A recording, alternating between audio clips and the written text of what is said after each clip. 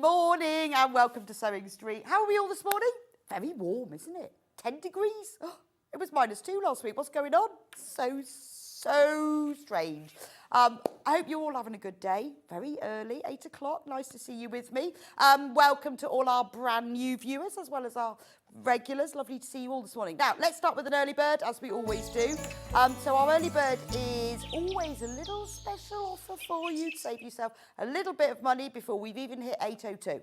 So today's early bird is the Easy Ruler. Now, this ruler is brilliant for when you are cutting your half meters of fabric and you're cutting it into strips. You could use it for all other things. This is what I use mine for. You get your quilting fabric, you fold it in half, nice little pressed crease across the top, and then you can place this edge at the top and you can cut along it. So it's absolutely perfect because it's designed specifically, it's 24 inches long, so that it will cut a half metre when you've folded it in half. And you can cut it into strips of all different sorts, perfect for patchworking. So if you have no other ruler, this is your starting one really, because you can cut long strips and small strips. Now, £21.99 for a ruler this size is a great price, to be honest. 6.5 by 24 inches. But in order to get all of you involved and anyone who's new to patchwork or hasn't got a long ruler, sees all these people cutting strips, this is what you need. What is the special price, Hannah, today? Hannah's very poorly today. She's got a really bad cold. I think her computer's frozen. Oh, I'm just going to guess. So I think Hannah's computer is as poorly as she is. So we'll just resort it and I'll let you know what the discount is in one moment time. So it is in 1/8 of an inch increments. It's got all of your markings, so it goes all the way up to 24 and I'll have one side and all down the other side. Pardon? Oh, it's working. It is. Oh, it's going to be one of those days, isn't it? Wow, £14.99. That is a good... Oh, are we even lowering it again? £14.99, not bad. That's a lot of. That is going to be your staple ruler, really. It really is. But let's do something amazing because it's Thursday. £9.99. Oh, that's just silly price. That's like your P&P times twice. So that means save your double... We should do it as save double P&P. £9.99. I mean, this could even be your spare ruler because I have 2 of these long ones and I put them at right angles together. So when I'm squaring off a quilt, if you've got another one, you can put that along there and then you can draw along both sides. So it could be your spare ruler, couldn't it? It's really useful, obviously, for cutting strips from your fabric, but it's also really good when you're doing a quilt, when you've got your backing and your wadding, smooth it out with the ruler. It's the best thing, because when you use your hands, it still leaves bumps, but using this ruler, I have 2 of these, so I can use them for right angles and for smoothing out as well. £9.99, that is a lot of money, isn't it? That's £12. £12 saving. So that's our special little early bird gift from us to you today. And loads and loads of you are checking out on this. I'm not surprised at all. Now, this offer is only available until midnight or until stocks last. These are flying out, so you need to be quick with this.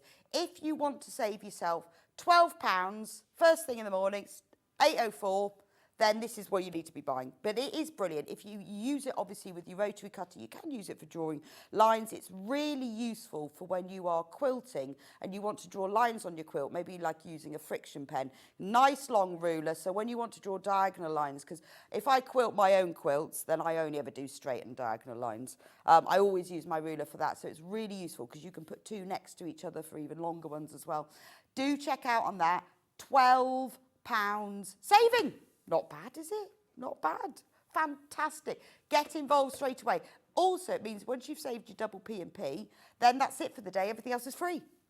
I know it doesn't quite work out like that, but you know, once you've checked out on that. Also, remember, you can check out as many times as you want between now and midnight.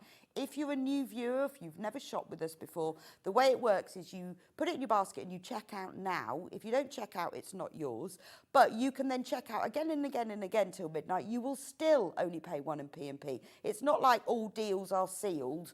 Once you've not with other websites, you check out, that's it, isn't it? Then you check out at 3 in the afternoon, you've got to pay P&P again. But from up until midnight. Right, a third of the stock is now gone. A third of them. Oh, someone's asked what the increments and measurements. Well, it is 24 inches by 6.5 inches.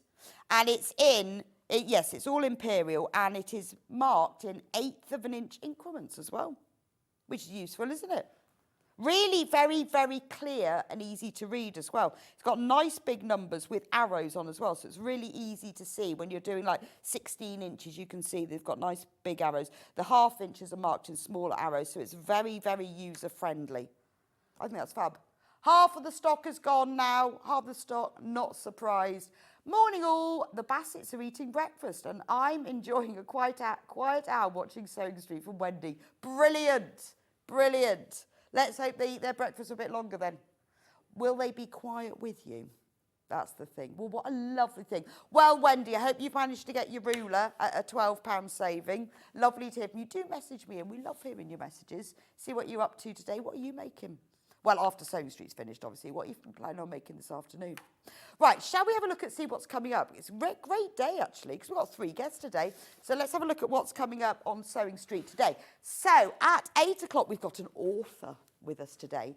Author Becky Cole is with us with her book, All Access Sewing, which is a fabulous book. Absolutely love this. This book is ideal for adapting your wardrobe to fit you for the needs that you need. So whether you, for disabled, whether you've had maybe recent surgery, neurodiverse, rather than having to make a whole new wardrobe, you can adapt using Becky's book your wardrobe to fit what you need. It's brilliant. She's also got a few kits and tools that just make sewing easier. You're going to love this, absolutely love this book. I went through it this morning with Becky. I think it's brilliant, and I think everybody will find something in this book that they can use or that they will be able to use for somebody else. This is going to be a great hour. 9 o'clock, Suzie Duncan's in with us with her brand new Twisting Fans wall hanging. She's going to do a bit of a Dresden plate masterclass with this one, because she's got the Twisted Fans wall hanging and she's also got a Dresden plate bag, both of which use the Creative Grids Dresden plate ruler. And so she's going to do a complete masterclass, because that Dresden plate ruler does all manner of things. It can make Dresden plates of different sizes. It can also do curved ones and pointy ones as well. So if you've always wanted to buy one of those, not sure how to use it, we've got the masterclass, we've got instructions, and we've got kits as well. Fabulous. 10 o'clock, Becky will be back with us, and she's going to demonstrate, oh, this is a fantastic machine. It's the Brother Disney Sewing, Quilting and Embroidery Machine all in one. Now, when it was demoed on the 2nd of February, we sold out. Boom, gone.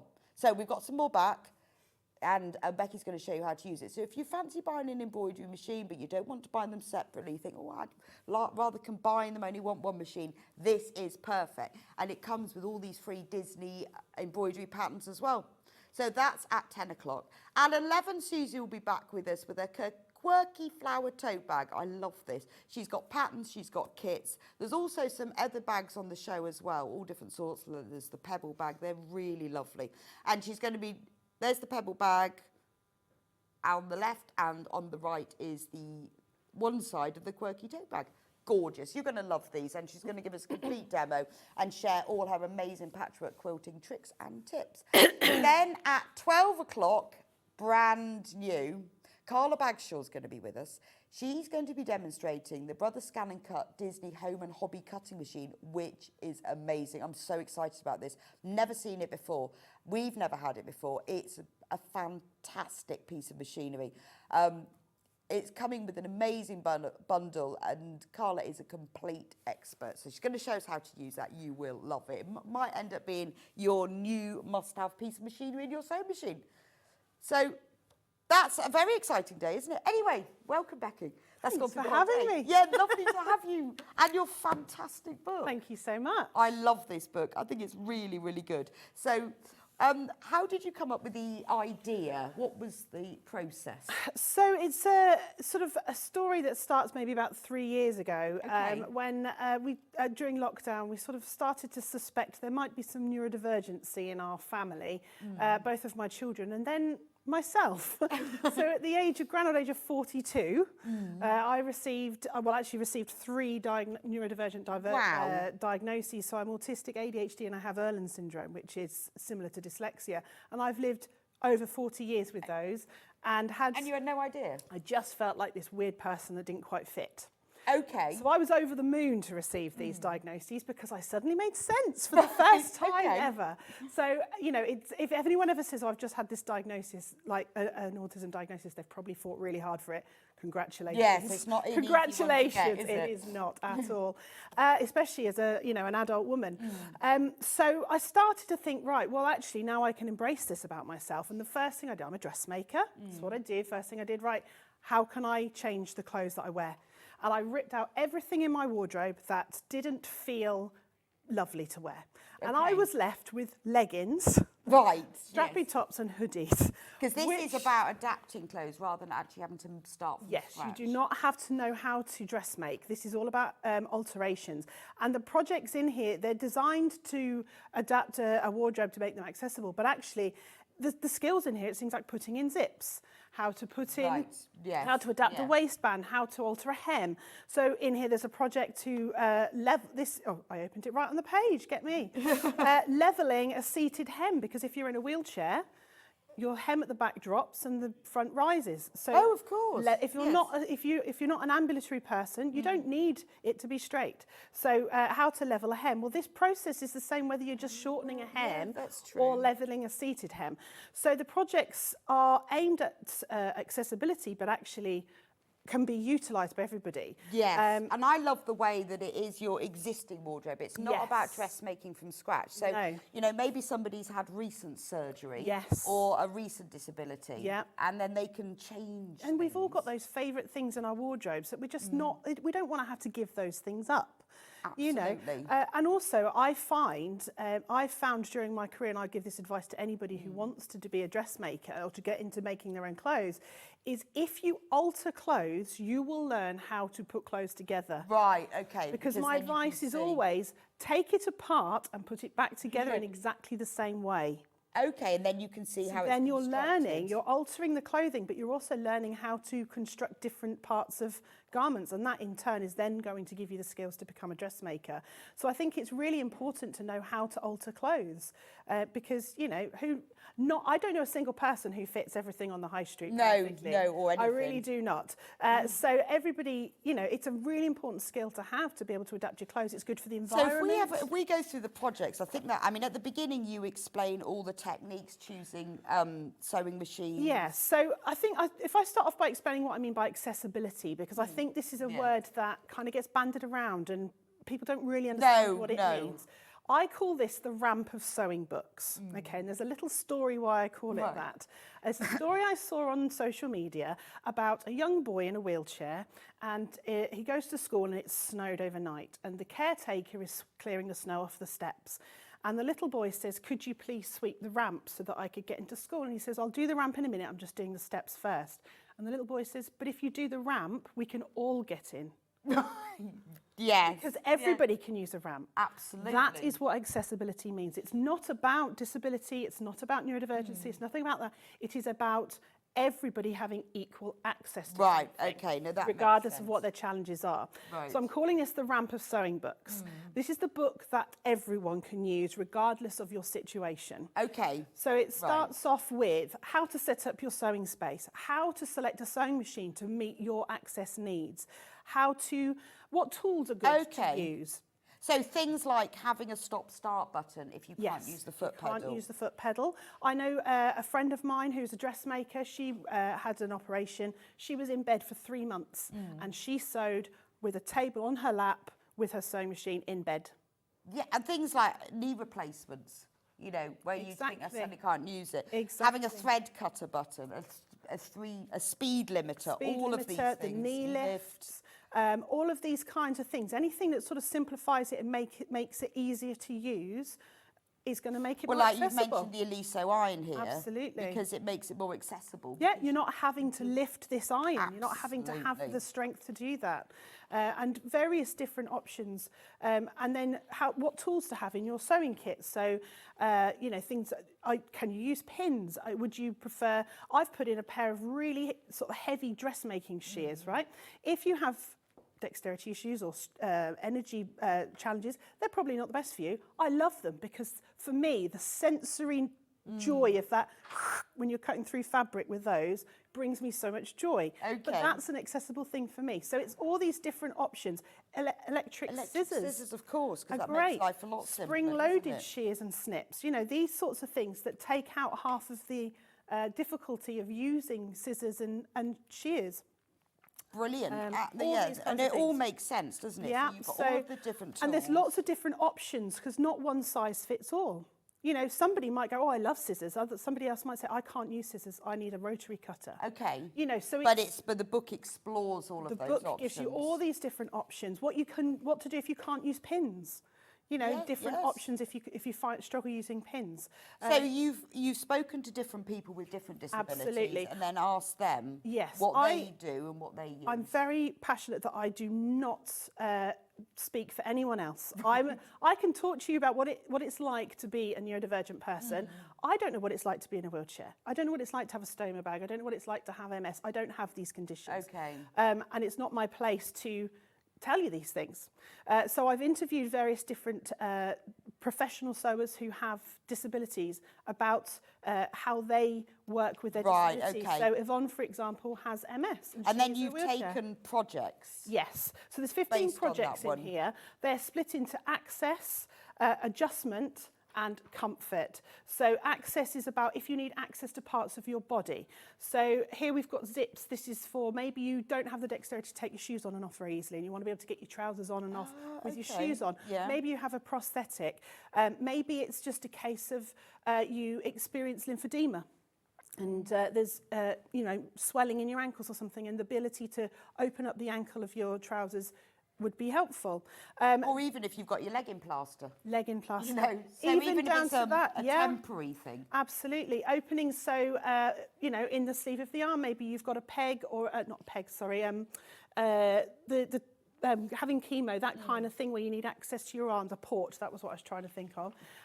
We've got in here zips, invisible zips into seams in clothing. So we've got a sample of that one here, haven't we? Yes, this one here. So if you have a stoma bag, for example, or a feeding tube, a peg tube, you can easily access them without needing to get undressed. Oh, I see. And then you can make that zip as... Yeah, but you know, this is putting a zip into a dress. This is good for this, but it's also good if you just want to put a zip into a dress. Yeah, well, that's true. Or for breastfeeding, if you wanted to have breastfeeding. Yeah, if you wanted to put it, you could put this into any seam. So that's the access ones. They're all about accessing parts of your body. The adjustment projects are about adjusting to fit your body. So, for example, excuse me, shortening sleeves. So if you have a limb difference, you can how to shorten things. This works if you just have the need to shorten sleeves on something. Yes, if you just got short arms. You don't have to have a limb difference. Absolutely. It's how to utilise these skills. So this book is really, you can use these skills for all sorts of things. Absolutely. Lengthening and shortening jeans. That's really useful, isn't it? Because let's face it, no one likes buying jeans today. If you've got a pair of jeans that fit you and you just need to alter them, moving pockets, this is a really simple one. If you are in a wheelchair, you don't need pockets on the back, and actually they're quite uncomfortable. Yeah, that's true. So removing the pockets from the back and putting them on the sides so that you can access them. So there's all of those, and then we've got comfort. Now this is my... Yeah, I think that's great because stretch waistband, comfortable, pregnancy. Yeah, this is the first thing I did to all of my trousers, was I changed all my jeans waistbands to stretch waistbands because they're just so comfortable. And yeah, it's useful for everybody. We were saying, weren't we, from sensory issues to having stoma bags and being in a wheelchair and everything. Just if you're just a menopausal woman and you get bloated at the end of the day. Well, I like the fact as well you've put such a big waistband. Yeah, and that's up to morning, you how Rebecca wide and you Becky. make it. So lovely to have Becky, the Sewing Street family. Her wealth of information is incredible from Susan in Hampshire, isn't it? I mean, and I think that's because you've come at it, from your point of view, but you've also spoken to lots of people who've said, if I want a stretch weight, it needs to be a wide one. I don't want a narrow one. Absolutely. And it's, I think, interviewing all these people and talking to them, it must have been really enlightening. Yeah, exactly. I'm not here to appropriate anyone's experience, So this one is sensory seams. So you don't have all that if you have it, if you can't stand seams, or if you have a family member who can't bear seams, this is a great way. There's two ways of doing it. One is to turn it into a run and fell seam, and another is to use bias tape to cover the seam. And that's a really, really easy one. No, then. In fact, if you see these little, you might notice that each project has this little key on it. So this one is loosening tight sleeves. This is something, when you get those sleeves, and if you move forwards and I absolutely hate it. This is a way of just opening those sleeves up so that you get this sort of nice flutter sleeve instead. That's just sometimes you buy clothes and the sleeve is too tight. You think, I can't wear that anymore. Yeah, exactly. And it looks, it actually looks really nice. It does really nice. Or again, if you've got your arm in plaster. If you've got your arm in plaster. But you'll notice that each project has one of these little keys next to it. And it's slightly different to a regular, what you would see in normal sewing books, okay? So we've got the hands, which means dexterity. So this is how fiddly is this project. Okay. Right? This one means heavy lifting. How much hoiking of heavy fabric and getting up and down from my seat and moving around am I going to have to do? And this is how challenging is it, how easy is it to do if you're an absolute beginner. Brilliant. So you can look at it like that. So you can pick and choose. If you're having a really good day, you could pick a more complicated project. If you're having a day maybe where your dexterity isn't great, pick a project that doesn't require so much dexterity. So you can really pick. Fantastic. What I didn't want to do is put, this project will take you 2 hours. Yeah, because what does that mean? Well, if you're a beginner or you're going to take longer than somebody who's experienced. But also if you say MS again or ME, somebody who has challenging fatigues, long COVID, all these types of issues that affect your energy levels, you might take 3 weeks to do that project. That's true. I don't want then that person to feel like they failed. Because I haven't done it in 2 hours.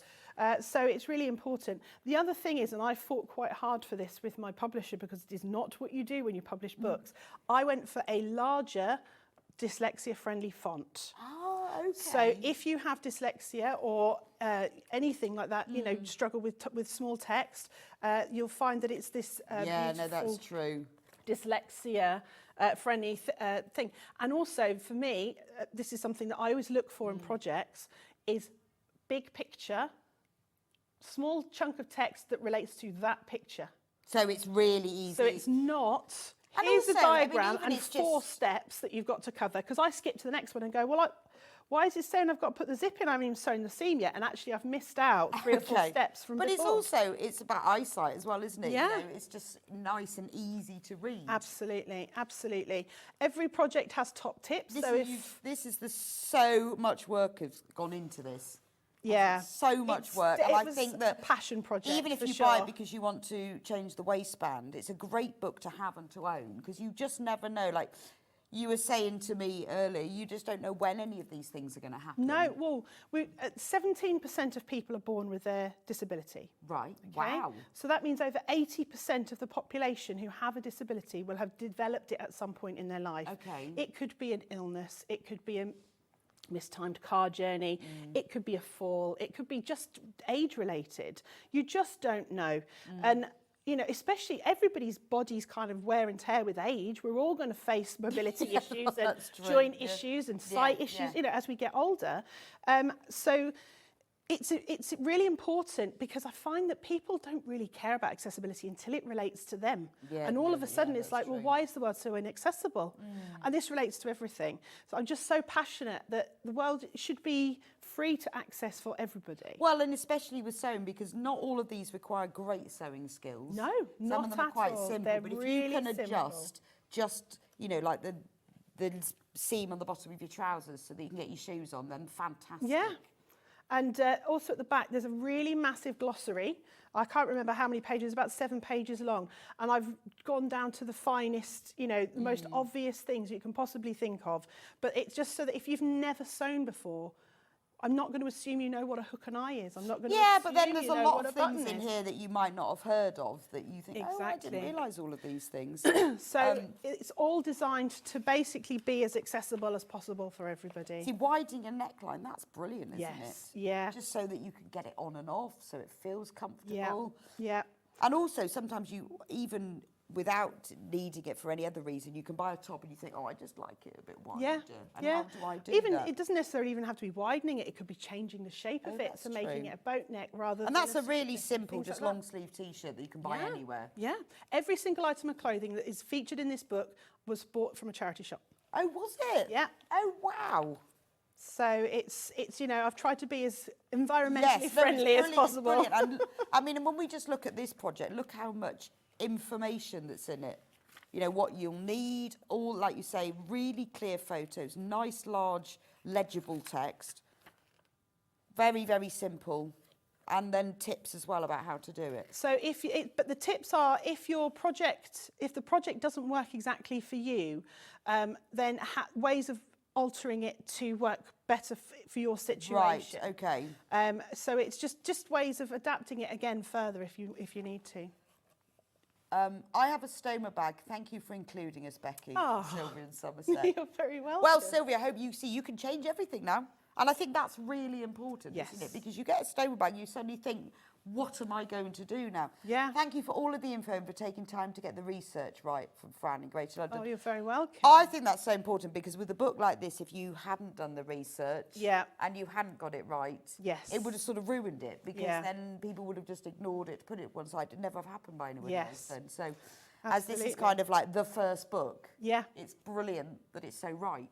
Thank you. I think and that's there is also a foreword in here from a lady called Victoria Jenkins, who, if you watched Unique Boutique, I mentioned it to you before, it's on Channel 4. Go and watch it, it's still on all 4. Go and watch it. And she is a real forerunner in adaptable fashion. She founded a company called Unhidden, and you may or may not have seen that she's working with Primark, and Primark have launched their first adaptable range of clothing, and it's been working with Victoria. Oh, wow. She's written the foreword for this Which book is as great well. because there's obviously it's like you say, it's a hidden market. Yeah. Everybody needs these things, but you just think it's only if you know someone who's an expert dressmaker or someone goes, oh, I can do that. Yeah. But this book unlocks all of that. Expandable trouser legs. Brilliant. Yeah, I mean, that's just a great fashion feature. Well, I think it's quite cool, actually. But again, if you've got lymphedema, you find your legs swell up or anything like that, again, with a cast on, prosthetics, you can and also you can turn them into wide leg trousers or narrow trousers. When you're flying, very useful. Yes. Flight trousers. Flight trousers, there you go. Oh, I think that's great. and like you say, some of these conditions may be temporary, some may be permanent. Yes. So you don't want to go and, also, I think creating a brand new pair of trousers from scratch is really hard. Oh, yes. Yeah, it really is. Whereas this is simpler. Find comfortable trousers.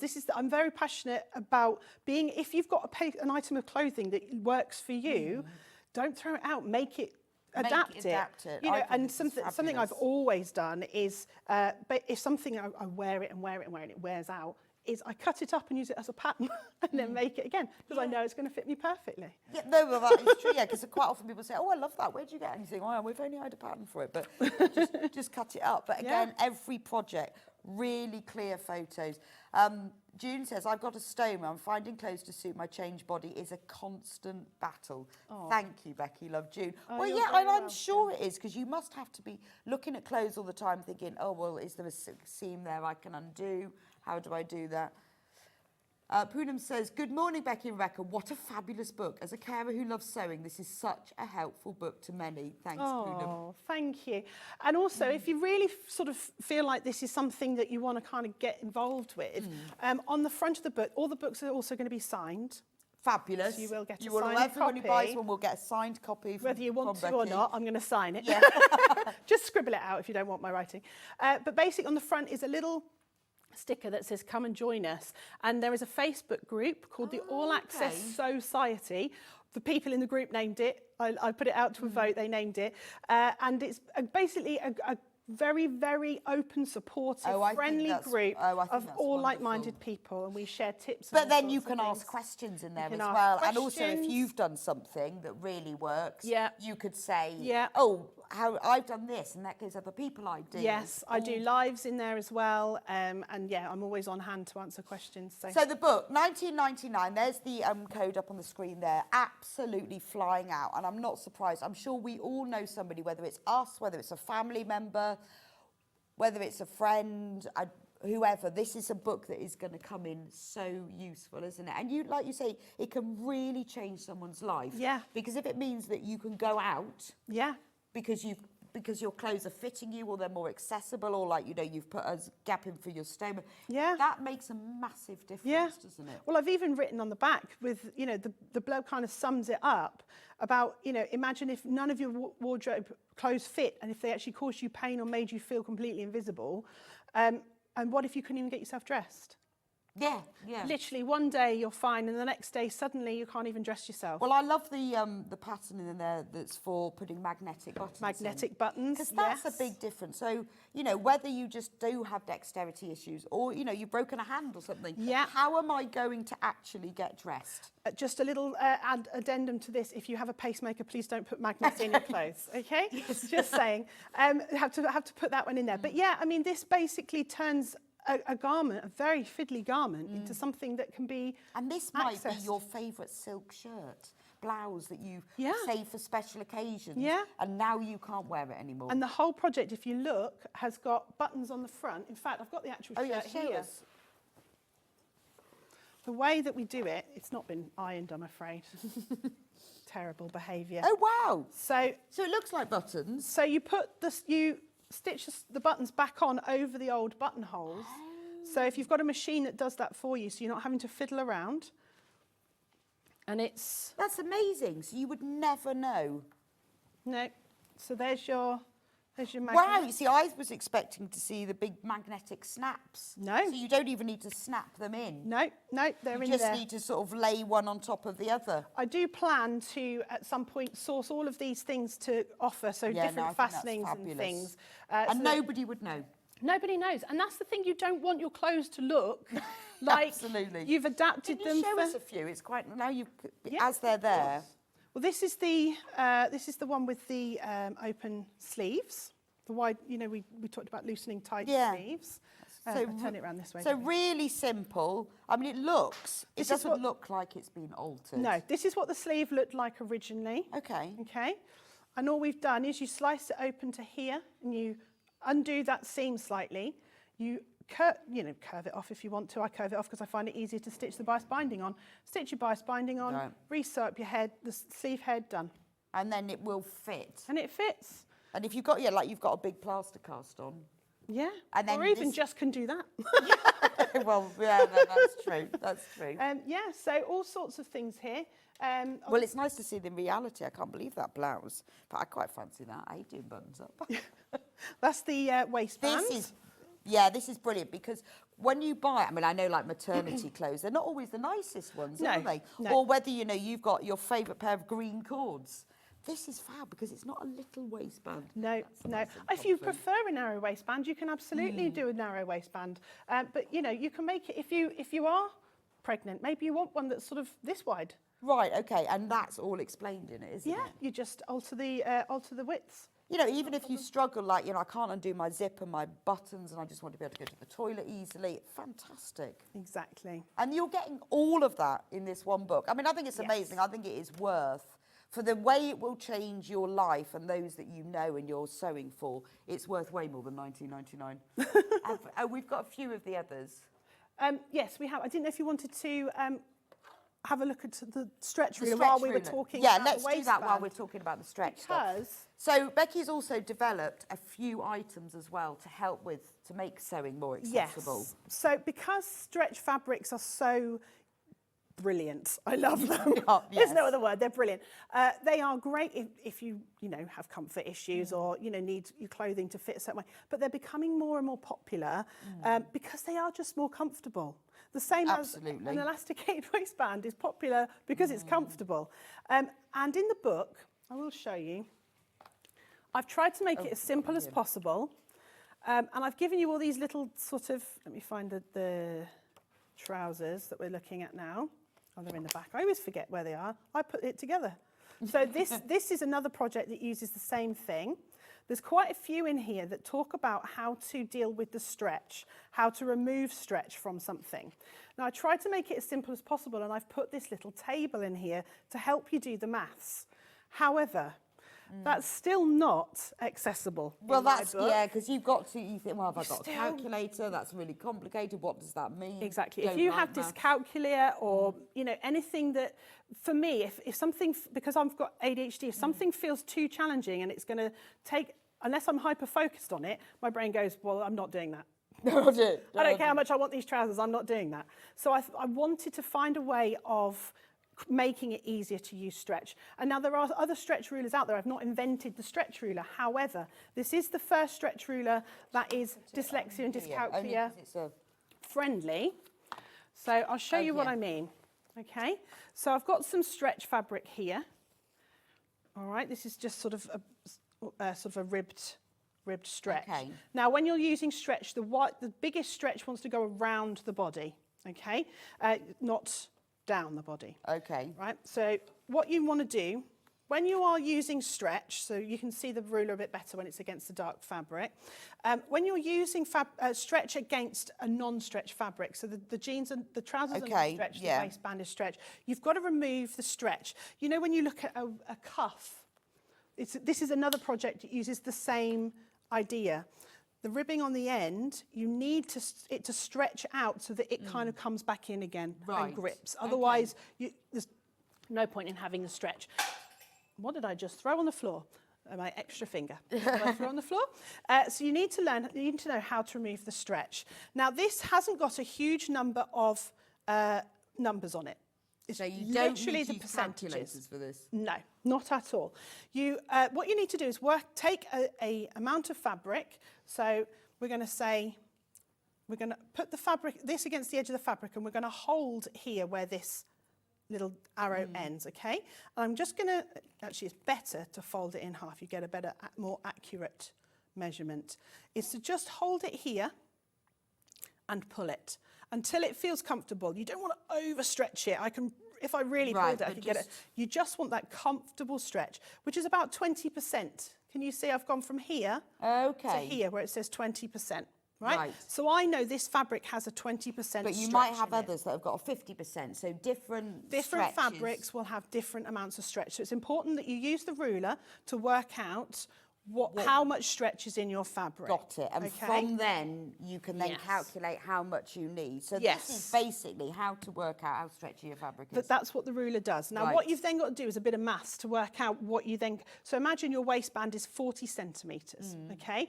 How do you reduce that by 20%? We've got to work out what this 20% is. So it can become quite complicated, especially if your waistband isn't an easy number. Okay. Right, so let's pick a really difficult number that you wouldn't automatically think. Let's say 49.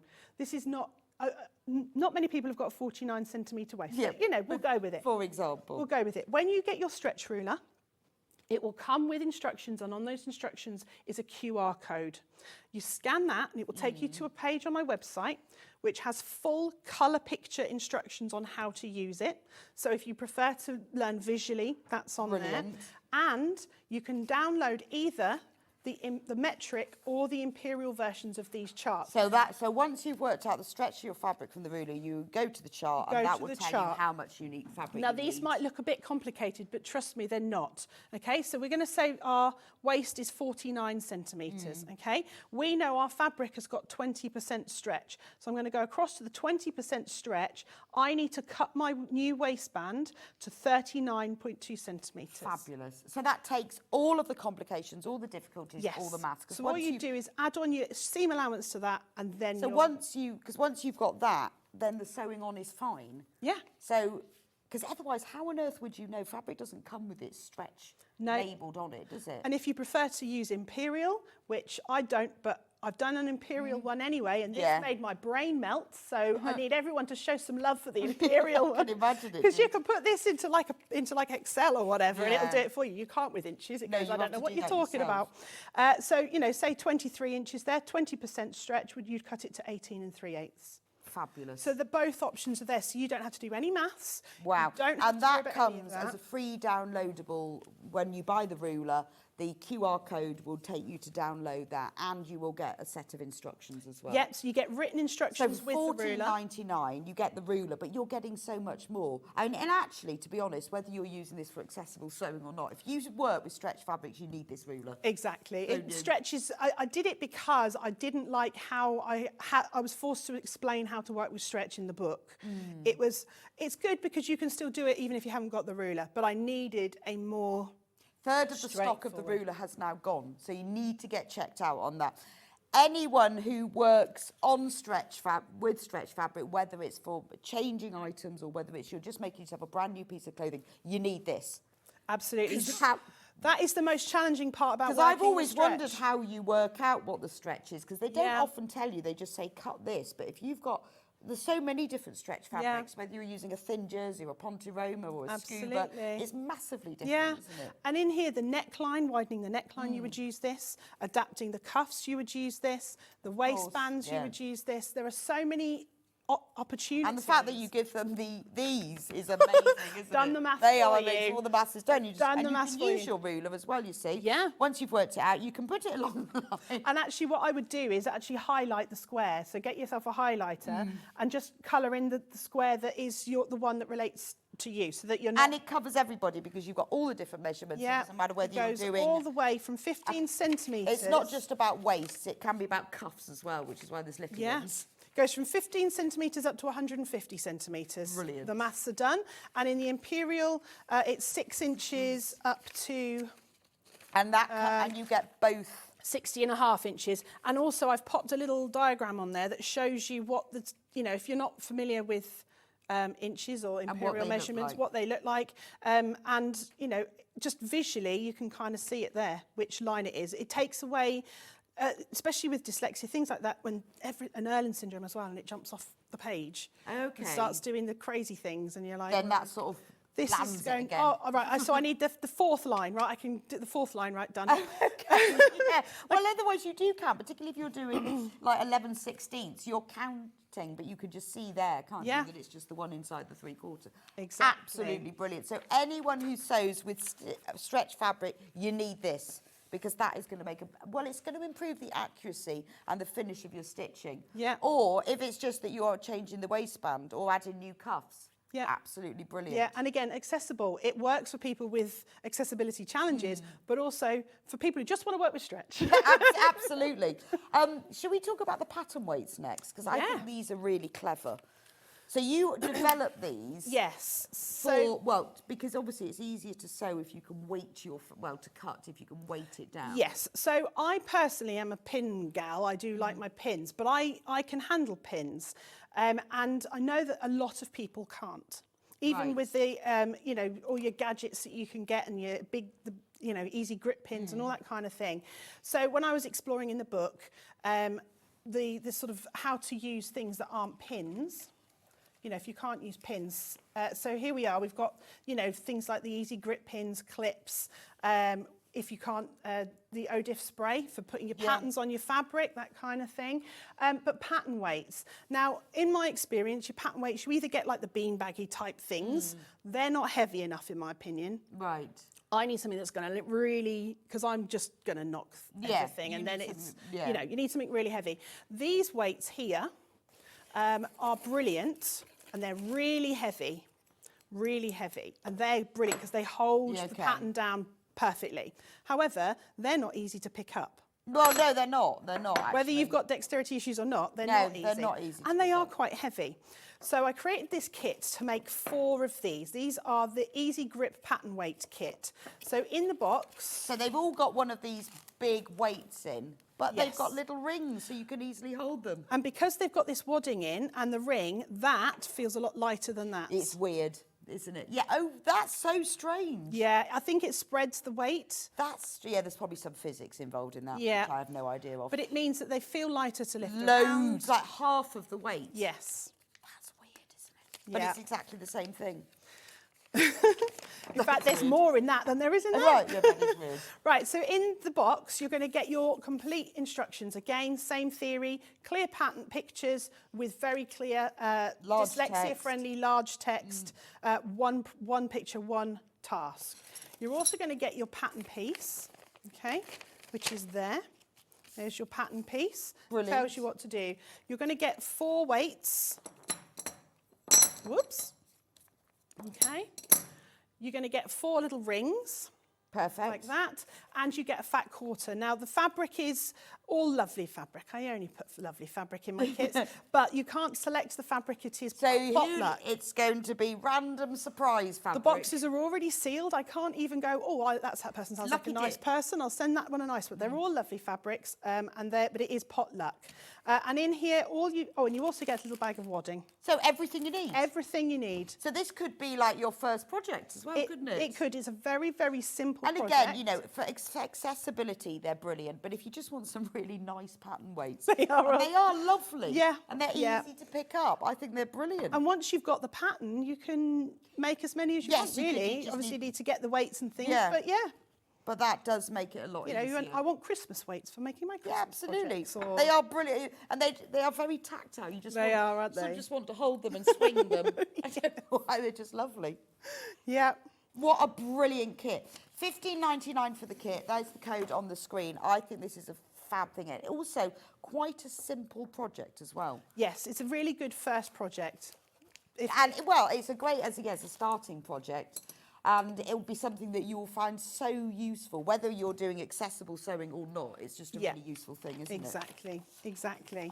Now, the next item you've got, I think these are brilliant, are the laundry stamps. Yes. So, these are great for any dressmaker. Yes. Who is making things from scratch and giving them to people, but also, and they haven't got any labels in them at all. No. Now, sometimes we put labels in things to say, oh, I'm made with love. Yes. Which is a lovely thing, but it doesn't tell you how to wash it. No, it doesn't.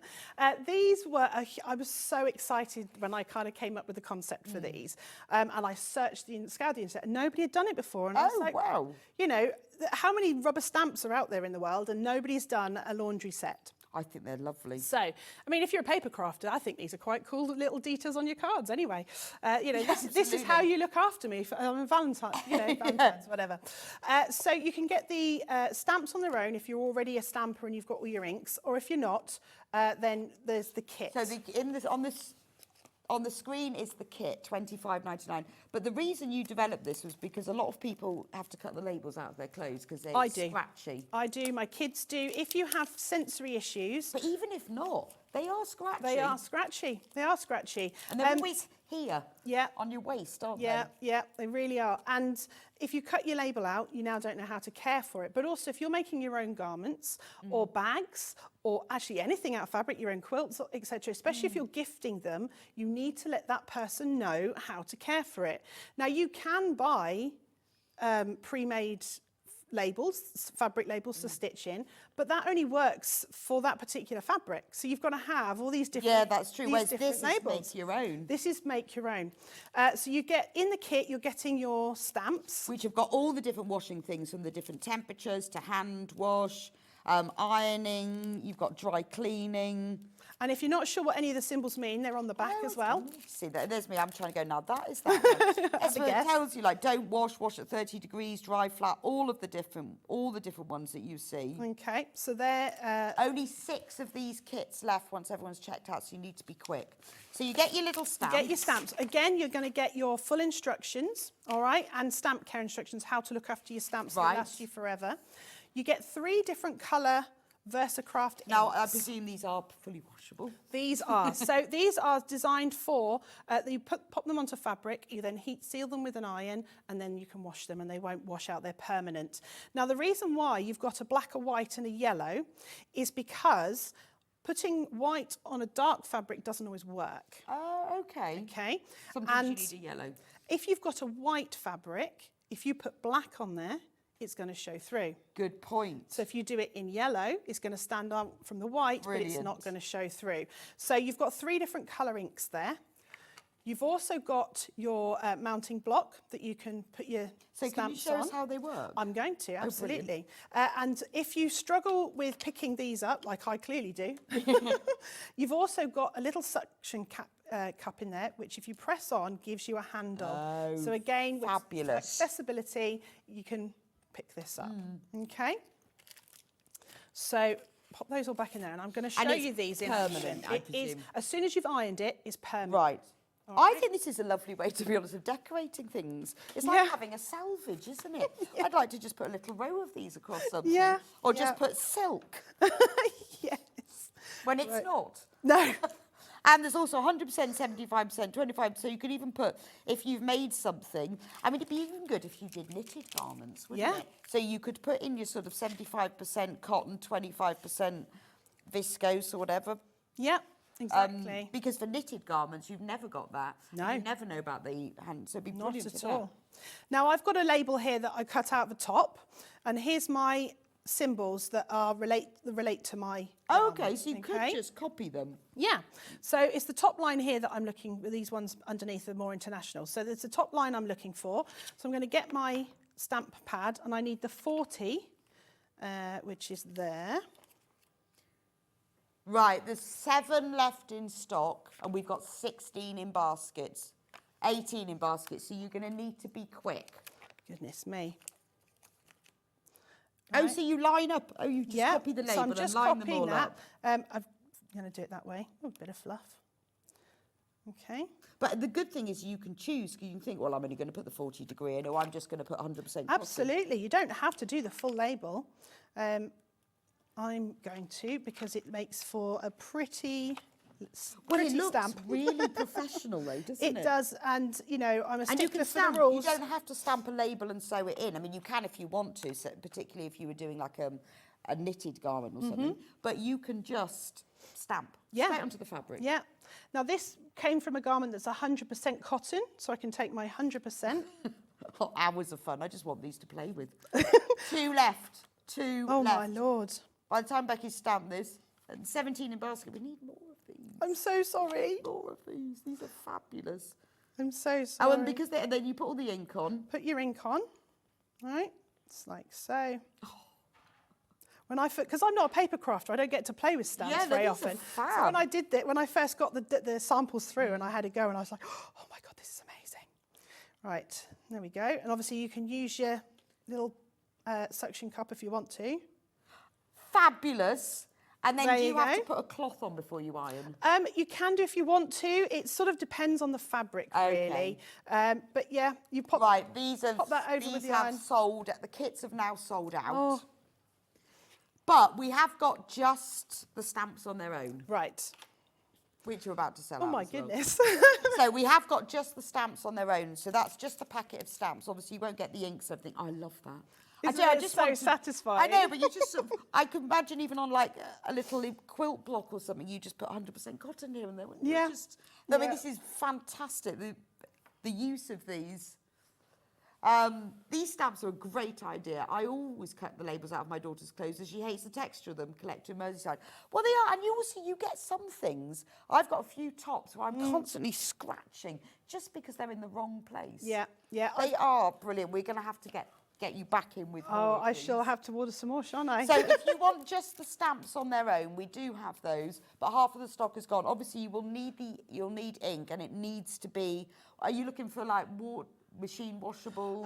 These are Versacraft ones. These are the best ones that I've found. So you can get them individually, and obviously you can get what colours you like. But you just need to make sure they're machine washable. And yes, permanent. What I like about these is when you put them on fabric and then heat seal them, they are permanent. Right. What you don't want is an ink that's going to wash out as soon as you've washed it. No, absolutely. Because then you're going to be doing it over and over. Cute. And always test it on a scrap of fabric first. Don't go straight in, just in case. But you've really thought of this all through. You know, having the labels, but also the fibre content, and then putting, the different colours. It's brilliant. It's brilliant. So much research into this.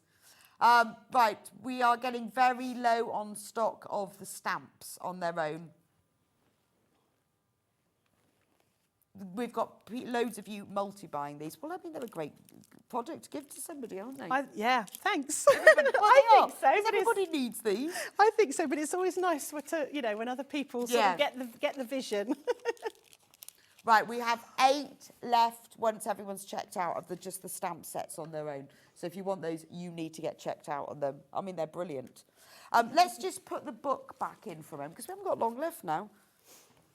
So if you've only just tuned in and think, what are they talking about? This is Becky's new book, All Access Sewing. This is absolutely invaluable for everybody, for adapting clothes for you, for adapting clothes for other people. Yeah, and also just want to make a point, if people out there sew for a living, so they might offer dressmaking skills or, you know, various different alterations for people. If you want to use any of these techniques in your business and offer it as a service to customers, you are more than welcome to. That is because brilliant, you know it's just about if somebody can help somebody else, then let's do it. And I used to make wedding dresses for a living, and I think back now, if I'd sort of had this sort of knowledge and understanding back then, making things like accessible wedding dresses. Would be. I don't think anybody's doing that. So there's a niche for you. A niche. I know it's when just you've made brilliant. your millions, let me know. And you know, and some of these things are very specific, like having a horizontal zip in a dress waist, but other things like just putting that little zip in the bottom of trousers. But even though this is described as this, the technique is exactly the same whether you wanted to put it on the seam here for breastfeeding, if you wanted to put it in an arm sleeve, if you wanted to put it in the back, or if you just needed to replace a zip that's broken. Then it's the same thing, isn't it? The technique of how to put the zip in is the same. This is just me showing an accessible way of utilising that skill. Because of the way that you've described it, you know, like you say, all of these are skills that you can use, whether you're doing accessible sewing or not, or whether you just want a book that explains things very clearly. Somebody said, will you be at the NEC in March? I am. I've got a stand at the NEC. I'm also doing workshops with the stretch ruler. Oh, fabulous. And I'm doing a talk. Well, and yes. I think I've got make and takes as well, which will probably be these. So there you go, absolutely loads. Yes, I'm there. So anyone who's going to the NEC in March, do come and visit Becky. But there's just this book, because the pictures are big, the text is big, you've kept it as clear, as short as possible. Yes, because like I said, my brain, we were talking earlier about how does a neurodivergent Yes, so that was my question. Sewing? I said, you know, I understand all about the accessibility, but how does that work for Yeah, neurodivergent? and for me, if at the minute I see what frustrates me about dressmaking patterns, traditional dressmaking patterns, is that, you know, they will put this sort of diagram and then there's like 5 different instructions and my brain just skips. And well, I know, but also I think we're a bit lazy and impatient sometimes. Also, you sort of think, oh, well, I'm there then. Yeah. And actually, just so everybody kind of knows, I'm looking to start bringing the different fastenings to... Well, I think these magnetic buttons are I'm also looking at magnetic genius. zips and things like that. And I'm also creating the first ever accessible dressmaking patterns. Yes, that's got to be the next step. I hope to bring them here, so you guys will hopefully be... Let's hope so. Now, we've put in quite a few tools that we just haven't had time to talk about. But they're all available on the website. So we've got all sorts of things, from the scissors that Becky was talking about earlier that are really useful, to if you need the pins that you can get hold of, these are all on the website. If you go onto sewingstreet.com, click on Watch Live and scroll down from there. Jess is going to put them through here. So if we just show you where they are, because we've got like the needle puller, the needle threader. So go onto sewingstreet.com, click on Watch Live, and then scroll down from there. And if you go coming up on today's show, all of the items that really will help you. So a suction cup tape measure, brilliant. The magic pins, because you need to be able to get hold of them. Using 505 spray if you don't want to use pins. If you don't want to use pins, spray it on your pattern piece, stick it on your fabric, done. Say ruler handles. Yeah. Because these rulers are actually quite hard to pick up, but a ruler handle means that you can use them. Exactly. The extra finger. I'd never seen the extra finger before. That Millwood rotary cutter, actually, it was there's a lady in here who has spina bifida, and she uses that one because it's symmetrical, and she can actually hold it like this rather than like that. Right. Because shoulder blades and everything won't let her do that. So she holds it like this. Wow. So, and it makes it left-handed and right-handed. And like, you know, if you've had shoulder surgery or you've really, you know, you just pulled your shoulder. So it isn't always about permanent disabilities. No. It can be just something temporary just be as well. something temporary, yeah. But there's all the things like the sewing finger. This is genius. That's what I threw on the floor. The sewing finger. I've never seen it before. Can we just show the sewing finger? Yeah. These are just, you can use them to help feed things through a sewing machine if you're ironing, but also it kind of helps to grip without needing to grip. You know, it does the grip for you. I think that's fantastic. Anyway, Becky, thank you so much. We've run out of time. Well, that was really quick. Do check out on the book because we are very, very low in stock now. We will see you back in an hour with the amazing Brother Embroidery Sewing Machine, Quilting Machine. I'll see you back in a couple of minutes' time with Suzie Duncan, who's going to explain everything you ever needed to know about the Dresden Plate. I'll see you back here soon.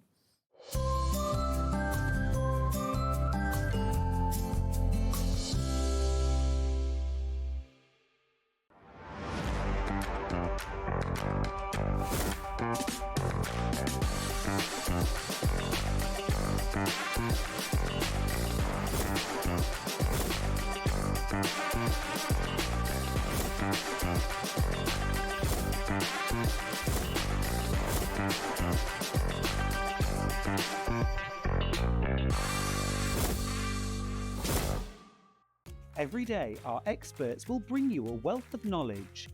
They'll take you through the steps of making projects, and we feature fabulous tips along the way. Whether you're new to sewing or a seasoned pro, you're sure to learn something new.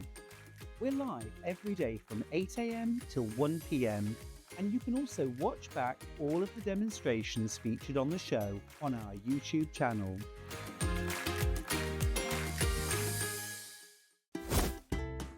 Can you believe that Sewing Street is turning 5 years old? So that's 5 years of sharing sewing, stitching and creativity with you, our Sewing Street family. And to celebrate in style, we're bringing you a whole week of fun, starting on Monday the 24th of February, right through till Sunday the 2nd of March. We'll be starting every morning, even earlier at 6 a.m. So set your alarms and expect big names, exciting launches and some seriously special treats. So I'm launching with Amber Mates our brand new block of the month, the Sampler Quilt. There's the Velvet Mini Backpack set and the Barn Gazing Quilt and Bag. Plus, we have the launch of a brand new Brother Sewing Machine and you could be the first to see it in action. Toft are bringing more adorable crochet magic. And fantastic goodies from Storage for Crafts, Sewing Online, and so much more. So make sure you're there for surprises, deals, and lots of sewing fun. Mark your calendar, set your alarms, and join us next week every day from 6 a.m. to mark Sewing Street's 5th birthday.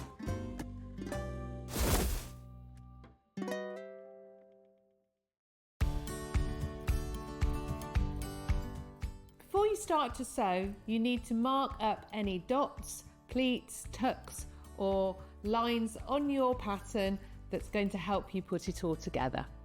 There's a couple of ways of doing it and here they are.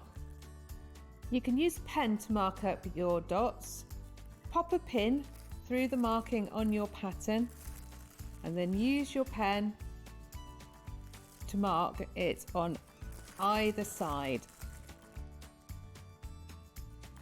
Like so. Alternatively, you can use a needle and thread and make tailor's tacks. Take a double length of thread and go through both layers of fabric, leaving a tail.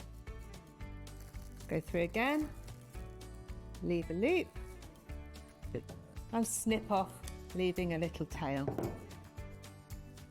When you pull your fabric apart, you'll find you can pull your pattern over gently, and then when you pull your fabric apart, you'll find there is a little bit of thread left on both sides, ready to match up with another pattern piece.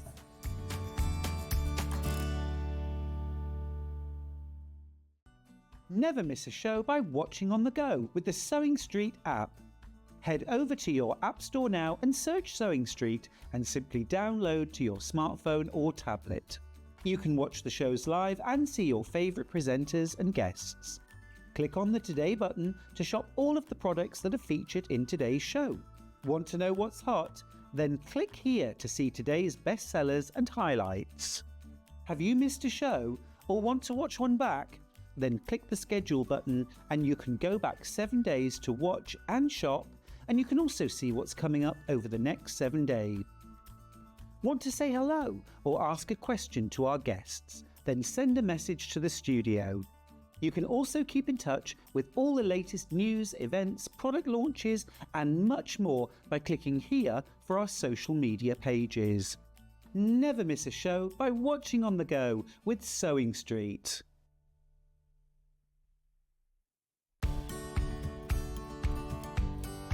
If you're using a pattern that's quite bold and you know that you want the centre back to run down the middle of the fabric and to have it identical on one side and the other, how do we match it up? Well, it's quite easy. What you do is you pin your pattern piece to where you want the pattern. Then quite simply, you take a pen and you draw around the motif. You're only cutting one layer out now. You're only cutting one side of the back out now. You draw around your motif with your pen. Then cut the piece out, put that to one side. Then when you cut the other piece out, you flip your pattern, because obviously you need a right and a left hand side, and you just put that pattern that you've drawn in exactly the same place, on the fabric, which means when you make the dress, both motifs will be in exactly the same place on the back, either side of the centre back. Charm pack, or 5-inch squares. A charm pack is a bundle of pre-cut fabric squares, usually 5 inches by 5 inches. Each piece comes in different patterns and colours that match perfectly. They're great for quilts, patchwork, or any small sewing project. No cutting or matching needed. So next time you are looking for a quick and easy way to start a sewing project, why not try a charm pack?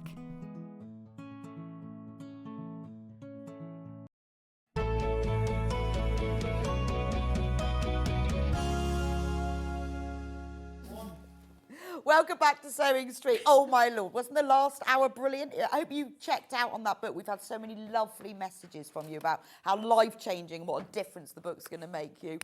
So many sellouts in the hour. If you didn't get the book, I think we may have a couple left.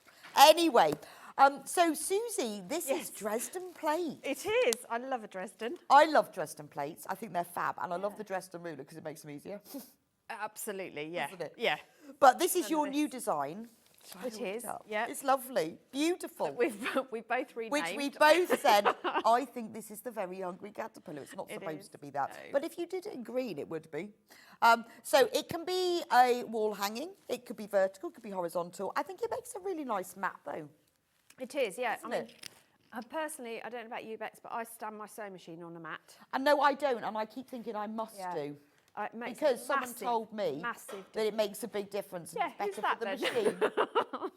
And I also need a mat to put my pedal on, which I still haven't got because it keeps slipping away from me. Oh, no, but you're supposed to put your sewing machine on that. You are, yes. So I've got one for my sewing machine. Oh, got several because I've got several sewing machines. But they're also good just to have underneath your laptop when you're sat at a table because it doesn't mark. That's true. And they just look lovely in the centre of the table. I went to a holiday cottage once. They have those lovely deep windows. Yes. And one of a lovely patchwork one was on there. I thought, that's really nice. So this is the latest design. It is. Now, we've got kits and we've got instructions. So I'm going to go through, we'll do the kit first. Yeah. Well, actually, in the graphics there is the instructions. So we will do them. So, but the kit, if you want to make this one, because I love the colours in this one, in the kit you will get full instructions for the fluttering fans. I know it's not the easiest. No, it really isn't. It should have been fluttering flans. or fluttering fans. Yeah, or just fluttering fans.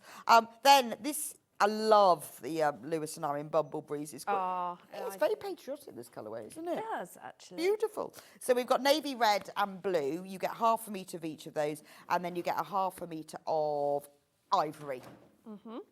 And that's enough fabric to do the whole thing. So you've got the fabric, that will give you the fabric for the back, because you can see it's pieced on the back. And you've got all of the fabric that you can make the Dresden plates with and the background. So that's all the fabric. You'll just need a little bit of wadding on top of that and some thread. That's also $34.99. So you're getting 2 meters of fabric in total, but you've got the Lewis and Irene. You're getting the full instructions so that you can use it again and again and again. And as with all of Susie's instructions, very clear, very easy to understand with lots of cutting plans. What is your angel policy? Please make and Please sell. do make. Do not sell Just the don't, instructions. I was going to say, or copy them or pass them on. I would appreciate you not doing Yes. that. But yeah, please make and sell. Yeah. I think it's brilliant because also you could make it bigger, couldn't you? You could just keep going. Absolutely, and there is enough fabric. If you use your own fabric for the backing, there's enough fabric to extend this. So if you wanted like a big drop for a staircase, for example, as a hanging, or you wanted a full-length table runner. Absolutely. So on the back, you've got obviously the fabric is on the back. So if you just used a bit of backing fabric or a bit of plain, then use this fabric front and then you can make it twice as long. Oh, I would do that. Yeah.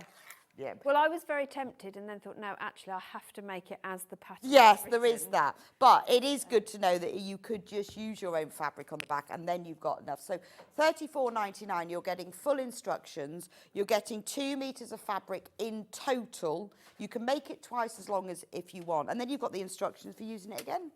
And then you could use your own green fabric to make a caterpillar. So that's this colour. And now I've also got another colourway.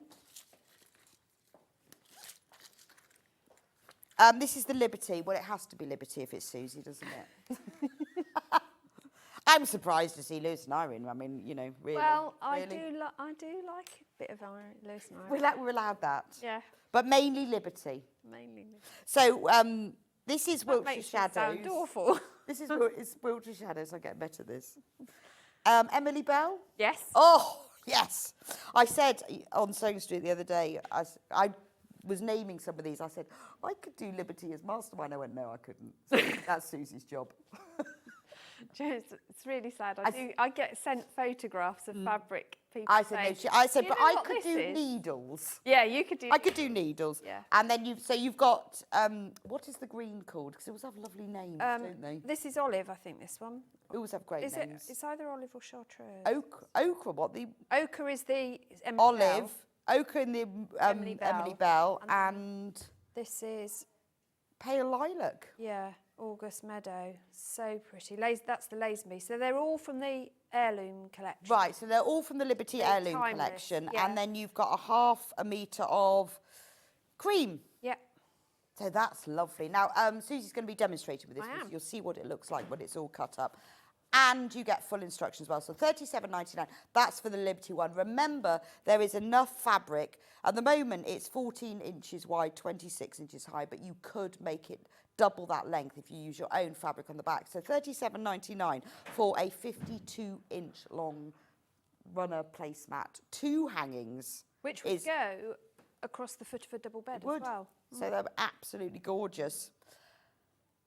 Morning, ladies. If I wanted to make 2 of these for my dressing table covers, would there be enough, please, if I use my own backing? Absolutely, yes. So with the binding as well? Yes. So if you use your own backing, and it can be whatever you want, there will be enough. And I think that is a great price. It is, yeah. Fabulous. Now, if you want instructions on their own... fabric as well. I know all of that fabric. I know Liberty. Just saying. Yeah. $9.99 if you want just the instructions on their own, and then you can use your own fabric. Here it's detailed. Obviously, you'll need 4 half meters if you want to make it this length, or if you want to make it even longer.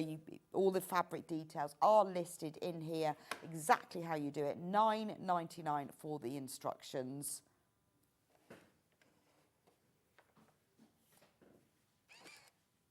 Yeah, so we'll just check about that.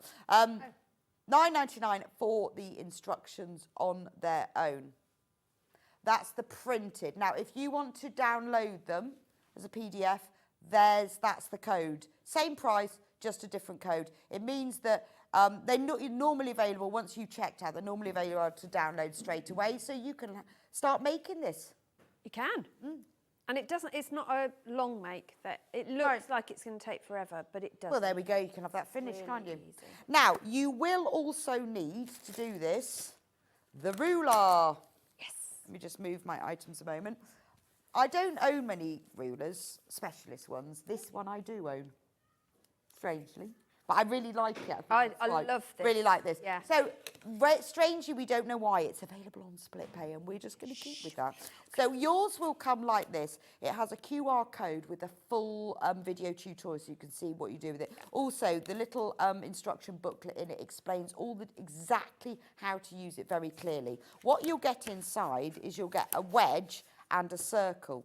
The circle you use as the template for the centre, but you also use it for curving off the top. It's a brilliant item. Also, it's so adaptable because you can use it for all different sizes of Dresden plates, because you can make like mini ones and then massive ones. It's only £29.99. It's creative grids, so it has the non-slippy bits on the back. Absolutely brilliant. And we've got it on split pay. No idea why. Don't think it's supposed to be on there, but we're just going to go with it. It's on 3-way split pay. So all you have to do is pay your £9.99 now, once you buy your kit as well.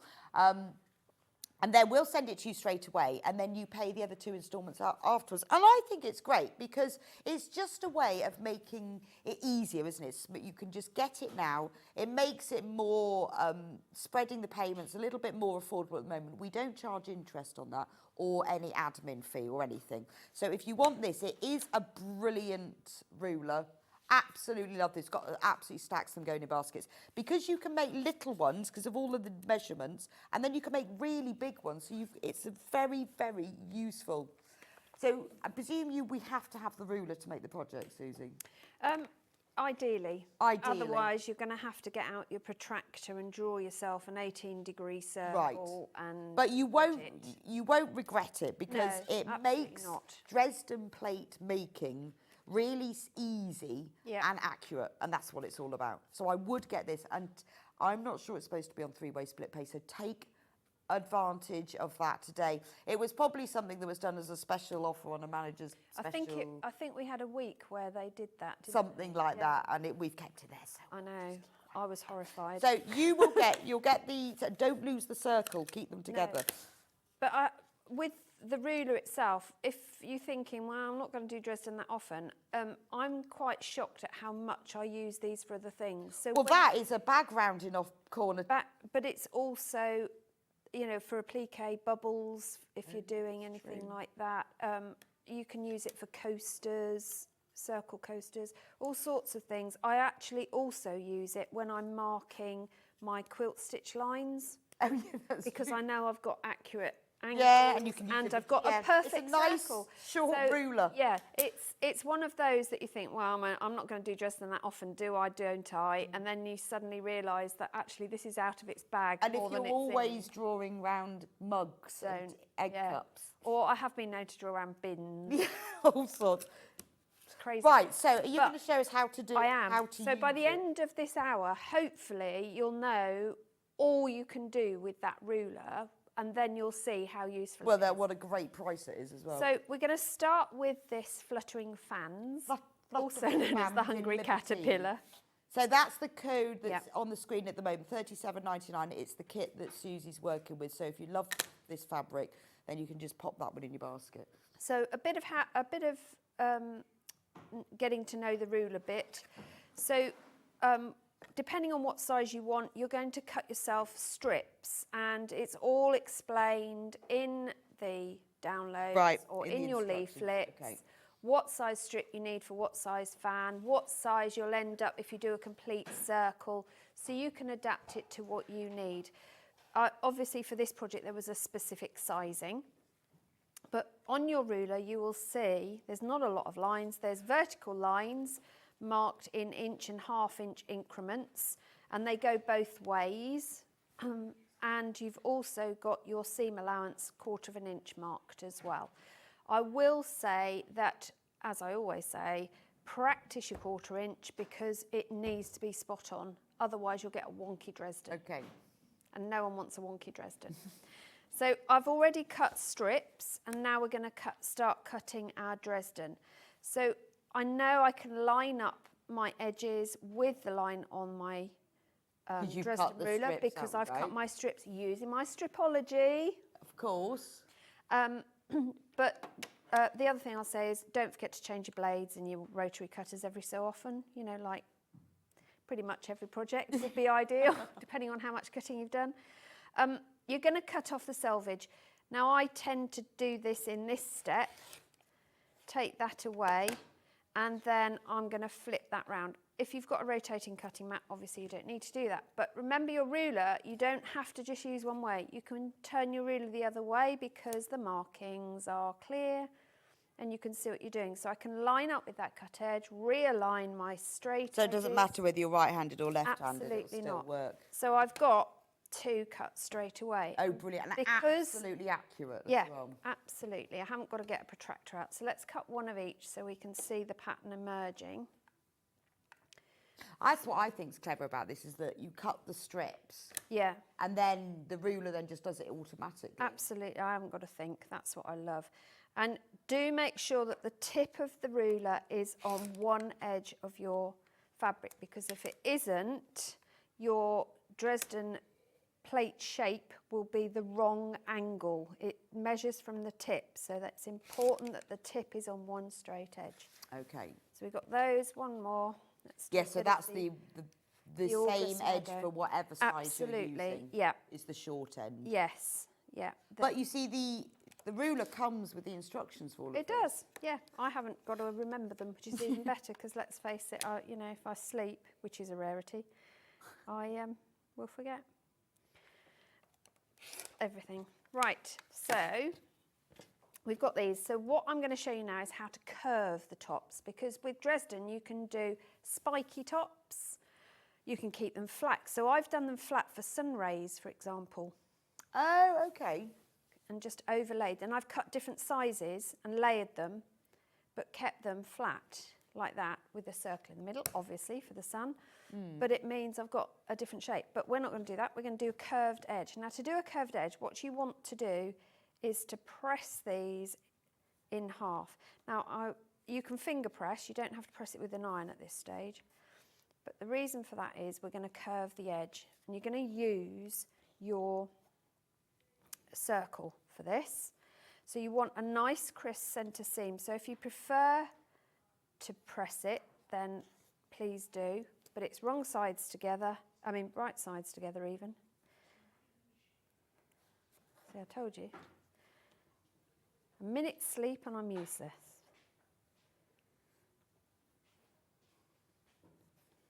This is a bit like déjà vu. Do you know, last night all I dreamt about was how to slice cake. Did you? Did you ever get to eat it? No, it was how to cut different shaped cakes into so many pieces. That's a really weird dream. It is, yeah. And now I'm looking at this thinking, oh yes, I could do that with the cake. Dear. Right, so the reason you want this circle, and the reason why this circle is such an adaptable, brilliant bit of kit within the ruler system, is it has the 2 diameters marked on here. You're not going to be able to see that on there, are you? Let's put it on here. Better. So you've got your 2 diameters. You've also got your seam allowance as well, but it's these 2 that we're interested in. Okay. And the reason we want those, I'm going to put it on here just so you can see it better, is you're going to place your ruler with the vertical one on that fold as near to the top. Or just watch your head on as you can. Sorry, I was trying to see. No, no, and then you want to mark. Oh, that's great. Oh, I see. Curve. So that's how the curve will then change depending on Absolutely. however big you're making it. Yeah. Got it. And then all you're going to do is cut that curve. And I've used a heat erasable marker, friction pen, so that will disappear. And I've got a perfect curve. Perfect. So I suppose you could use a rotary cutter. You could use a rotary cutter. If you're going to use a rotary cutter, my advice is use the 28mm Oh, the smaller one. not the 45, because you will struggle. Now, obviously... That is like a perfect curve. I know. No, there's no... You know how when you draw a curve normally on something like that, you get a bump in the middle? Yes, you do. Yes, and there's no bump. There's no bump. Yeah. insane, isn't it? It's really good. But it's tools like this. This is what gives you that really professional, accurate finish. Yeah. Without having to be professional or accurate. Yeah, but it also makes the whole project experience stress-free. Yeah. Which is what is important. No one needs extra stress in their life. Judith says, hi everyone, you could extend that and make a hungry caterpillar. Yeah. Applique the head and see the grandchildren giggle from Jude. I know, I think it'd be brilliant, wouldn't it? You definitely need the head. I was so close to doing that. And then I thought, no, stick to the brief. I think what a lovely thing to have in the middle of your kitchen table. Exactly, or if you're a nursery school teacher, what a fab thing to make as an heirloom piece to go in your classroom setting. It would look lovely, wouldn't it? It would look really cool. Get it, you could make it now, it'd be lovely for your Easter table setting, wouldn't it? It would. The hungry caterpillar. It would. And you could cover it with things like jelly babies. Well, I'd cover it with something I'd like to eat. Yeah, I like jelly babies. Do you? No. Or what does the hungry caterpillar eat? Strawberries? Yeah, I was going to say he's in my camp, isn't he? Because he's vegetables and fruit. I think there's some sausages, or is it pickles? Don't know. It was ice cream, I think, wasn't there? Anyway, we digress. So once you've got these, what you're going to do is literally just stitch them together. Oh, okay, so you cut them all first. Yeah. So I am going to use 1/4 inch seam, normal stitch length, and when I say a 1/4 inch seam, I mean it is an exact quarter, or I hate the expression, but I'm going to use it, scant.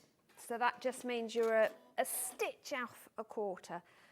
What you really don't want to do is over a quarter. Yeah, so a I'm scant. just going to a scant. So that means like 1 or 2 fabric threads in from a 1/4 it does. inch. It's the minimal. I mean, it's not even noticeable, but when you're sewing together lots of things, it adds up. And for a lot of these specialist creative grids rulers, just being 1 thread this side of a quarter makes quite a big difference when you're pressing. So once you've got them joined, I mean, look how quickly it comes together. That's really cool. Lovely. I love really that colourway. So you can then press. Now, it's up to you how you press them, whether you press them all in one direction or you press them open. It's entirely up to you. And what do you do? Well, it depends where it's going and what I'm doing with it thereafter. If I'm going to be stitching in the ditch, for example, then I'll probably press them open. Right. Now, for this project, I chose to raw edge applique this bit of the fan. So for that, you've got several things you can do. You can put on the back some Bonder web. So that's the double-sided interfacing that's not really got much weight to it. It's basically a glue sheet. Yeah. Double-sided glue sheet. It's double-sided sticky tape made from interfacing. It is. It's, we have got some Bonder web. Yeah, it's just in front. Oh, there it is. There it is, yeah. Bonder web, $2.99. That will be enough for this project. That'll be enough to do. Yeah, a whole bed. It's just a little bit around the edge, isn't it? Yeah. But it is like a double-sided sticky tape, but it's interfacing. Yeah. And it just means that you'll be able to stick it in place. You don't have to have it. You can use pins, but this just holds it nice and still. Absolutely.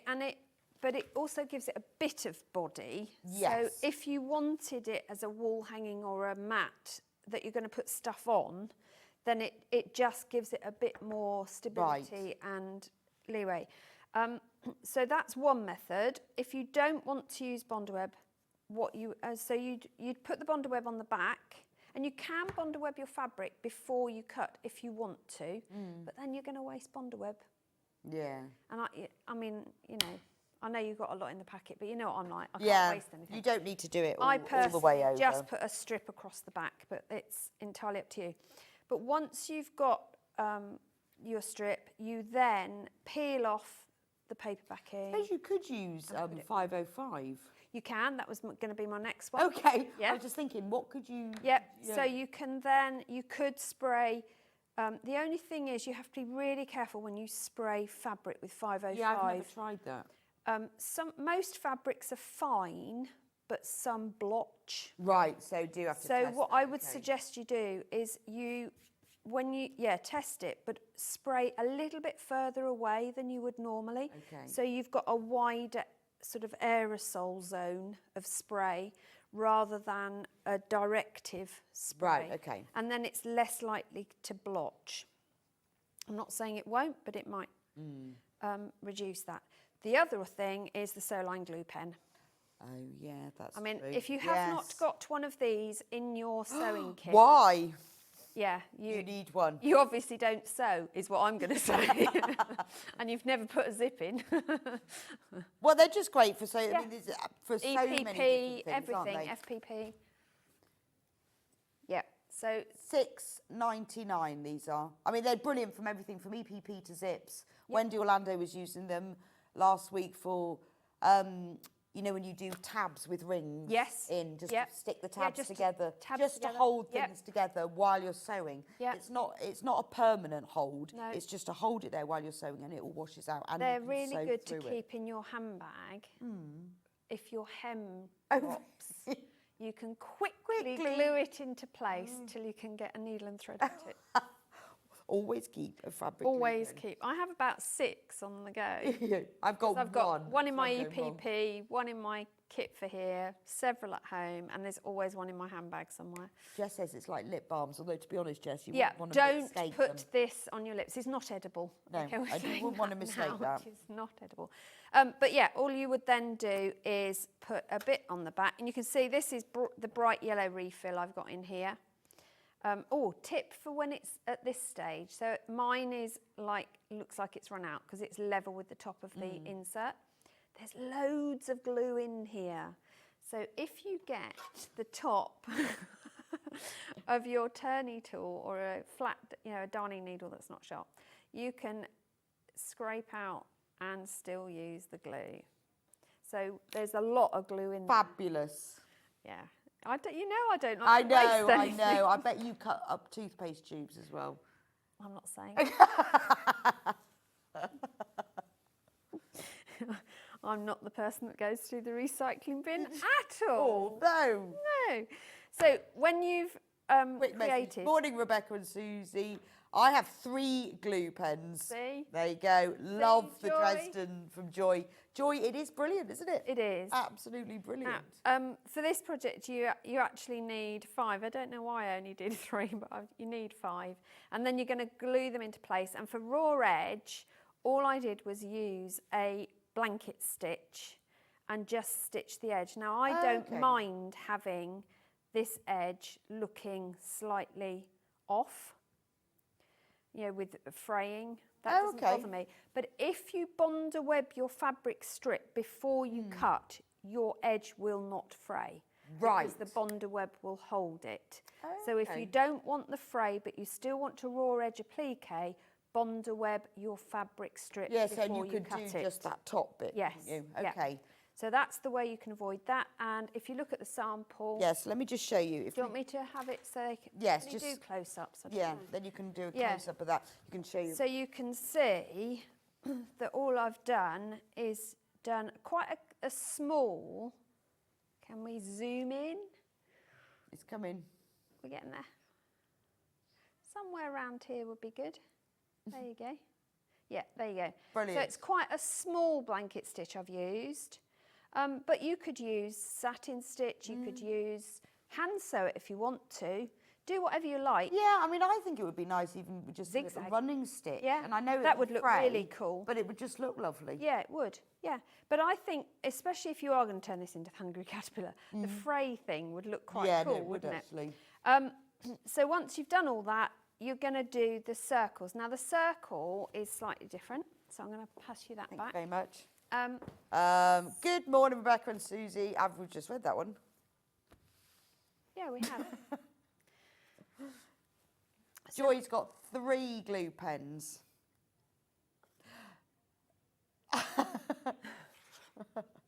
I think what we're going to do is show the message 3 times. Excellent. She's just found another one. So when you come to do the quarter circles for in between the fans, you're not going to cut an exact quarter circle because you need to add on a seam allowance. So what I do is with a normal ruler that's got a 1/4 inch marking, obviously this is measuring, where is it? It's 1 3/4 inches because it's a 3-inch finished circle. Right. So I'm going to cut a piece. Just want a straight edge, just to show you what I do. What am I looking for? A rotary cutter. There you go. So you're just using your normal ruler. Normal ruler. I know that that is a 1/4 inch there. So I know, and what I do is tend to draw a line so I know where my 1/4 inch is. Oh, because you're cutting a half one. Exactly. Well, I'm cutting a 1/4 actually. So I place the centre line on that 1/4 and mark the circle. I'll mark where that centre line is. Then I'll bring in this ruler, line that up with that centre line and make sure it's perpendicular with I that see. vertical. So you need to all add a 1/4 of an inch. And then I know I've got side. the extra marked there. So I can then cut that out. Now again, you can cut this, but if you're cutting the circle, I would always use the 28mm rotary cutter rather than the 45, definitely not the 60. So that, if I put that back under the ruler, you can see is now a 1/4 inch. Oh, got it. Yeah, brilliant. Yeah. And that just means that your seam allowance is all the way around. Now, when you come to turn the edge of this, you can, by all means, just turn it by hand. But why would you want to do that when there is a really easy method? Oh, yeah, yes. So if you get a bit of best press. So I'm just going to... Best press, starch savvy, just a synthetic starch is or what you flatter, need. whichever you've got. Yeah, Yeah. that's the best. This is the unscented best press, which you should be using for spraying all your fabric anyway. Which I do, as you know. Obviously. Yes. I get through a bottle like that every week anyway, but a bottle like that will last me a couple of weeks. Yeah, fabulous. 3 if I really push it or don't do any work for a couple of days. So that's the best press. It is an absolute go-to. I bought a friend of mine a birthday present a couple of weeks ago who sews, and I bought her all the things that I thought you should have. Yeah, what a brilliant idea. That she didn't have. Yeah, quilters. It was a very interesting parcel. I like to explain them all to her, and included was best press. Best press. There was about 10 different things that I think that you should have that you might not have. And best but press was one of them. It is an absolute must, in my opinion. Tip for the bottle when you've finished, other than buy another refill, is because you can never get everything out, can you, from a bottle like that with a spritzer. If you just add a bit of water to it, you can then spritz like the inside of your car fabric, your seats, or your sofa, and you still get a beautiful smell if you've got a scented best press, but it also refreshes the fibres in your fabric. So there we are. So That's amazing. again, I don't throw those away either. I do keep my empty ones with water in and use it for spraying when I don't want to add any starch. I just need to help it to press a bit, and they are really good for spraying things. I'm looking round. I thought I had one of a paintbrush, but I haven't. So the reason of doing this is I then dilute it with a bit of water, so I spritz water on the top. Then with a paintbrush, I haven't got a paintbrush, I then just go around the edge of my fabric, and it means that when you turn using an iron, which I'm going to do now, let me move on my kit. Oh, so you just need a bit of best press on the very edge. Yeah, a bit of best press on the very edge, but if you dilute it, it's fine, saves it a bit. I then have cut myself a circle from freezer paper, and the reason I use freezer paper is because it doesn't melt with an iron. Okay. But just watch your fingers at this stage, folks, because it's easy to melt fingers, not so easy to melt the freezer paper. And by putting that best press on, not only does it help it press over, so we're pressing the seam allowance, it also means that that press will retain when I take the freezer paper away. So that's if you want to turn over the edge, or if not, you can just... Yeah, and that means I can then take the freezer paper out, and because I've got best press on there... That's brilliant, because I've seen some people do it with that whole foil and... yeah, that looks... You'd have like a bit of card and a bit of foil and... Yeah, no. haven't got time for that. That's for the clam shells, isn't it? Yes. And that, yes, I always. But I use this method for clamshells. Oh, as okay, because I always think that looks. I've never tried the foil thing, but it's very fiddly. Yeah, that's what I thought, and I thought there's got to be an easier way. It must be an easier way. That looks a much easier way. So I've kept that crease, and if you wanted to turn the tops of these, is exactly the same. So what I would do, if you are, I'm going to peel those off because I can. If you want to turn the tops of the fans that are curved, make yourself 2 of the same size Dresden wedges from cardboard or freezer paper and stitch them together and curve their tops so it looks identical to this. Oh, I see. And then what you would do is place, let me just quickly curve this one so you can see.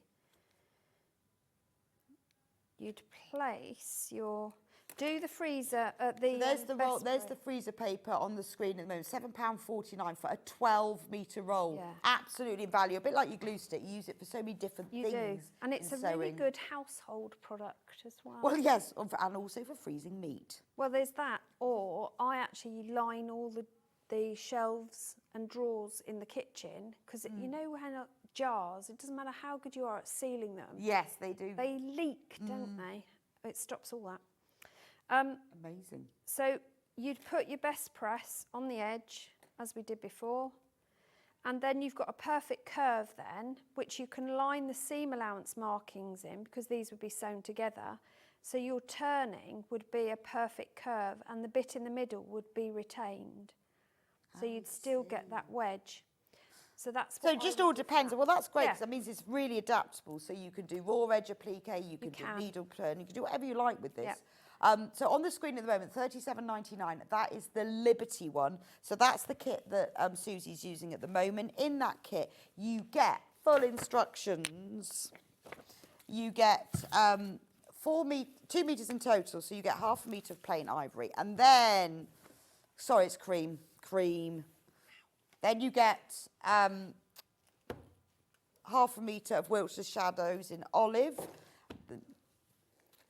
August Meadow in Pilot Lilac, and Emily Bell in ochre. So all of that, plus the instructions, just £37.99.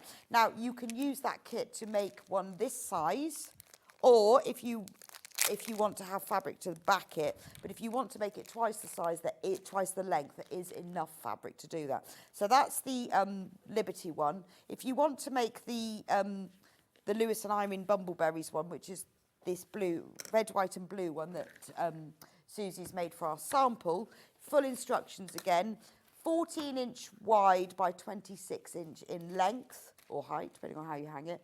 But if you want, there's enough fabric to make it double that. You get half a metre of ivory, and then you get half a metre of the bumbleberries in Cornish blue, postbox red, and navy. Aren't they gorgeous? I love the way they actually look like they've got a metallic sheen in them, but it's the way that they're printed. They sort of feel like they're shining. $34.99 for that kit, which is a fantastic price. We've also got the instructions on their own if you want to use your own instructions to make this. The physical copy, the actual printed copy that will be posted to you, $9.99. Everything you need to know in there. You've got all of the cutting guides, you've got the layout, you've got all of the information, you've got lots of photos as well. We're having problems getting the right message, Joy. We're loving seeing your message, Joy, over and over again. Maybe she is messaging in lots. Right, and who's that message from? Steffi says, lovely project, I've got the pattern, I'm all good to go. Brilliant. Excellent. For some reason we can't get it to show on screen, we don't know why. So that's the pattern, and then the ruler itself. So if you want the Dresden ruler, remember you'll get the 2 pieces for it. Yours will come like this, but it has 2 pieces. $29.99 for that, recommended to have with the pattern. It's on 3-way split pay, oddly. So 3 equal payments of $9.99. You can pay your $9.99. We'll send it straight to you, and then you pay the other 2. But you can also buy it outright, entirely up to you. But take advantage of the split pay while we've got it, because I think that's only today. I don't think we're supposed to have that. No. Right. Someone will realise. Now, we've got another project which also uses Dresden plates, so we thought we would do that one as well. So this is the Dresden Plate bag. Now, this comes in 3 colourways. Yep. I can do the tilde first, yes. So the Dresden plate bag, this is it.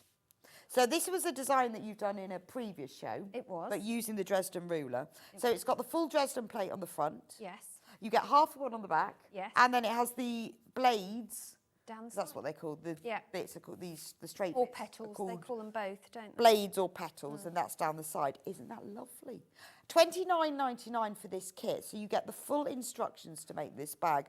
This is a brilliant way of featuring and practicing your Dresden plate. Everything you need to know in there. You've got lots of cutting diagrams. You've got all of the information you need. Lots of pictures to make the bag. Now, the kit, we've got a few colourways. So this is the tilde kit. So these are all fat quarters to make the blades and the circles of your Dresden plate. Oh, that's lovely, isn't it? Well, it would look like a beautiful sunshine. It would, wouldn't it? And I like that blue in it as well. Yes, I like the blue because it really makes. So you can imagine that as the Dresden plate, so it will look like this, but you can imagine that. And then you also get with it half a metre of cream mixer. So this has got a slightly mottled appearance, and half a metre of corn yellow.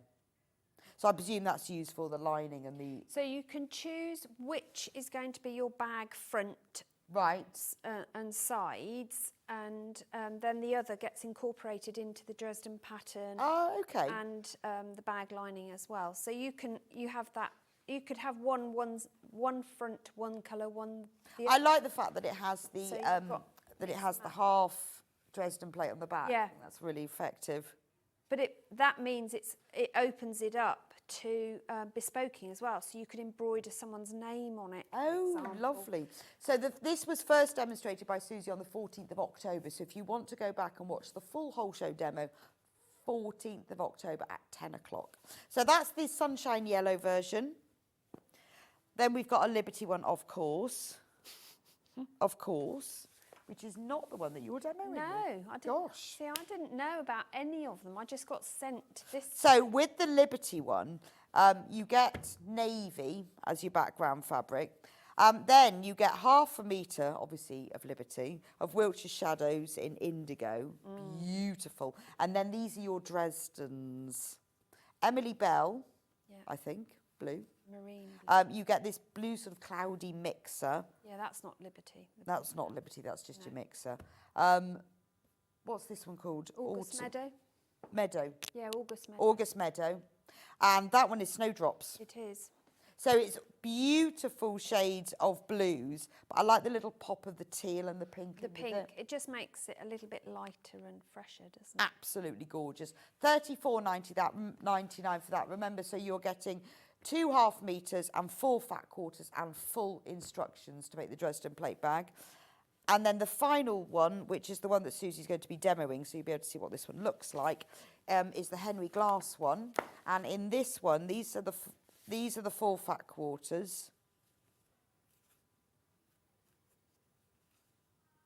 Oh, they're lovely, aren't they? They are really cool, aren't they? Beautiful. You'll see those in a minute because really good design. This is the first time we've seen this colourway, and you'll see this in a minute because Susie's made pasta of the Dresden with it. You also get half a metre of navy and half a metre of white. So very clean and fresh and bright. $29.99 for that. That's amazing value. 4 fat quarters, 2 half metres, full instructions, $29.99 to make this gorgeous bag. This is a real sort of take this to a show or a stitching fair or to your workshop. Or just seen me. Show off. Yeah, absolutely. This is a show-off bag, isn't it? Go, oh, Dresden plate, yes. Yeah, I just knocked this up. Now, before we go to the demo, we do also have instructions on their own. So if you want the printed instructions on their own, it's got all of the photographs, all the cutting diagrams, everything that you need. $9.99. That's the physical copy, printed instructions, $9.99. If you want to be able to download them as a digital edition for your PDF, because you want to get going straight away, there you go, $9.99. And this is the first time we've ever had the digital copy, because when Susie did them before, they weren't digital. No, we didn't. So these are new. Advanced. New. Yeah, this is new PDF 2025. I know. Do we need anything else to make this? Well, the Dresden ruler. Wadding, or I think I wouldn't go any less than an H640 because it's quite a big bag. It's, you know, a good 14 inches. Right, so it needs some square. wadding. So you need something. If you're going to use it for groceries, I would suggest that you use Bosal. Right, to give it that. Starville fit. Okay. Something to give it really good body. Most of my bags, I just use H640. Okay. Sometimes I do a double layer in the bottom, but you could use insulating. Oh, that's true. Insulating and wadding. then, yes, as a grocery bag, I mean, what an amazing grocery bag. Now, how much do you need? You will need, well, it's 14 in 2 lots 14, so you'll need half a metre. Yeah, half a metre should do it. So if you want it to be insulated, can you see this has got this silver mylar on one side? And that's No, that's the H640 on the screen at the moment. So again, half a metre of that will be plenty. Right. Yeah. Oh, I've got it here. Oh, we haven't got the... Oh, is it on it? Yes. Oh, okay, this is ANYV98. Just give you the code for that. But can you imagine the tilde bundle done so it looks like a sunshine, and then you use the insulated bag? Oh, what a fabulous picnic bag. Brilliant picnic bag. We'll just sort out the code for that one in a moment, but that would be really useful. And obviously you need the ruler. Yes. You need the ruler. Yeah, unless you want, again, like we said before, if you want to sit and fiddle with a protractor. You can draw out your own if you want. By all means do. But the ruler will make life a lot simpler. $29.99. It's available on 3-way split pay, as if by accident. So if you want the ruler, $29.99 for that.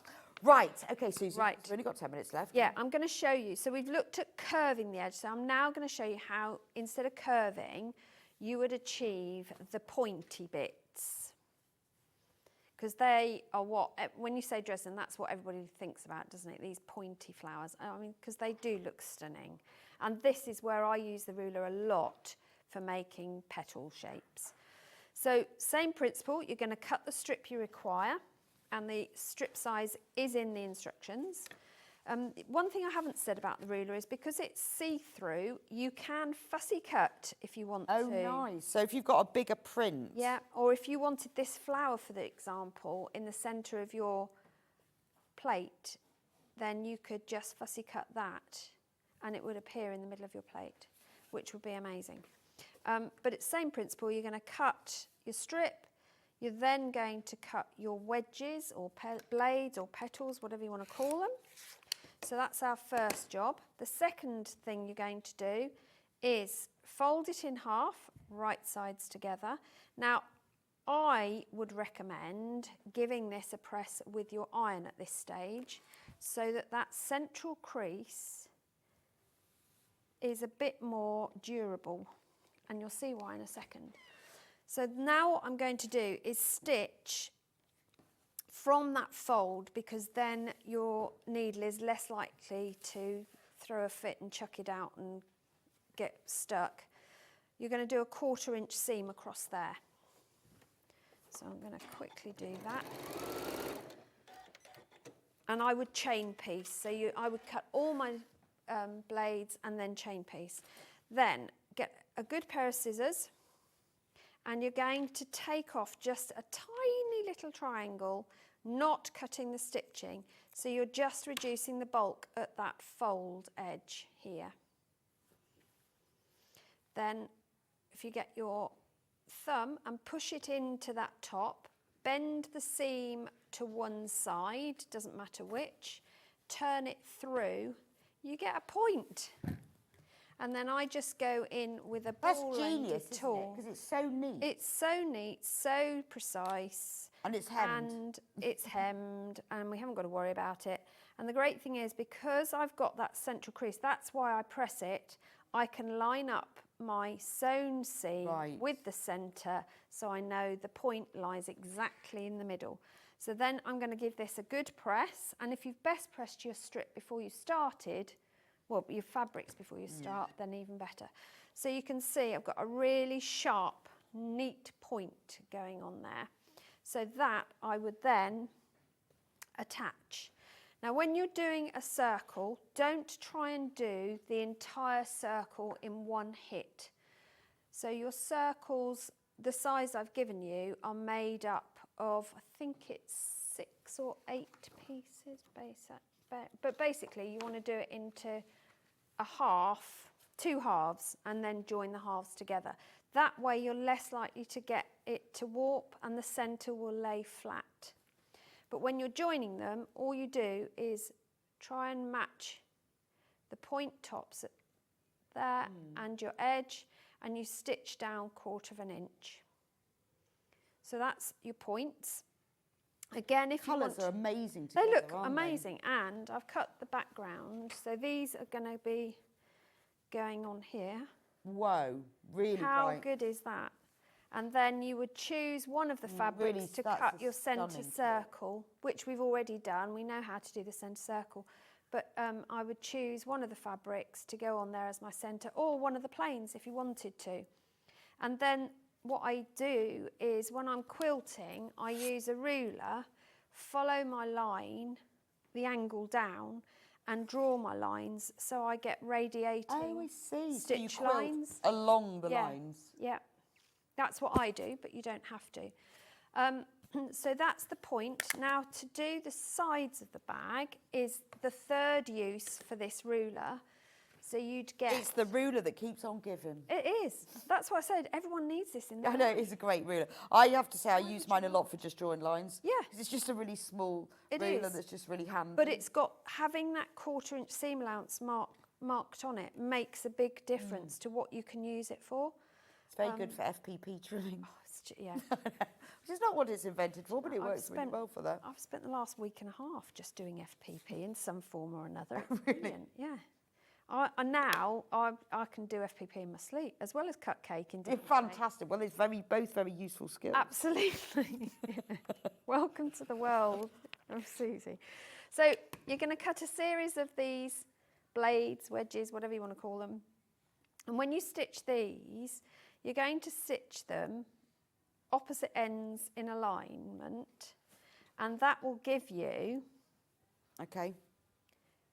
It will end up being straight, believe it or not, which is mind-blowing, isn't it? When you've got a wedge, oh wow, so join them together and they then that become creates a straight. And that's the size Brilliant. of the bag. So you can make pointy blades, you can make round ones, you can use the circle for bags, you can make a straight piece that's made from wedges. Fabulous.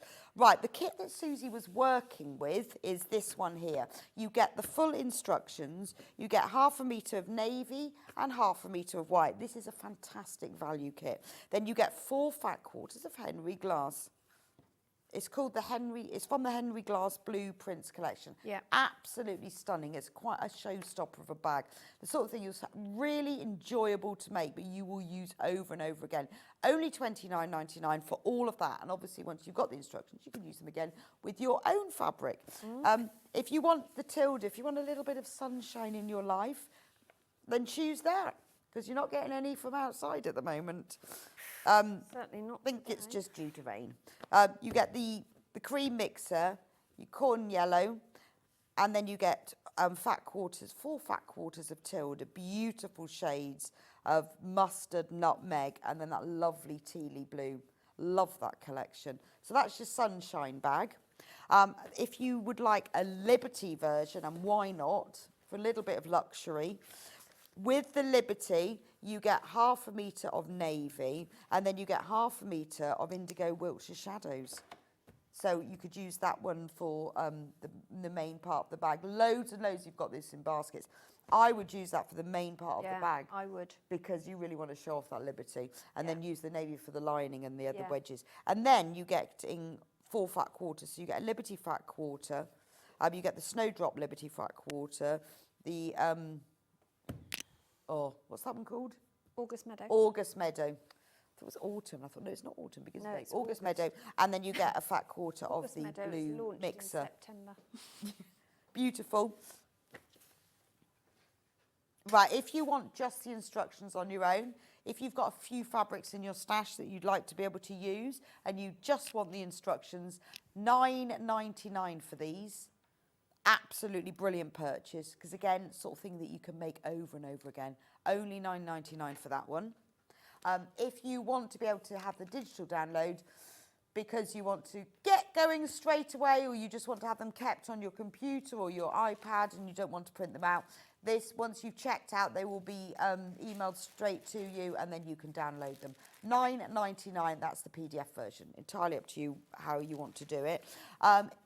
If you want to make the fluttering fans, wall hanging, table runner, bed runner, the Bumbleberries version, the red, white and blue one, you get 1/2 metre of ivory and then you get 1/2 metre of 3 Cornish blue, postbox red and navy. And that will make, obviously, that will make all of the runner. If you want to back it, it'll be 26 inches long. If you want to use your own fabric, it'll be 52. Finally, the last, the Liberty version of the fluttering fans, full instructions, 1/2 metre of cream, and then Liberty, olive, Wiltshire Shadows, lilac, and then gold, Emily Bell. £37.99 for that. So do get checked out those. Oh, we do have the instructions on their own as well for these. £9.99 for the instructions on their own. They're just... Right, £9.99 for the instructions on their own if you want the printed version. And then if you want the digital download because you want them straight away, or you just want to keep them on your computer rather than being printed out, the code is just coming up on screen for that. So we'll see you back in an hour. You will. Fabulous, fabulous. For more fun. More fun and flowers and bags. But no Dresden. No Dresden. It's all about flowers and bags.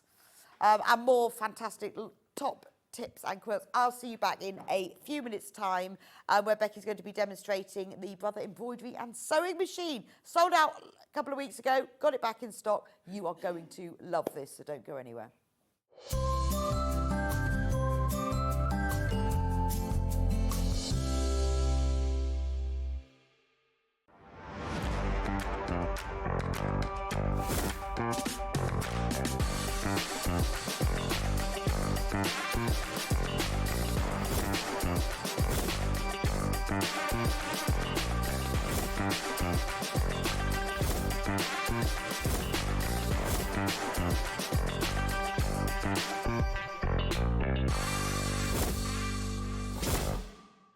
Every day, our experts will bring you a wealth of knowledge.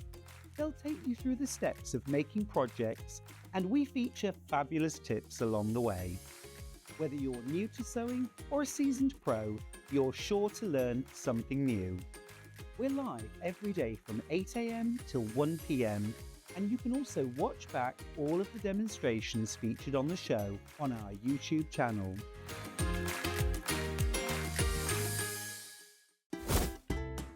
Can you believe that Sewing Street is turning 5 years old? So that's 5 years of sharing sewing, stitching and creativity with you, our Sewing Street family. And to celebrate in style, we're bringing you a whole week of fun, starting on Monday the 24th of February, right through till Sunday the 2nd of March. We'll be starting every morning, even earlier at 6 AM. So set your alarms and expect big names, exciting launches and some seriously special treats.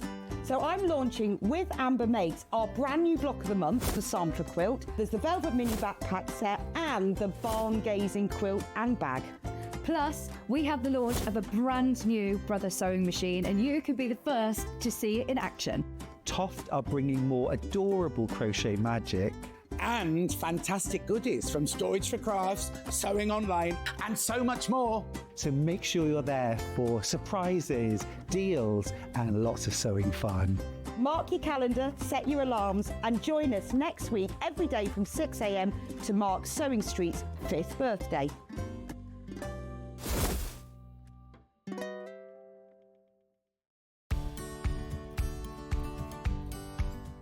Before you start to sew, you need to mark up any dots, pleats, tucks or lines on your pattern that's going to help you put it all together. There's a couple of ways of doing it, and here they are.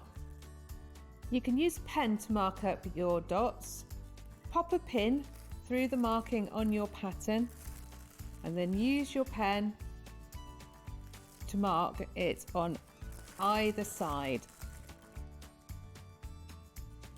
like so. Alternatively, you can use a needle and thread and make tailor's tacks. Take a double length of thread and go through both layers of fabric, leaving a tail. Go through again, leave a loop, and snip off, leaving a little tail. When you pull your fabric apart, you'll find you can pull your pattern over gently, and then when you pull your fabric apart, you'll find there is a little bit of thread left on both sides, ready to match up with another pattern piece.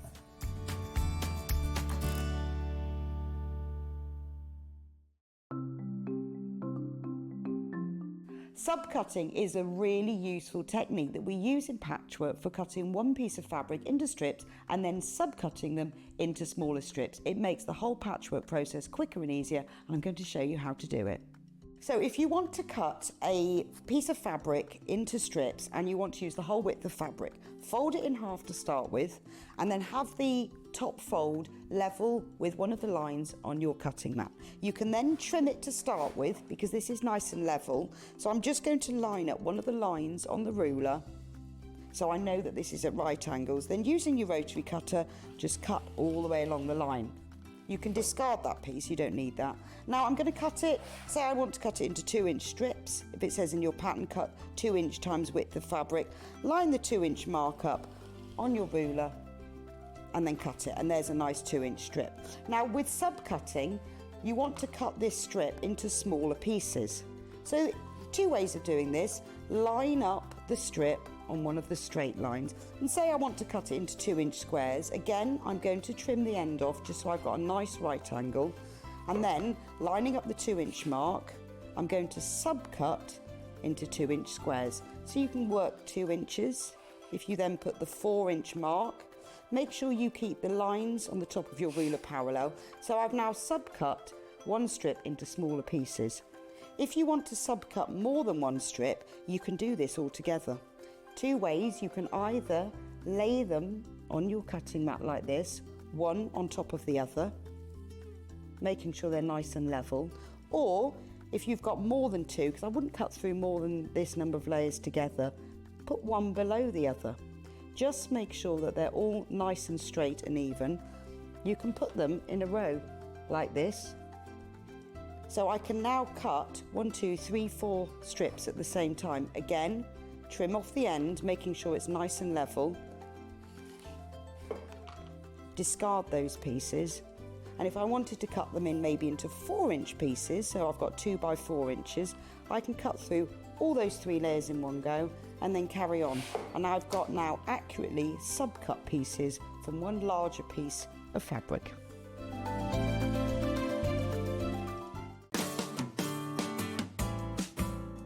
A lot of people get terrified when they see a commercial pattern and they see all the lines, all the dots, all the triangles, have no idea what it means. Well, watch now and I'll show you. So the first thing you're going to do is decide what size you're going to cut out. And then it's really important that you follow that line on every single pattern piece that you cut. As you can see here, they're marked up by a different pattern and also the number. When you first open the pattern, you must choose the size that you're making, and whatever you do, you stick to that size. So all the different sizes have a different marking, either a long dot, a small dot, a dash, a dot and a dash, or something like that. Always stick to the same size on all the pattern pieces.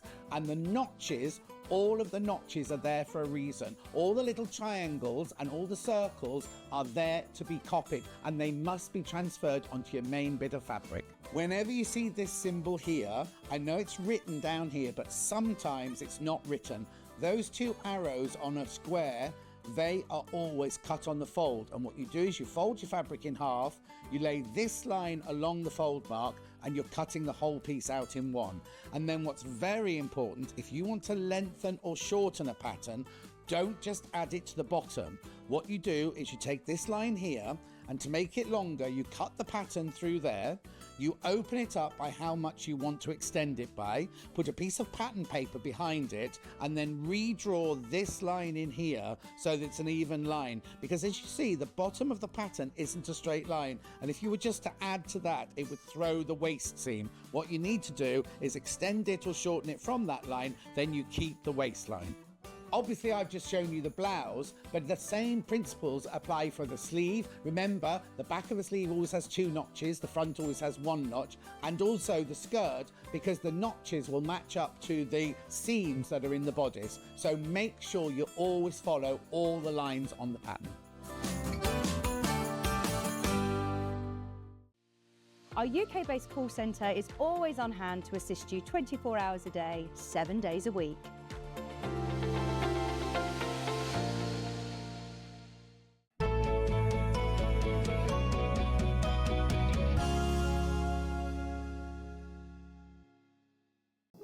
Here at Sewing Street, we only charge 1 P&P throughout the day. You can add as many items to your basket and check out and still only be charged once. Once you've checked out the first time and want to order again, you simply add the item to the basket and click on the Combine Order button. Remember, standard P&P is £4.95. Charges may differ for outside the UK. Or upgrade to our premium option for £6.95 on certain items. Shopping made easy at Sewing Street.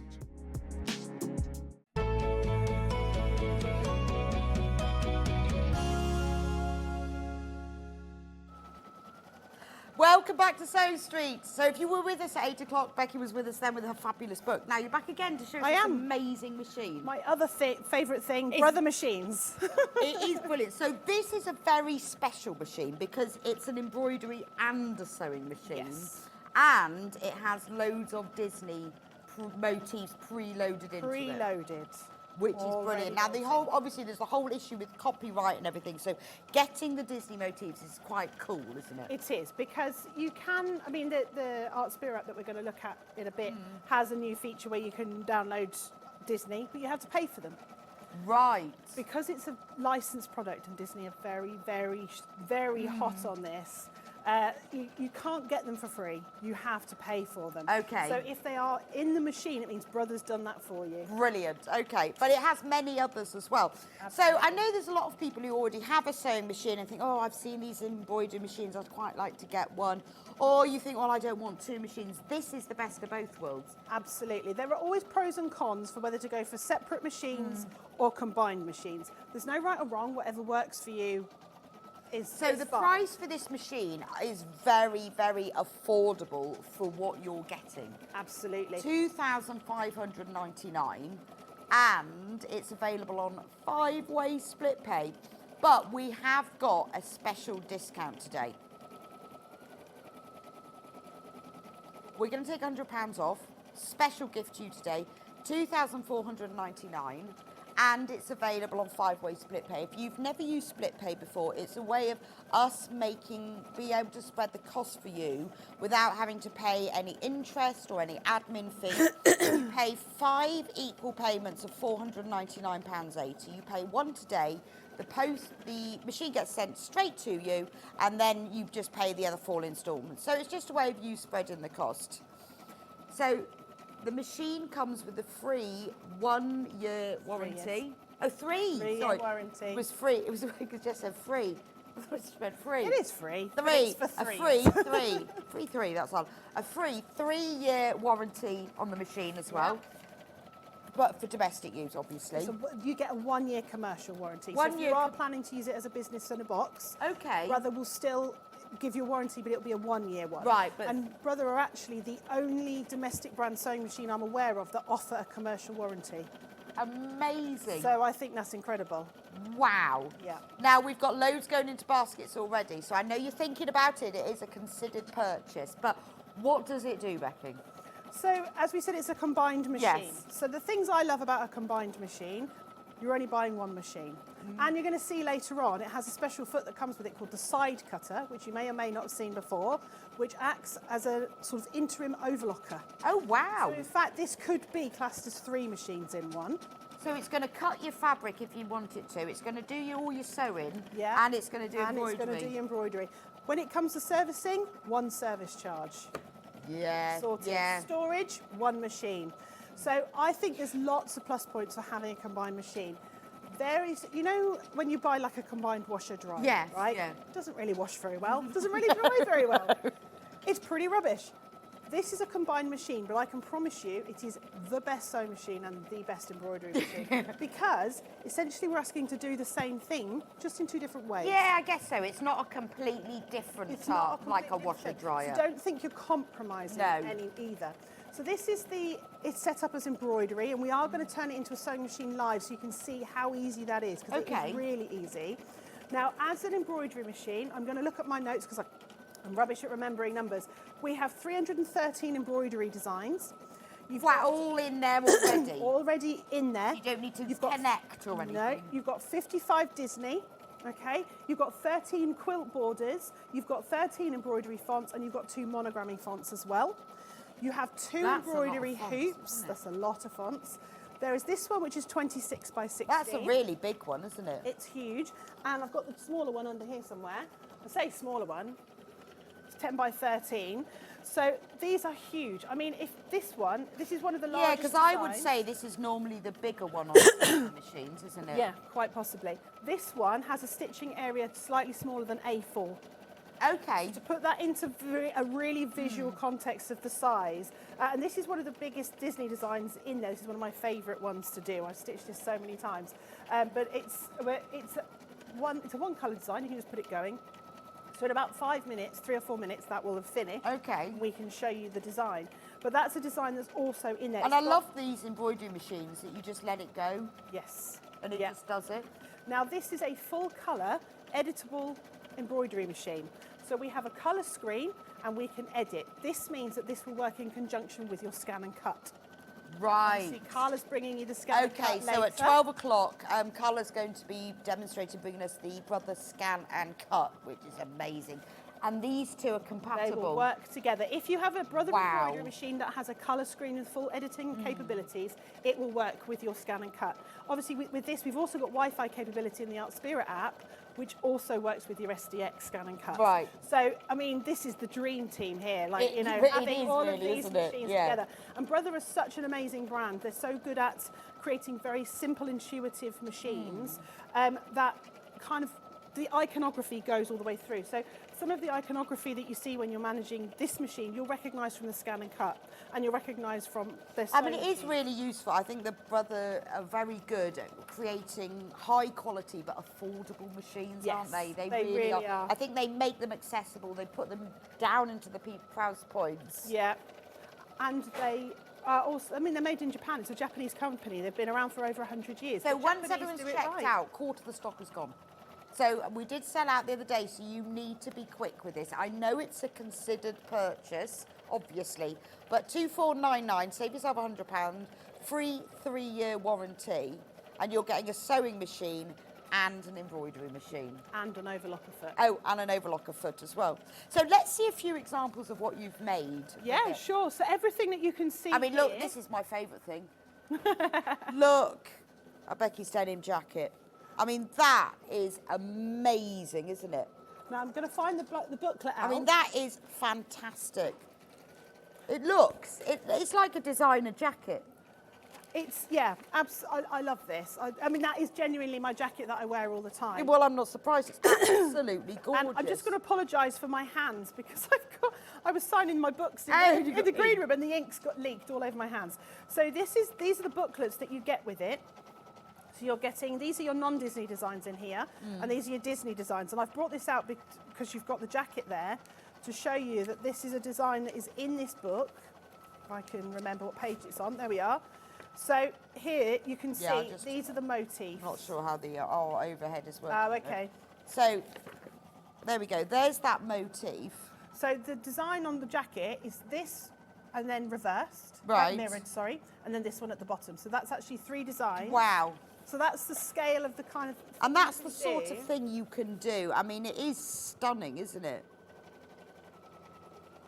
I mean, it does, yeah, it looks like a proper, like a screen print or something, doesn't it? Now, the thing I love about embroidery, rather than screen prints and HD vinyls and all that kind of thing, I love all of them. However, with embroidery, it doesn't crack, it doesn't peel, it doesn't wash out. Yeah, it doesn't it's always there. It is in there forever. And that's why it's one of these persevering surface decorations. You see it throughout history, you know, from the beginning of clothing. Yeah, no, it is there forever, and it is like, it does feel very heirloom. So you've done a few sort of personalised things here. Yes, yeah. I need to hold them up. Look at that. So that's another design that's in the machine. So that comes with the machine. With the machine. That's my nephew in the middle there. I just put. So you add in your text. That is beautiful, isn't it? Stunning. Just honestly, the quality of it's so. You would imagine it was made on a professional industrial machine. I mean, really amazing. Can you imagine? I mean, and if you were wanting to make things for people, I mean, that's fantastic, isn't it? And this is something else I made. This is what I made for my daughter. This is a pillowcase, and she absolutely adores Rapunzel. Oh, let me hold it up because we've moved our overhead. Hang on. So it says Immy down the side, and then it's got a little Rapunzel there, and that was her pillowcase for a while. That would have cost a fortune to buy, wouldn't it? Yeah. It really would. And it just means that you can then personalise items for people. I mean, look at this. These are licensed items. Wow. So I presume there's a making to sell policy with Disney. So the Disney is only for gifting or personal use. Right. Okay? So you cannot make to sell with those.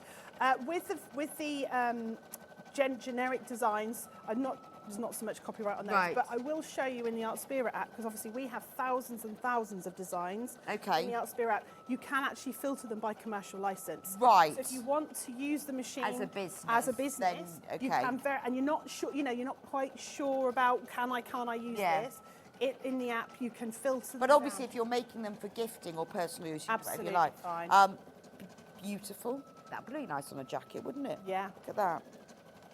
Really lovely. I sort of I mean, that could be the centre of your quilt block. Yeah. So I like the idea of that, all your table sort of bits and pieces. Now this one is a new aerial one. There's another one here. So this was my daughter. Oh right. So let me show you this aerial one. Look. Isn't that gorgeous? How many little girls are going to want that? Yes, absolutely. And I'll show you about editing the designs. You can edit the colours and things.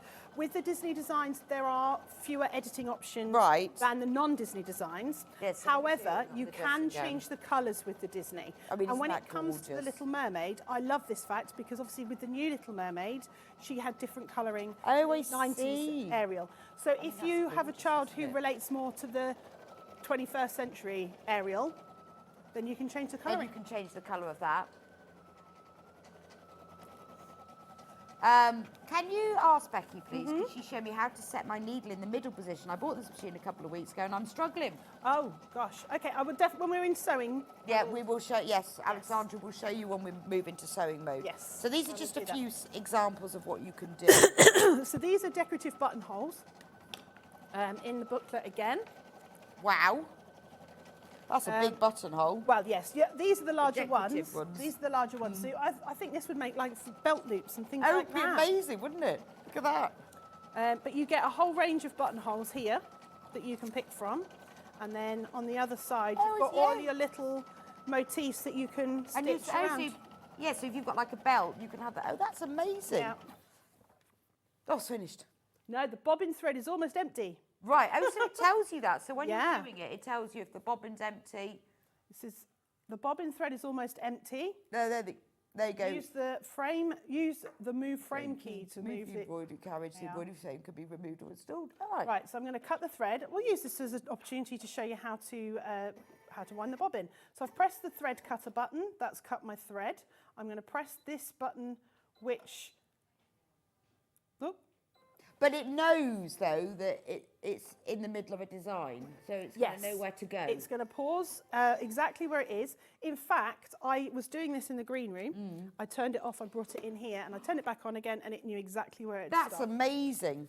Right, so this winds bobbin in exactly the same way as any other sewing machine. I mean, that is so detailed, isn't it? Absolutely beautiful. Literally missing his eyes. This is where we are so far. We'll see it all finished in a minute. Yeah. Oh, it's unbelievably detailed. Bobbin fill. Really important to use bobbin fill with your embroideries. This is a slightly finer thread, and because normally you're changing colour a lot, you don't want to be changing the bobbin colour all the time. Okay. All right. And while we have got black bobbin fill. Yeah, and you do get a roll of white with the machine.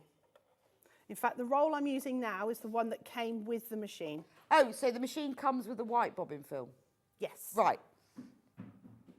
If you want a reel of black, £4.95. There's 1,000 metres on there. Now, do you know, you don't have to use this for an embroidery machine. You can just use these for any sewing machine if you want to, because it's just a very, very inexpensive way of you filling up your bobbins with a slightly finer thread. So your machine will come with a white one, but if you want black, it's just £4.95 for that. 1,000 metres. It means that you're saving your precious, more expensive threads for the top. Absolutely. So I pressed the button I shouldn't have done, so I'm turning it off and turning it on again. Okay. Because that's how we fix everything.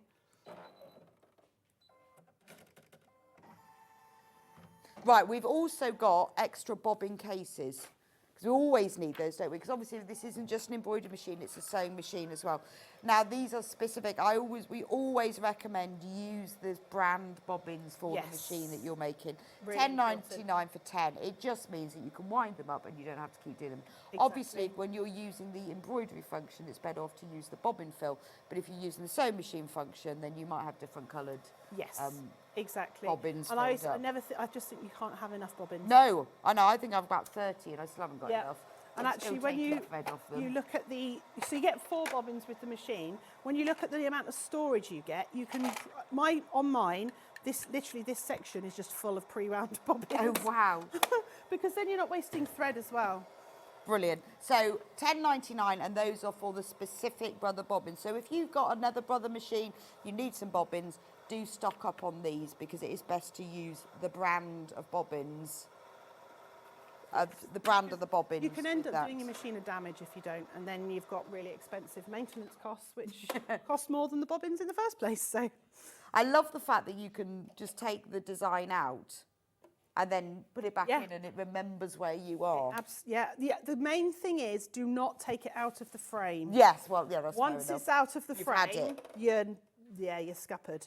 So the machine itself, so we're just showing you the embroidery function, 2499. That's £100 saving, and you're getting a free 3-year. Wow, we've got so many of these machines in baskets. We've only got a quarter. So have you all checked out? We've only got a quarter of the stock left.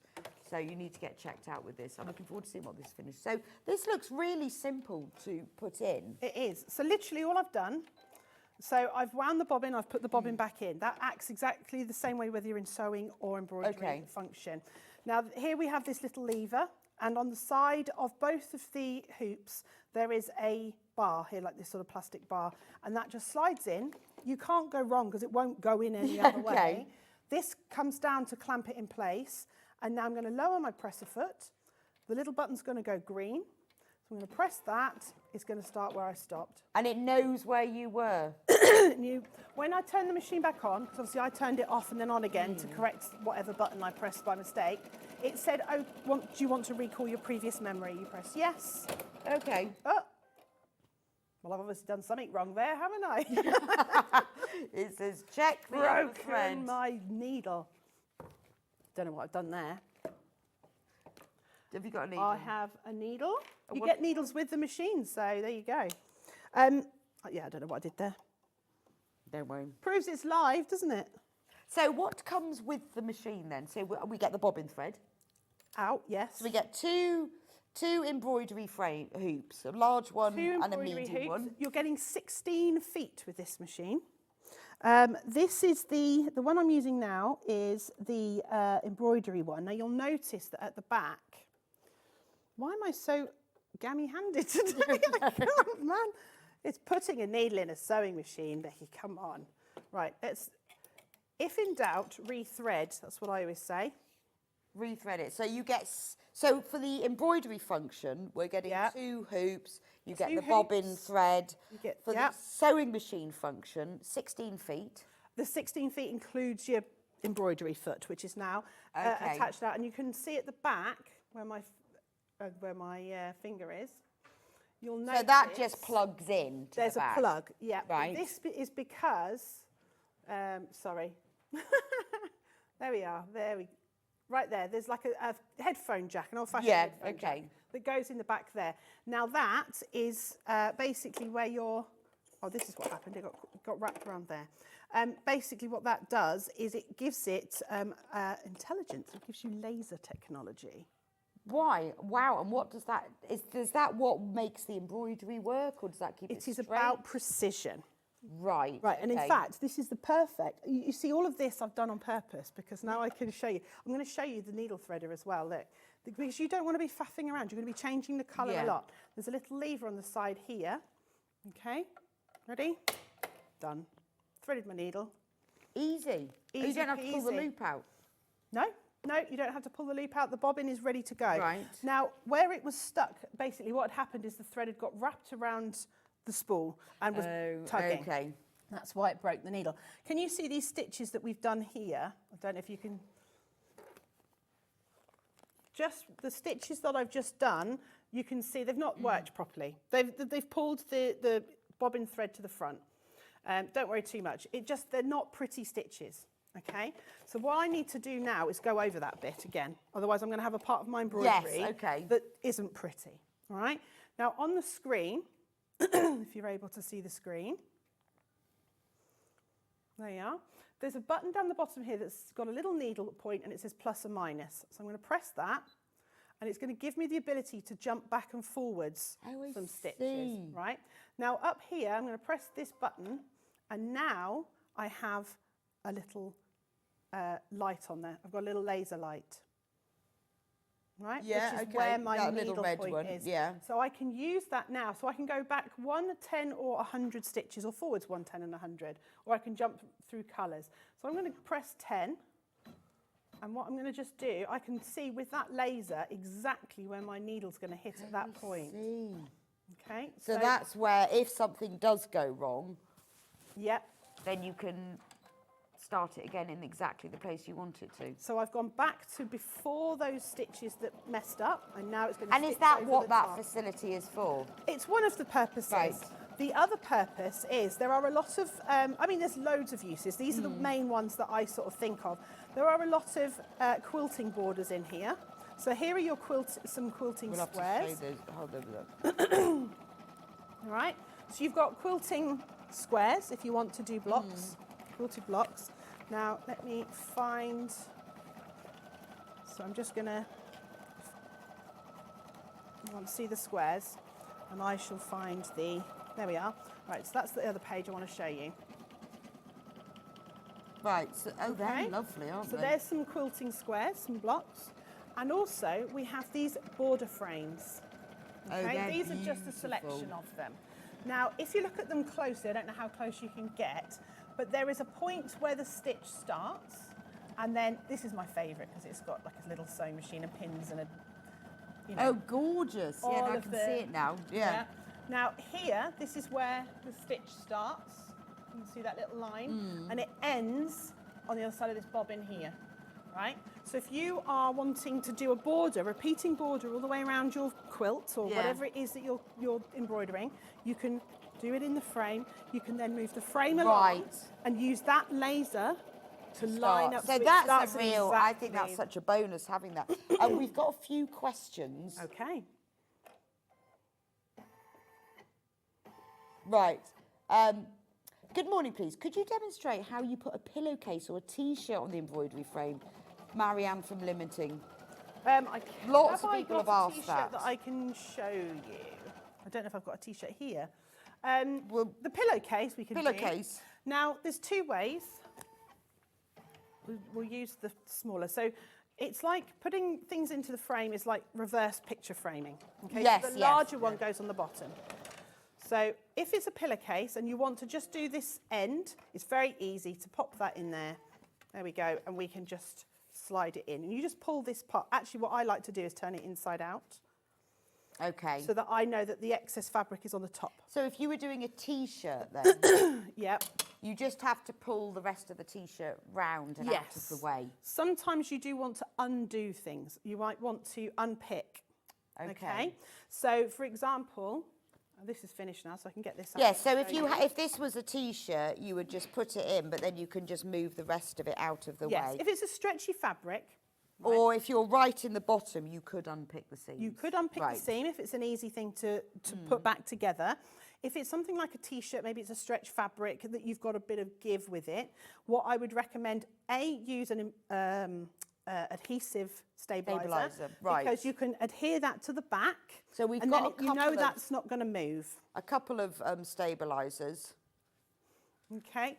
So you can have, this is tearaway stabilizer that I'm using now. You can have basically your adhesive iron-on. So this one is tearaway. Yeah, so that's like this. This literally rips. Okay. That is JSZW42. So there's the tearaway stabilizer, and that's the one that you've used. So this one is just your basic stabilizer. Would you use that for a T-shirt? You could. Right. The reason I'm saying to use an adhesive one is because when you're trying to negotiate a garment and a hoop and everything else, things can slip and slide. So if you can adhere your stabilizer in place, you're more likely to be able to keep it in place. Wash away stabilizer. This is so useful. So you can do lace work with this. So you just put 2 or 3 layers of this in your hoop and you embroider. There'll be in the booklet little designs that have like a little wash away symbol next to it, and then you embroider straight onto the wash away stabilizer and then dissolve it away, and you're given these little lace motifs.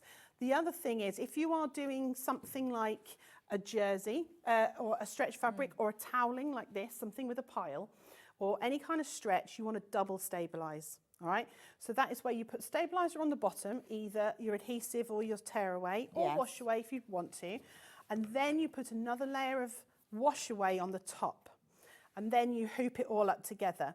And the reason why we do that is because it helps to support the additional stretch. Okay. Or if you're using a fabric with a pile like this, it keeps the stitching on the top. Straight. So let me show you this. I mean, that's amazing. Look at that. The little old Simba. I mean, that is absolutely stunning, isn't it? I want that as a tattoo. I think that's like it looks like a really gorgeous tribal tattoo. Yeah, it does, doesn't it? But again, great thing to have on a jacket, isn't it? Absolutely. And I'm going to show you the back because I want you to see the importance of using the bobbin fill. You can see the colour through on the back, and that's because the bobbin fill, the tension in the machine is using the bobbin fill to pull the colour to the back, and that means you're not ending up with bobbin showing on the front. Got it. And also, I mean, look how neat the back is. The back's as neat as the front. It's so neat, isn't it? Which is great because you might, particularly if you're doing it on garments. But once you've got the machine, it's like a whole library, isn't it? It is, yeah. Like I said, we've got so many in-machine designs in there that you can use, and we've also got USB function. Now, Brother have on their website, they have a, you can go into the, excuse me, on the oh dear. Get rid of that frog. You can go onto the brother.eu website. They have a catalogue of 24 designs. So every month one drops on and one drops off. So you can go on every month and add a new one into your catalogue for completely free. We also now have the Artspira app. Right, what is that? So this is brand new, and every time I come on this, there's something new. I've just, literally as the show was starting, I found a whole new thing. And so this is an app that's free to join? Completely free to download. Right. You do not have to pay for this. There is a subscription option, should you so wish, as with 99.9% of the apps out there. So you download the app onto your iPad. Onto your iPad. App is free. Okay. And you have access to these designs. Now, if you can see in the bottom corner, some of the designs have a little blue crown. That means it's a subscription item. Okay, so it's very clear which ones don't are not. So here we've got new free embroidery designs. Look, they've downloaded all these sushi designs. I just think they're great. That's so They're cute, brilliant. isn't it? And I mean, this is just the highlights. You can press see all and see all of them. Now, this will also work with your SDX scan and cuts, because you can also see that we've got paid cutting designs, free cutting designs as well. Wow. So if you have a scan and cut, this will work with that as well. These are your Disney. Now, there is an additional cost for the Disney. And obviously the machine comes with Disney's. Yes, the ones in the machine are yours forever, but these are just additional ones. With Artspira, there are additional Disney ones, should you so wish, but even if you are a subscriber, there is still an additional charge for the Disney, purely because they are licensed. Oh, there's projects in there as well. There are projects. There's ideas of things that you can do with this. Exactly. So as a subscriber, you get 4 magazines a month. Online magazines, the Artspira magazine. As a free user, you get 1 a month, okay? And these magazines, we've been talking a lot about accessibility. How the projects are laid out in these are amazing. So you get some embroidery patterns, and then you get your projects, okay? And I'll show you. It'll have either a little sewing machine or a little scan and cut symbol next to it, so you know which is which. So a bakery bear bag. Now, when you get these projects, you've got the skill level, and then you've got a picture, you've got a video. So if you like to follow along to a video. Oh, this is fab, isn't it? If you are a visual learner, we have a picture here of all the items that you need for your project. So this is just like one of those tote bags that we all have. And we've also got a written list here if you prefer to have writing. And now look at this. I talk about big pictures and small instructions, huge pictures, little instructions. And these are so easy, literally step by step how to do it. Okay. Now, then you get your design. Now I'll show you quickly how to transfer the design from Artspira to the machine. All right. Okay. Okay, and then we'll look at the sewing machine. Yes. Bit of it. So when you get your machine, because you've got all of these free projects, you could start off with one of these, or you could just pick up like a napkin or something at home. When I first had to go at an embroidery machine, I just went around the house and thought, well, what could I embroider on? Have a go at that. But these free projects are brilliant. Oh, I would definitely label everything I own. Oh, absolutely. Just on principle. Absolutely. Even the dog. So I've got my design here. Now, there is an AR function, which I love. What is that? Now, that is, once it lets me, I'm going to hold it up against you, and we can see the design on your top. Oh, wow. That's so cool. So I can do it. There you go. What's it going to look like on this fabric? I mean, that's the table, but you can see what I mean. Oh, that's so you can kind of preview what the design's going to look like on your project. When you're done, I'm going to press transfer. Now I've connected it to the Wi-Fi. It talks you all through that. Right. You do not have to connect this to Wi-Fi and use Artspira if you don't want to. No, this is an extra. This is what takes your machine from that it grows. So your machine isn't what it is right at the beginning. Because with a normal sewing machine, that's it, isn't it? It does what it does. But with this embroidery machine, every month you're getting new projects, new ideas. If you want it, you don't have to. This machine will work without Artspira. You don't have to have it, but what it's doing is it's allowing you to grow and have more items. Exactly. Now, I've named this machine Dave because that's just my sense of humour. So I can see that it's connected to Dave. I'm going to press transfer. Okay. And it's already complete. And the transfer's already complete. Now, if I come over to the machine, okay, I've got my main menu here. I'm going to let you, it's asking me to rate Artspira, not now. There's my screen. Now, there's a little pocket. This is where we store things. So this is where, when you save something, you save it in the pocket. There is a little cloud there that I'm going to press. And now the cloud is the menu that speaks, saves these designs. Okay. It will only save one design at a time. Right, okay. So if I send another one over, it will overwrite. Yes, you've got to wait. So you need to, once it's at the machine, you want to do something with it. So maybe save it to the machine, put it into a design. Right. But as soon as you send something else over, that will get overwritten unless you save it somewhere else. But you can save, if you save it, you can keep it all in there. Yes, absolutely, you can save it. Is it easy enough to connect to the iPad? Yes, if I can do it, anyone can do it. Literally, when you sort of start it all up, it will talk you through it all. And there's a QR code on there. You scan that, it will take you straight to the app and talks you through everything. I know, I mean, there's so many people who talk about the brother machines and how it's easy peasy they are to use. Yeah, they really are. This is taking much longer than it should do, but never mind. So can we talk about the sewing machine function now? So obviously it's got the most high-tech, fantastic embroidery machine function. It will do all of these different things. You've got preloaded Disney designs. If you never use the Artspira app, it's still got loads and loads of fonts, well, over 300 different designs. If you then, when you're feeling like, right, I'm going to do this, although it's not difficult, it's always a bit of a leap moving on to the next stage, isn't it? It is, yeah.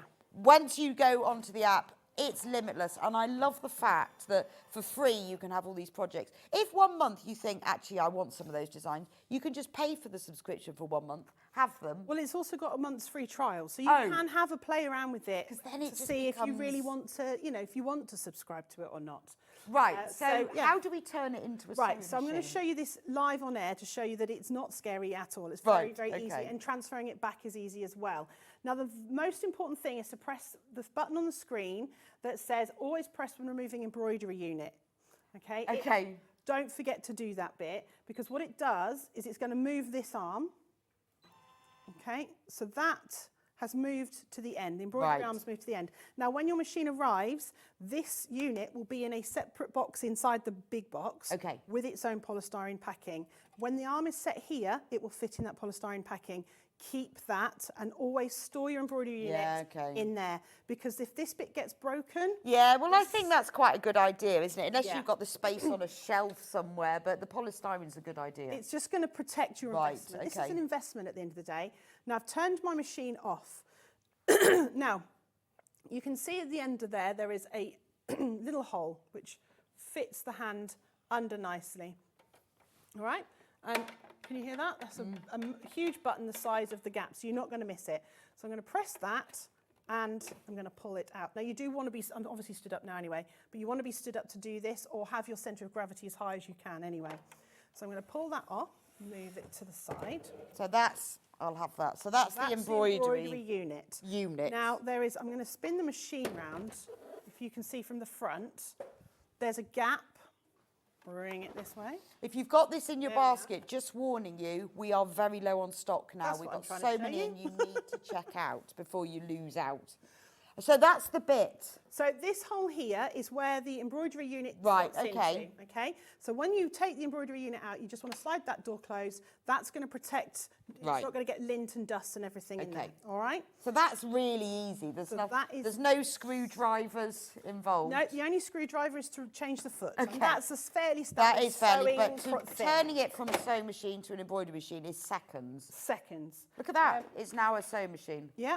So how good is the sewing machine? What does it do? The sewing machine is fabulous. Right. This is the sewing machine I use every day. Okay. Okay. And I have many brother machines. I've used many machines of different brands. Okay. This is my machine of choice. I just really like it for various reasons. How easy it is to sew. I mean, this sews really fast. So this is 850 stitches per minute. I'm trying to find my regular foot. There we are. 850 stitches per minute. So I was talking to you this morning about how I don't like things that take a long time. So yeah, everything's got to be nice and fast. It has the ability to stitch sideways. Wow. Yeah, so I'm going to show you that in a second. That's amazing. You can design your own stitch with it. Okay. As well. I mean, this is what I think is great. It's got loads and loads of stitches on it. So although it's an embroidery machine as well, it doesn't then limit how many stitches. I believe 291 sewing stitches on here, and 10 buttonholes, 5 fonts, and you get all your other bits. Now I want some thread. There's some thread. That's a lot of stitches. You see, I thought when you got these combined machines that you would get less stitches on the sewing machine bit. No, but you don't at all, do you? No, not at all. Right, I'm going to wind a bobbin quickly. Okay, so let's have a look at the features. There we go. So, key features, nearly a 5-inch colour touch screen. which is great because it makes it so much easier. I love a touch screen. 26 by 16 centimetre embroidery area. 313 built-in patterns, 55 of them are Disney and 13 fonts. Advanced needle threader, yeah, I've seen that because you don't have to pull the loop through, you just go and it's down. Brilliant. We'll see that again in a sec. Auto jump stitch trimmer, what is that? So on your embroidery, a lot of sort of smaller embroidery machines will have what they call travelling stitches or jump stitches. Yes, yes. So it's where it doesn't cut the thread in between, and it will jump over. Now, when you are designing your own, so on the Artspira app, we didn't even touch on the fact that you can design your own and you can convert photographs into embroideries and all kinds of things. Wow. Yeah. But if it's a gap of larger than 5 millimetres, it will cut the thread for you. So no travelling. Oh, that is good. I like that. Right. That's amazing that you can scan photos in. Yeah. Yeah, you can do, and I've just seen, literally, as I turned the app on this morning, that they've now got this new AI function, which will turn your photos into all sorts of things, cartoons and manga designs. Wow, so they're constantly updating all the time then. Constantly. You do need to get checked out on these. I mean, I know it's a considered purchase and you're waiting to see the rest of the demo. Just keep warning you, we are very low in stock on these now. 2499, £100 saving. If you want to, and this is entirely up to you, if you want to spread the cost, we can do it on a 5-way split pay, which won't cost you any more. So for £499.80, you will get the sent straight to you, and then you'll just pay the other instalments. But when you come to check out, whether it's on the phone or whether you're doing it on the website, you can choose at that point whether you do it. Right, here's an example. Yeah, this is the side stitch, and I want to see this. This is one of the very wide, there's some incredibly wide decorative stitches on this machine. And this is, you can just sew sideways and backwards, forwards. And right. So if you're doing like, you know, on bags where you're sort of doing your little... Oh, yeah, square with a cross in it. Yeah, you can do that automatically. Or you can also, if you have like a patch that you need to sew on a sleeve, you don't have to worry about trying to spin it. So it works brilliantly for that, but also it means we have these really wide decorative stitches. So normally a sewing machine will take you to, 7 mils is usually the widest stitch. This goes up to 39 millimetres wide. That's brilliant, because whenever I sew like straps on, I always do like a square and you have to turn it round, and sometimes you're right inside the bag, and that will just do it. That's amazing. You don't have to do that. If you sew on the I thought about it as just that it was like for darning, which you could use it for that. You could absolutely use it actually for darning. For things like that, it's brilliant. Yeah. No, if you go into the sewing menu, hang on, that's the embroidery menu. There's a button here. Everything is so intuitive what is behind each button. And if number 5 is your multi-directional, so there's your left and right. Look, and you can also do left and right in zigzag form as well. Amazing. So that's your brilliant for darning jeans. Brilliant, yes, very, very good for darning jeans. And then I want to show you the side cutter, but I also want to show you this because this is my favourite thing as well. Right. This is the knee lift, right? This is a nod to industrial machines. Industrial machines have this. And it means that when you're sat in a chair, you can use your knee to raise and lower the presser foot. So when you're doing those sort of fiddly... where you've got to get it held like that and you're like, oh, no, I've got to lower my presser foot. You can use your leg. That is fabulous, isn't it? So again, if you struggle using your feet, you can use this without the pod. And it comes with the knee lift as well? Yes, it comes with the knee lift. Now, where's my side cutter foot? It's got all of your standard utility stitches. It's got special stitches. Oh, you were going to show me the cutting. I'm going to show you the side cutter foot. Needle question. Oh, and there was a question about putting it in the middle. I can show you that very easily. Okay.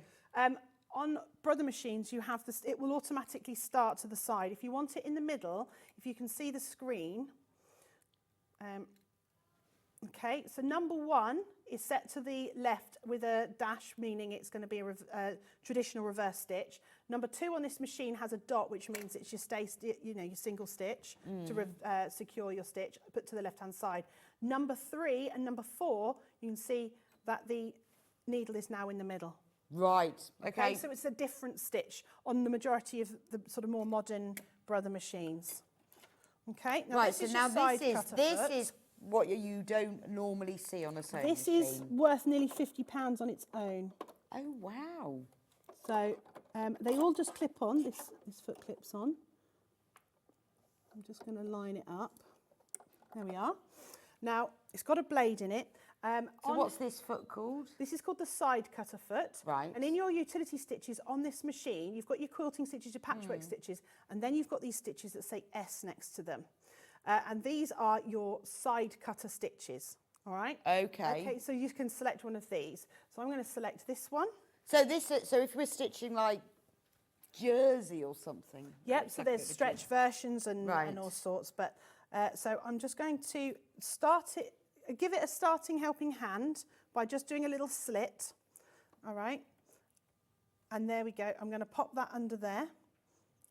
So this is, what did you say, worth £50 on its own? 37 apparently. 37, this It's side gone cutter. And it down comes since with I that. looked. Okay.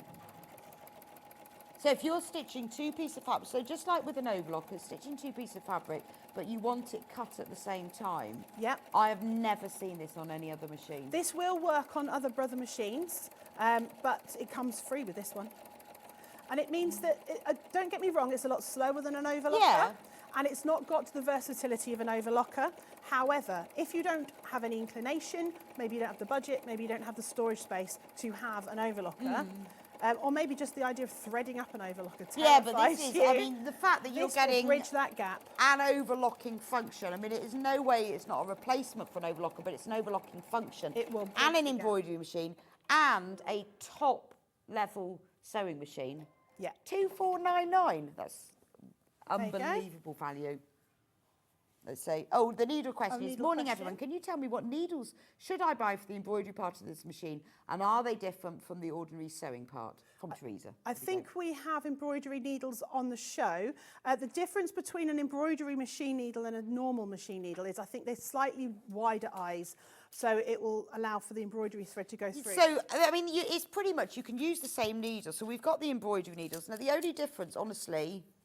It's the size of the eye that is... And it has bigger. a deeper scarf on the back, which is the little groove, but behind the eye, because it allows thicker threads to sit in there. But you don't need anything... You don't necessarily need to use those. I've always just used universal. If you're using like metallic threads or speciality threads, I would go with the embroidery needle. If you're not, don't worry. If you're using normal thread, just use your normal needle. Well, and also if you find that maybe something isn't quite right, your embroideries aren't looking quite right, then try a different needle. But again, you also want to bear in mind if you're embroidering onto thick denim, maybe you want to use a denim so needle, I would say jersey, choose the needle based on the fabric and thread rather than the fact you're embroidering. Yeah, absolutely. So if you're using thicker threads, like top stitch threads, or metallic in threads, use an embroidery needle because the thread will sit thicker. But it's not like it's an embroidery machine that needs special needles. It's a sewing machine, it's an embroidery machine. Choose it based on the thread and the fabric. Yes. Which makes it great because the thing is with this, you know, if you want to use different colours, we've got loads of colours of sewing thread, haven't we? Yeah. We might not have many. I would recommend using proper embroidery threads for your embroidery. Right, okay. Because this machine works at very high speed, so you need the proper embroidery threads have a sheen to them, but they're also strong. They will deal with that strength. Can you use normal threads, but these just work better? These work better because of that sheen. What will happen is the machine uses that to create texture within the design. So I would recommend using proper embroidery threads for your embroidery. Right, okay. But needles, doesn't matter. They're there if you want to try them. Yeah, I mean, are they, well, they're great I think if you're using metallic threads, they're better. Yeah, but some of the more metallic embroidery threads are a bit more fragile. Yeah, that's true. Yeah. Wow. So we've got the overlocking function. Yes. This is fab. And I presume it's got all your normal stitches. Absolutely. It's like I said, it's got 291 stitches on there. Right. 10 buttonholes. It will sew your button on for you. It will do your darning for you. All of the stitches are also in this inside lid here. Okay. So you can't lose them. They're on the machine as well, obviously, and in your manual, but they are all on here. So, and this little lid just closes down. I presume so. I'm going through this slide that we had. So the oh, look, there's all the stitches. The LED pointer, I presume that's for the embroidery machine. Yes. I think that I've not seen that before as well. Wireless, walking foot included. Yeah, walking foot. There we are. Haven't even talked about the walking foot. No, I didn't got a walking foot. I think it's that side cutter foot. I think that's amazing, isn't it? It's an amazing bit of kit. Like I say, it saves you having to have an overlocker if you really don't want to. So this machine, I think, for the price, and I know it's a considered purchase, 2499, which is £100 off. It comes with the side cutter foot, which is worth £37. It comes with the walking foot. You've got full embroidery machine function with Disney stitches. So I think that's the big thing about this one, is you've got the Disney. It's a high top level sewing machine, but you're getting both together. I think that is a fantastic price. Now, if you want to spread the cost, we can split it into 5 equal payments of £499.80. When you come to check out, just choose at that point. We don't charge you interest and we don't charge you an admin fee. It's optional and it's up to you whether you want to do it or not. But this is one opportunity where you can get this. Now, we only have a few left in stock and loads in baskets. So if you want to get hold of it, you need to do that now. I think I've lost my batteries. Can I have some new batteries, please? Can you hear them? I can hear them. Right, I can't hear anything at all. It's a really, really great price. Like I said, we've talked about why you would have a combined machine, and there are so many reasons. But I just love how Brother make everything so easy to use. That's the thing for me. It's so intuitive. You could pick this up as an absolute beginner and start sewing with it. You could also pick it up as somebody who is very advanced. Maybe, you sew for a living, and this would work for you as well. Like I said, I do work for a living. I work for a living. We all work for a living. I sew for a living. I sew for a living, and this is the machine I use every day. Okay. I've just done some sewing for London Fashion Week on this machine. Right, back now, I can hear. I sort of felt like I was lost everything. Right, we have got 9 machines in baskets. So if you want this, you need to check out, because obviously it's going to take us a while to get them back in stock. We have only got a very few left. And after midnight, you'll lose your £100 saving. So I know it's a considered purchase, but it comes with... If you're in the market for a sewing machine and embroidery machine, honestly, you will not regret it. Well, everybody has their own thing that they want. That foot sounds great to me. I love the sideways thing. I want to embroider my denim jacket. And there's so much in this machine. Have a think about it. If you've got any more questions, do message us in. Thanks so much for today, Becky. Thank you. It's been a pleasure. I've had a great time. It's been really lovely working with you today. I will see you back in a few minutes' time with Suzie, who's going to do everything about bags and her fantastic Quirky flower bag. You're going to learn loads and loads of more patchwork and quilting skills. So I'll see you back in a few minutes.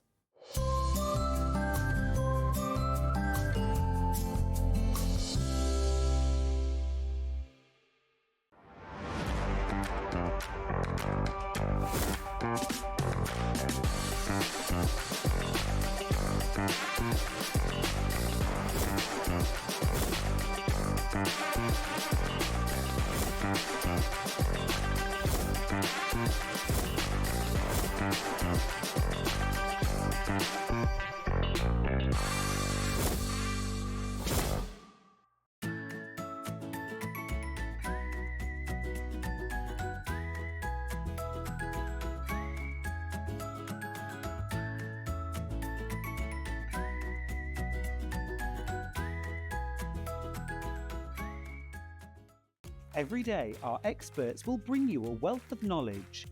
They'll take you through the steps of making projects, and we feature fabulous tips along the way. Whether you're new to sewing or a seasoned pro, you're sure to learn something new. We're live every day from 8 AM till 1 PM, and you can also watch back all of the demonstrations featured on the show on our YouTube channel.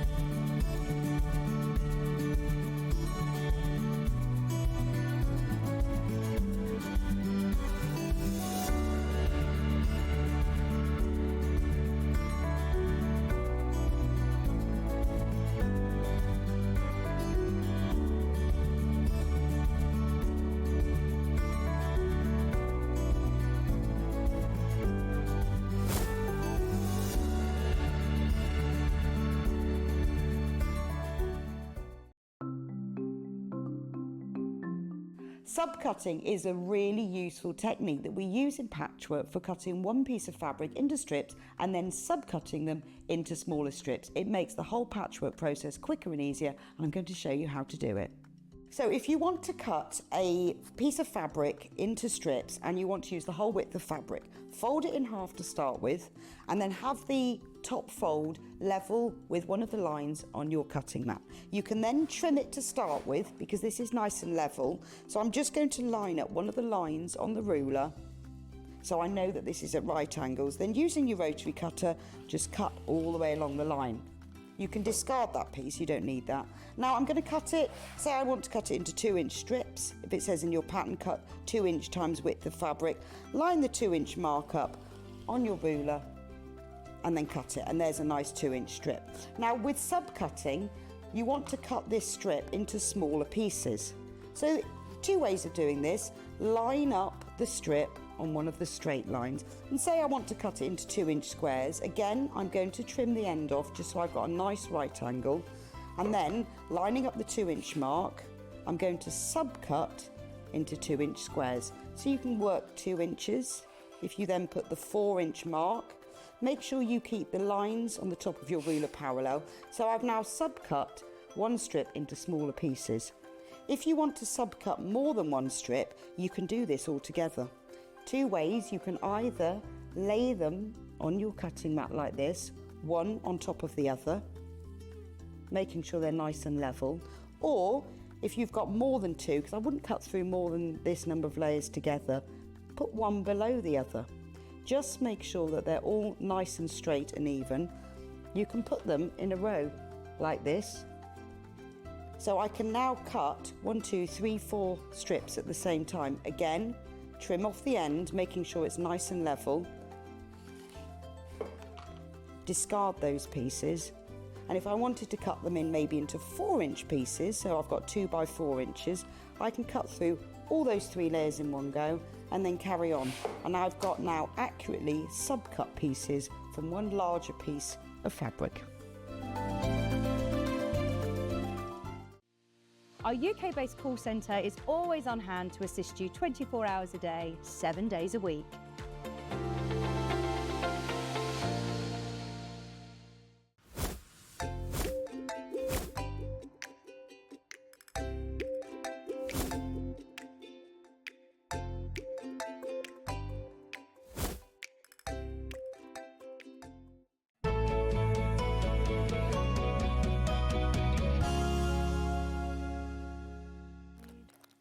Welcome back to Sewing Street. So we're all about flowers and tote bags. We are. The quirky flower tote bag. So this is what Susie's going to be showing us now. Look at this. I love this. I love all these flowers. It's a bit of spring. It is a bit of spring in a non-spring time. It is still winter. It's but raining. We need spring. I know, and it's raining. It's raining. And it was 10 degrees. What's that about? I prefer it was warm cold. rain. Yeah, I prefer it was cold, actually. Yeah. Gorgeous. Isn't that lovely? So pretty. And then on this side, you've got a whole big flower. It's a nice big bag. You can get everything in here. Rulers. Gorgeous. Is it designed for anything in particular? No, I just like a very large tote bag. Right, okay. A So large tote bag, you can get literally absolutely anything. You can use it for, if you're going on retreats, workshops. It's a good weekend. You know, all those last minute things you think, oh, forgot my slippers, oh, forgot my bag. I know, I always have like my big bag or my overnight bag or my suitcase, and then I think, oh, I need another one. Yeah. It's one of ideal those. for that. It's one of those. So the kit for this, let me show you what you get. This colourway is already flying out on pre-order. You get the full instructions. It's a picture of the front, picture of the back. You've got all of the cutting guides there. You've got the diagrams. Got full diagrams and photos of every single stage. So it'd be really, really simple to follow. And you've also got a layout diagram so that you can colour it in as well if you want to. Because with the kit, you obviously get the instructions. So if you want to make a leather one, you can then colour that in to do it again. The kit itself,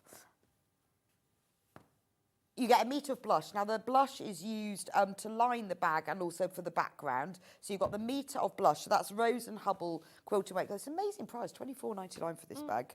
Really good. And then you've got 3 fat quarters. of the Lewis and Irene Isabella collection. Love the pink in this. It's a really nice shade, isn't it? It's, I would call it an antique pink. Antique pink, yes. Antique green. Yeah. And more antique pink. So that's everything that you need for the outer and the lining of the bag. Obviously, if you want to add wadding, you'll need that. You might want to add bosal or foam interfacing, you can do that. But this is all the fabric that you're going to need for the outer, the lining and the handle of the bag. So it works out that once you work out the instructions and this, that the Lewis and Irene fabric comes out at £7. So it's a fantastic value, £24.99 for a tote bag this side, and it's so it's so finished, isn't it? It's not just a tote bag; it's patchwork. Yeah, beautiful. That's the thing, if you don't I like the stem. Yeah, I think the stem's really cool. Yeah, it's really cool. If you don't want it as a bag, you could use the blocks. You could just have it as blocks, couldn't you? Yeah. But look at the stem; it's so cool because to get it that narrow, if it was pieced, it'd be really fiddly, wouldn't it? Yeah. That's lovely, isn't it? And then the back as well. So basically, you're getting the instructions for 2 blocks at the same time. Unbelievable. So that is the Lewis and Irene version. Then we've got the Andover version. I love Andover fabrics as well. I think they're gorgeous. So what you've got with this one, your background is blue. So you get a metre. Cloud, I think it's blue, a metre of cloud blue. So that's going to be all your sort of background and your lining. And then you get these 3 ginghams. How pretty are these? A blue one. I mean, that really will look like spring and summer, that one won't. Yeah, it really is pretty. So you get a blue one and a green one. And then you get a pink print. There we go. It's from the Andover Plain and Simple collection. So this is the one that Susie's going to show us what it looks like with demonstrating. But that's really pretty, isn't it? Really pretty. Now, if you want the instructions on their own, so because you want to use your own fabric, here they are. If you want the printed version, £9.99 for that. So obviously use your own fabrics, but then you can make this over and over again. It's like having the instructions for a bag plus 2 quilt blocks all at the same time. £9.99 for the instructions, and those are the printed versions that will be sent to you. If you would rather download them at home, and you can either work from them off your laptop or your iPad, or you can print them out yourself. This is the first time we've had the digital download of these. £9.99 for these. Pop them in your basket, check out, and then they will be delivered straight to your computer so that you can get going on them in a couple of hours' time, as soon as you're ready.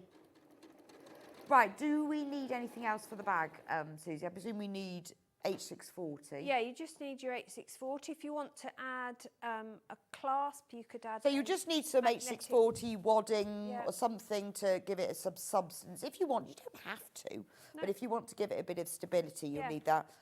And how much H640 do we need? It's half a metre?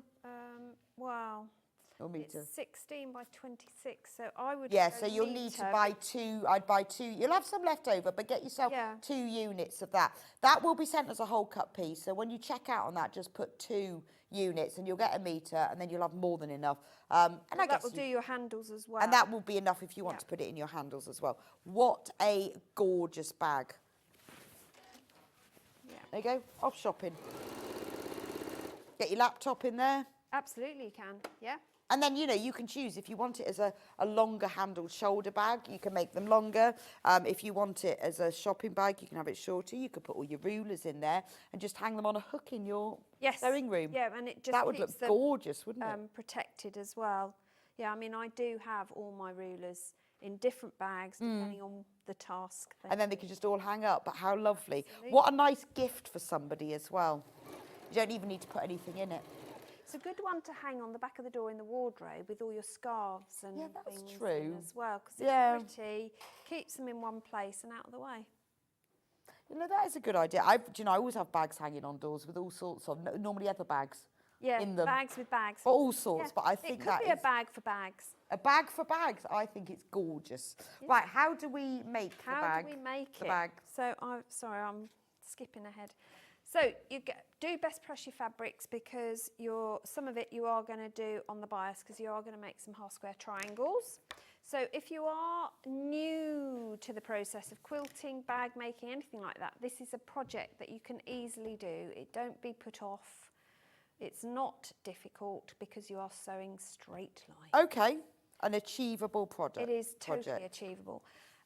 There is sufficient fabric in it that if you in the kits, so that if you want to add a pocket, you can add a pocket. If you want to do 2 big flowers instead of a big and a 3 small on the other side, you can do that as well.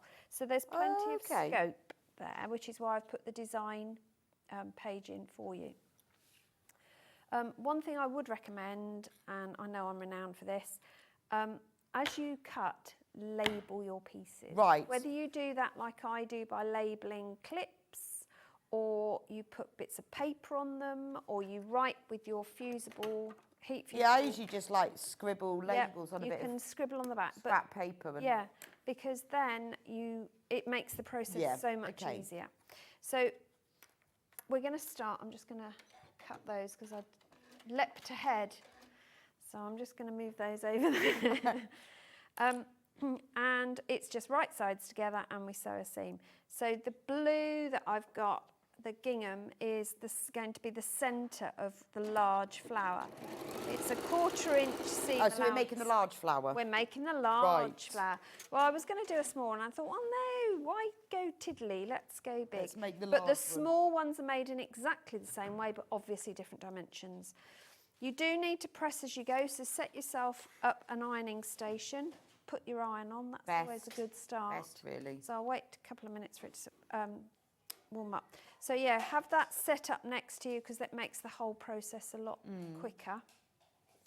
That should be hot enough by now. So set your seam, and then I press my seams open. You can do that, or you can press them to the side you've just added. It's entirely up to you. But certainly at this stage I've pressed open. So then we're going to place another one at the bottom. And these prints are multi-directional, so I haven't even got to think about which way up they are. Some of them aren't, so you might worry about which way up they are, or just go with the flow. It's entirely up to you. Okay. And again, we're going to press that as well. This one I'll probably press to the side I've just added. It's just quicker, if nothing else. Then we're going to add another one on the side of that. And so it is a bit like a log cabin in that you're going round.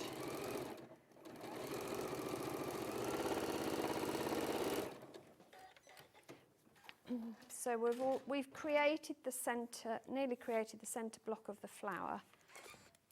So it doesn't take long. If you get yourself everything cut out and sorted, you can whiz this bag out in no time at all.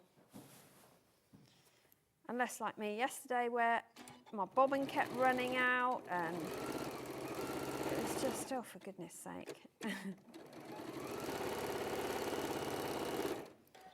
So that's the centre of the flower. Now we want to do the sort of petal bit.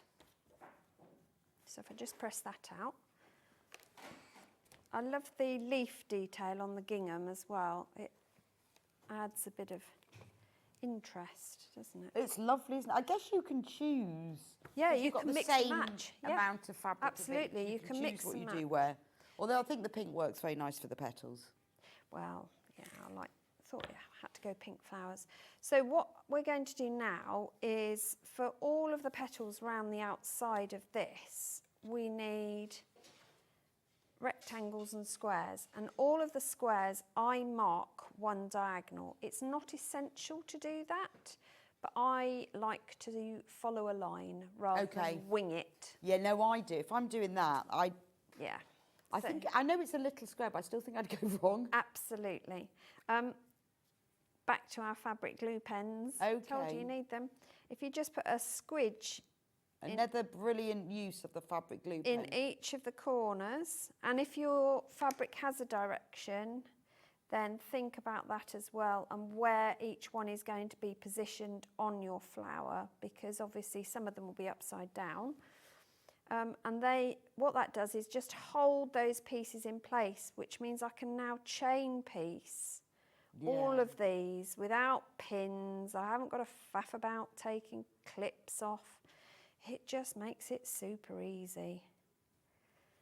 And we're going to cut those corners off anyway in a second. So, right, so I'm just going to separate these. Brilliant. I've So got get yourself, if you haven't got a glue pen, that glue pen comes with the pen with the glue in it and one refill as well. We do have more refills. So once you've got your pen, don't worry, we do sell more refills. But everyone has different reasons why they use it, or they use it for lots of different things. But for snowballing corners like this, it's fantastic. Oh, it's just so useful.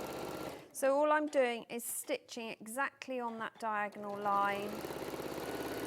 Normal stitch length. Oh, I've lost one. Where's that gone? Oh, there it is. One flew off. There you go. But it means if you've got everything lined up, glued into place, you can do what I'm doing and just chain piece everything. I'm a great fan of chain piecing. Yeah, me too. And sometimes I twist myself up into knots doing it. I think I can't be bothered to cut the threads. So I'll go back and chain piece the other way, and I'm going to twist everything round. Oh no, I do cut in between, but I have been known to like do this bit of the pattern, and then I'll start jumping ahead a few steps because I know I can chain piece the next bit on as well, and it just I've got. It's also I like it because if you're doing like several blocks at once, you can keep them in groups. Absolutely. So I think it's really useful for that. It is useful, and if you've got a pattern that's got one design, say 4 different blocks, then you can do each of the blocks at once, and then your head space is just concentrating on one process. It took me a while though, when people used to talk about it, to work out how to do it. Yeah. I couldn't ever seem to find anywhere that said how close does one piece need to be to the next one. It's sort of one of those assumed things, isn't it? I think it also depends on your sewing machine and your foot plate, because if you've got a straight stitch plate in, obviously you can get them a bit closer than you can if you've got a zigzag plate in. So, yeah, and on the size of the squares. I mean, the other reason I didn't do the little shape is because the squares for that are teeny tiny. It's like doll's house flowers, and I just thought that's ludicrous. We'll be here forever.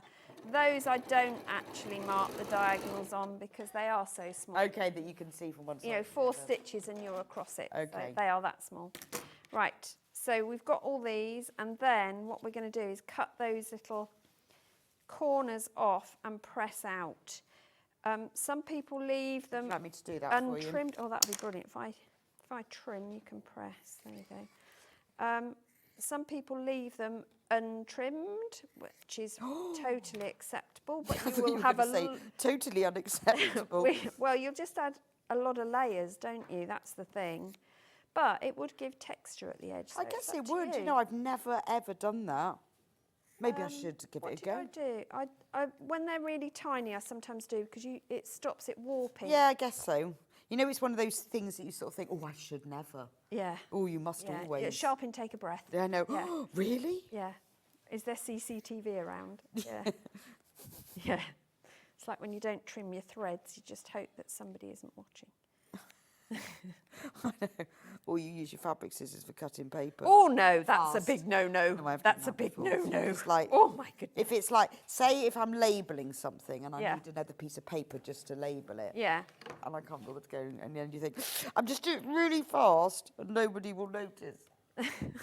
So these little trimmings, put them in a bag, and then you can use them for stuffing pin cushions, doorstops, pillows, Oh, I always whatever. think of you when I throw those in the bin.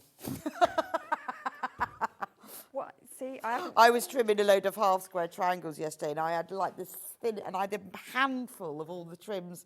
And you thought, and I thought Susie of you would be, yeah. As I threw them in the bin. What we're going to do is pair these off, and it's important that they're the right way around. You want the little ears. They do look like little dog faces, I think. Well, like that, they look like little puppies. Yeah. don't they? Yeah. With their ears down. So I'm just now they gonna look like cats. assemble the block so you can see how it goes. And this is why I said you have to be careful if you've got directional fabric, if you want things the right way up, because these ones are going to be upside down. Yes, if you care. So what we're going to do is stitch it's getting these. hot now. Yeah, it's nice. It is really hot. Because it's cold in here. Yeah. I'll just put my hands on in there. Yeah. I just said today's the first day my hands haven't been blue. It's lovely. When we're pairing, you're going to bring them together, and just because of the way we've pressed, or Bex has pressed, you've got that bump. Normally we like to nest our seams, but for this it's quite useful because you know they're aligned because they're sitting on top of each other. And I just put a clip in on that point, and I just work my way round, making sure that they're aligned. Okay. And then I can stitch them, and I always put my clip on the side that I'm sewing, because then again, if I'm chain piecing, I haven't got to think, is it the right way up? Have I got it all in the right place? If it's got a clip on it, it's going to get sewn. And then I'm going to spend 20 minutes unpicking because I haven't thought about it. Right, so we're going to stitch these. Again, 1/4 inch seam, and I shall pass them to my noble assistant because I'm afraid they all need pressing as well.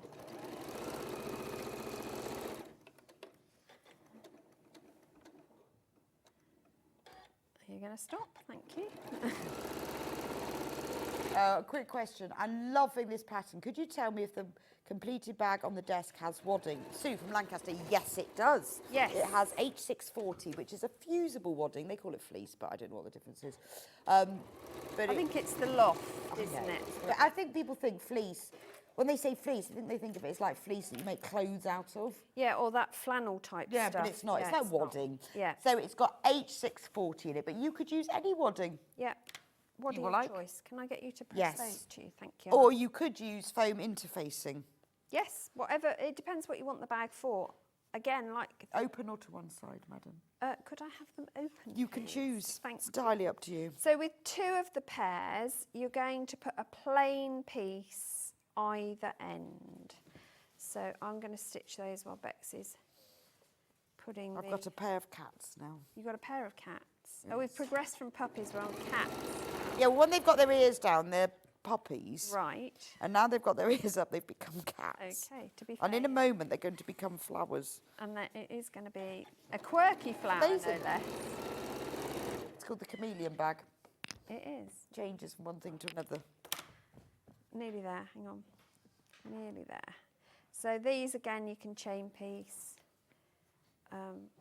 And they are just squares, so it's a straight line. So far, we haven't done anything tricky, have we, really? No. It's all been very straightforward.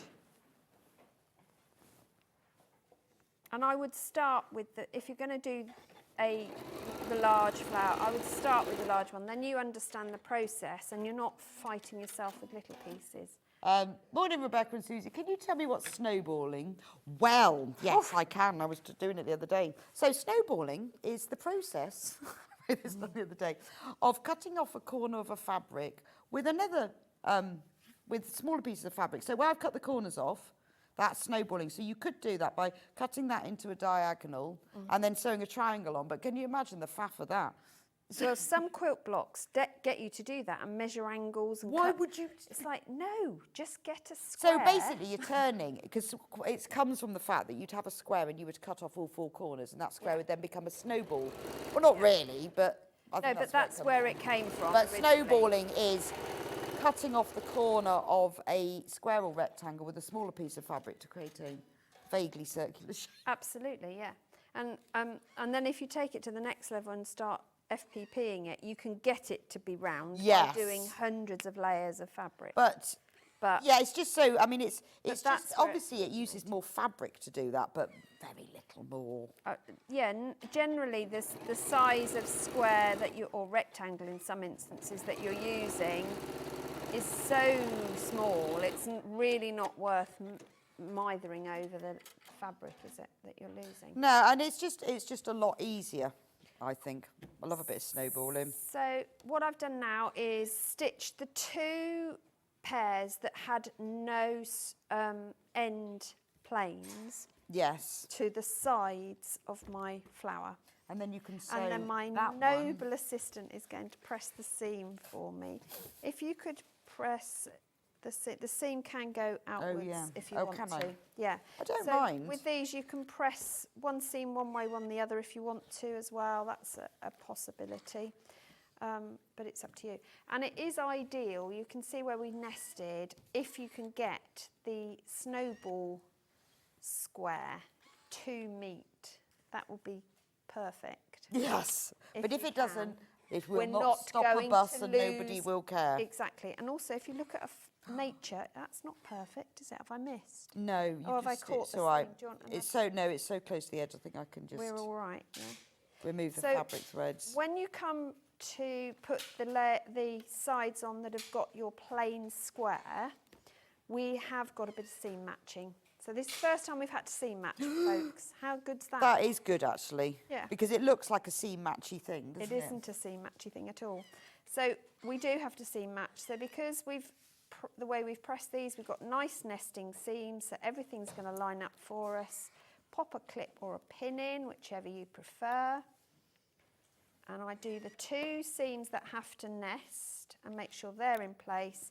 Lay it flat, make sure the rest is lined up, and put that 3rd clip in, and then we're going to stitch down there. Right, just quick stock announcement. Over half of the other colourway, the one that's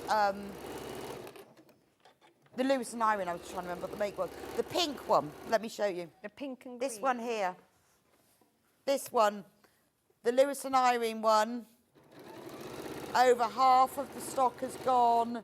Loads more in baskets. If you want this one, it is selling fast, thick and fast. Gorgeous, isn't it? So do get the kit for that one. The kit has got full instructions. Oh yeah, I forgot we have an overhead. Do you know what, you get so used to not having an overhead. Yeah, you hold everything up. I know. Yeah. I got so used to that. It took me half of the show of the last one to remember we didn't have one. And now I forgot what we do. You then get a metre of blush, which is a lovely vintage antique pink. And then you get these 3 fat quarters, Lewis and Irene, and the colour match is beautiful. And look at this, in the centre, there's little birds. I don't know what birds they are, maybe like little partridges or something. Yeah. What do you I think? They're a little bit artistic licence. Yeah, maybe they're not anything. Yeah. Pretty pigeons. They could be pigeons, thrushes. Yeah. But I do think there's a bit of partridge. Yeah, they look more like that, because I thought partridge in a pear tree, because it did look very similar to the one they did for Christmas with metallic thread in. Spring partridge. Yeah. It's a special thing. And they are around all year. You don't just have them for Christmas. Like robins. Like mince pies. It's amazing value. $24.99. It makes it amazing value because you're getting the full instructions, all the fabric you need. All you will need on top of that is some wadding if you want to put it in. It's entirely up to you. We're going to sell out of this when we're very low in stock now. So if you want it, press that little checkout button. Ka-ching, like that. And then it'll be yours. Which is what you need. Well, there's some websites you shop in where you just get on then on your phone, it goes ka-ching, like a till. I think I like that one. Love that noise. I think that's mine now. Yeah, there you go. So we've got our big flower. So the little flowers are exactly the same, but smaller. And you're going to make, you can either make 3 different ones, because you'll have enough fabric to do that. Or you can make 2 the same and 1 different. Yeah, so you could have a green flower. You could have a green flower and with a pink centre. You could have a blue one with a green centre. Right. And a pink one with a blue centre. Okay. It's entirely up to or you. You can do them all the same. Yeah, you can do them all the same. So you're going to make your small flowers the same, and then you want to make your leaves. Yes, so let me show you what that looks like on the bag. I'll bring that over to you, actually, because that makes more sense, doesn't it? Yeah. So on this one, so when you're doing this kit, you can obviously choose what colour. You could use the green gingham for the leaves or the blue, whatever. But these are the leaves, and then the stem, can you see, is like a pleat. It almost. Is. Yeah. It's clever, isn't it? Yeah, it was a happy accident. Was it? I'll be honest, it was a happy accident. I feel like and there's two ways of doing it. You could put piping cord in there, couldn't yes. you? I feel like I want to put piping cord. Yeah, it would have to be Sorry, thin. I put my hands all over it. So very thin piping cord. I know, but it just sort of, because it looks like you've put them, but it gives it a bit of texture. I love them. There are two ways of doing that, so I'm going to show you Okay, right, so let's do leaves and stems. So we're going to be making half square triangles. So if you are new to it all, a half square triangle is one of the most versatile, well-used, easiest things to get hold of and Did you see, we had on air the other day special sewing machine tape that you can use for half square triangles? I was probably on a dog walk. It's amazing. Is it? Right, All right, so you stick it on your machine. It's like a washi tape. Right. But you don't stick it under the needle. You sort of stick it from here down. Yeah. And then, because it's got lines where the needle you goes can and line then the a edge of the quarter of an inch fabric. outside, so you just line up there with Yeah. the central line. No, you put the point on the quarter of an inch, Yeah. and it's amazing. That is good. It's amazing. I'd thought of you. I thought you'd love that. I would love that. That would be a great gadget. Apparently, it's been around for years. Well, now you've said that, I think I have some from It's when just I worked with Riley a Blake. tape that has three lines on it. Yeah. It's magic. very We need to good. get that back in. We do, We because sold the I whole need lot. some. I know you. I did need think of some. you. I thought you would love I this. would. I'm such a sad person. Because I loved it. I knew you'd love it too. So, if you haven't got that tape, No, yeah, sorry. That was this just is an one aside. method to This is do just an aside. We'll get it back. half square triangles. Now, there are several ways of doing half square triangles. Everyone has their own technique. This is my preferred method for two at once. Right. So, I like to draw the line I'm going to sew on. Okay. So, I place my ruler with a 1/4 inch mark along the diagonal, and I draw a line. And I draw from the centre outwards, because then I'm not going to drag my fabric. I'm then going to turn that round, and I'm going to line up the 1/2 inch line on that line I've just drawn. The 1/4 inch will line up on my diagonal, and I can draw in my other 1/4 inch line. So I've got two tram lines, each a 1/4 of an inch away from the diagonal. So I'm going to repeat that process for another one, because I do need 4 of these. And this is a job that I do. I do all my cutting out in the evenings before the project day, as it were. And then I sit watching the telly, doing all my line drawing. I know how to live. You do. I'm thinking, no, I don't, because in the evening I like to be doing a bit of knitting or crochet in the evening. I can't be sewing. Oh no, well I do that. I tend to do that. Well, not crochet, because I don't crochet, but my knitting I tend to do when Simon's driving us wherever we're going. I couldn't do that one. That would make me feel sick. I either do that or EPP. No. Yeah. I can't do it. No, if I was in a coach or a train, but in a car, if I do anything, then it just makes me feel sick. No, I'm fine. I love Susie's demos, and there are loads of them. What are the dimensions of the bag, please? I'm wondering about adapting this for ruler storage. Yes, so it's a 17-inch high and wide bag, and my one is 3 inches deep, so it will hold a lot of rulers. The original version, that's the photograph on the pattern, is actually currently housing all my creative grid specialist rulers. Would you put pockets in if it was for ruler storage? I put, so not all of them, but one of mine has got a pocket in for the little templates, right, for the applique templates and things. But if I'm housing like my Stripology squared and the 12.5-inch square, those sorts of rulers, I don't bother with pockets, because they're not going to fit in a pocket. Right, so you would just have a bag like that. I've never made a ruler bag because I haven't got enough, you see, that's what I was wondering.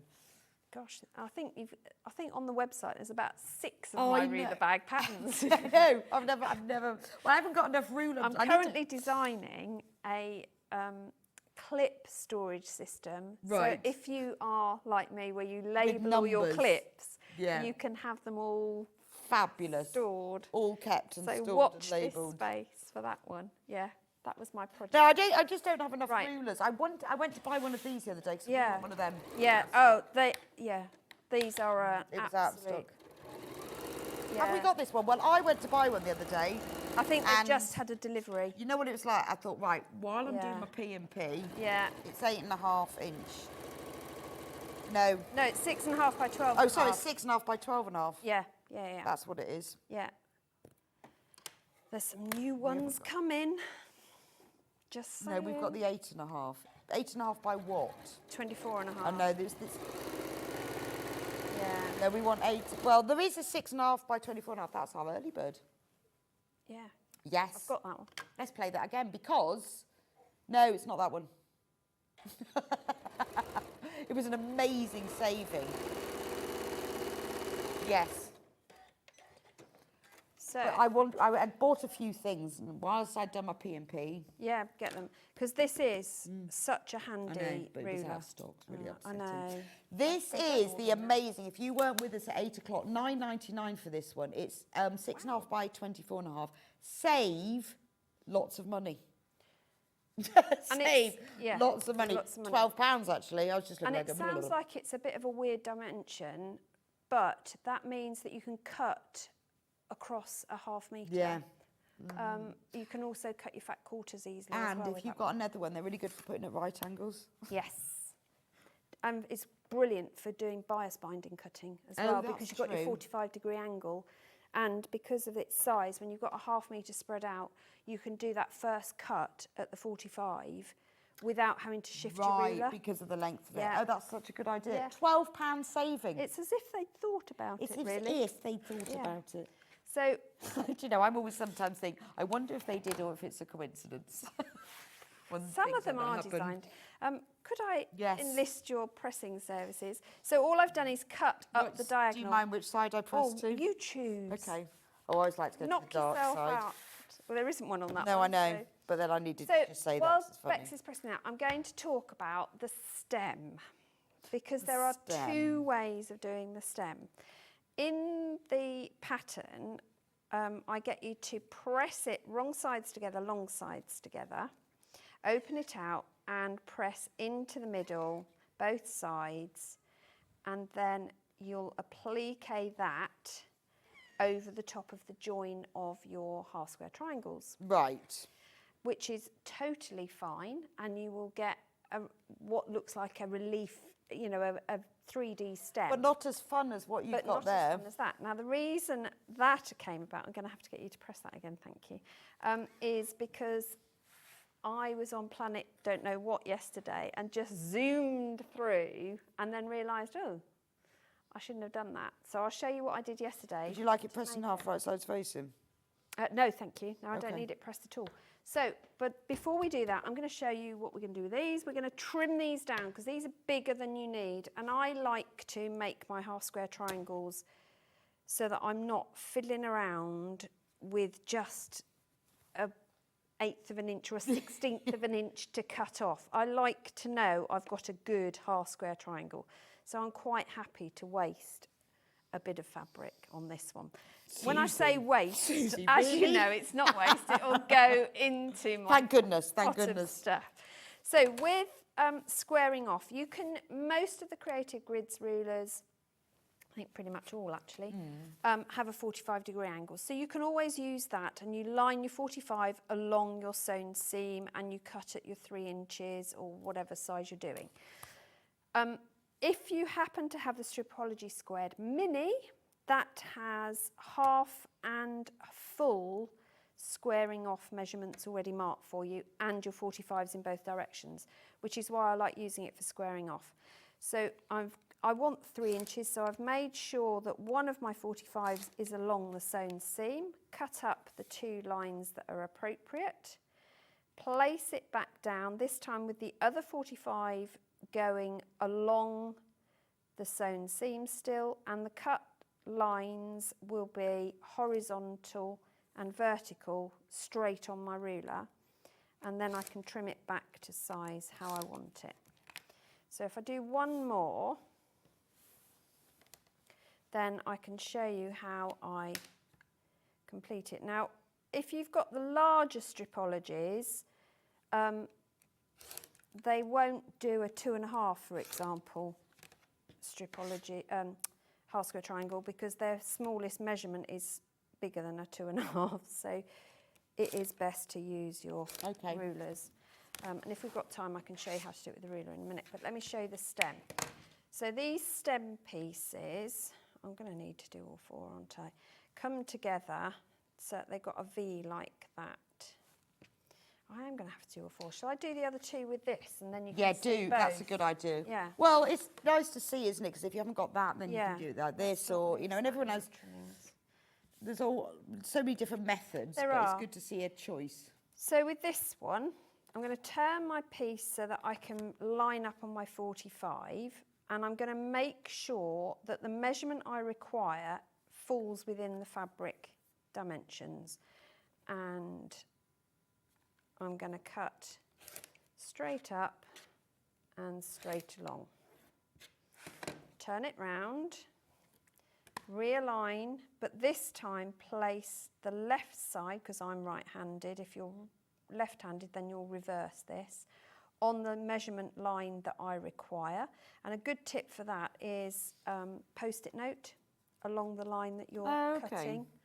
And so then you can see it, or go over it in a highlighter, but then you've got to take it off afterwards. I prefer the old page markers or sticky notes, whichever.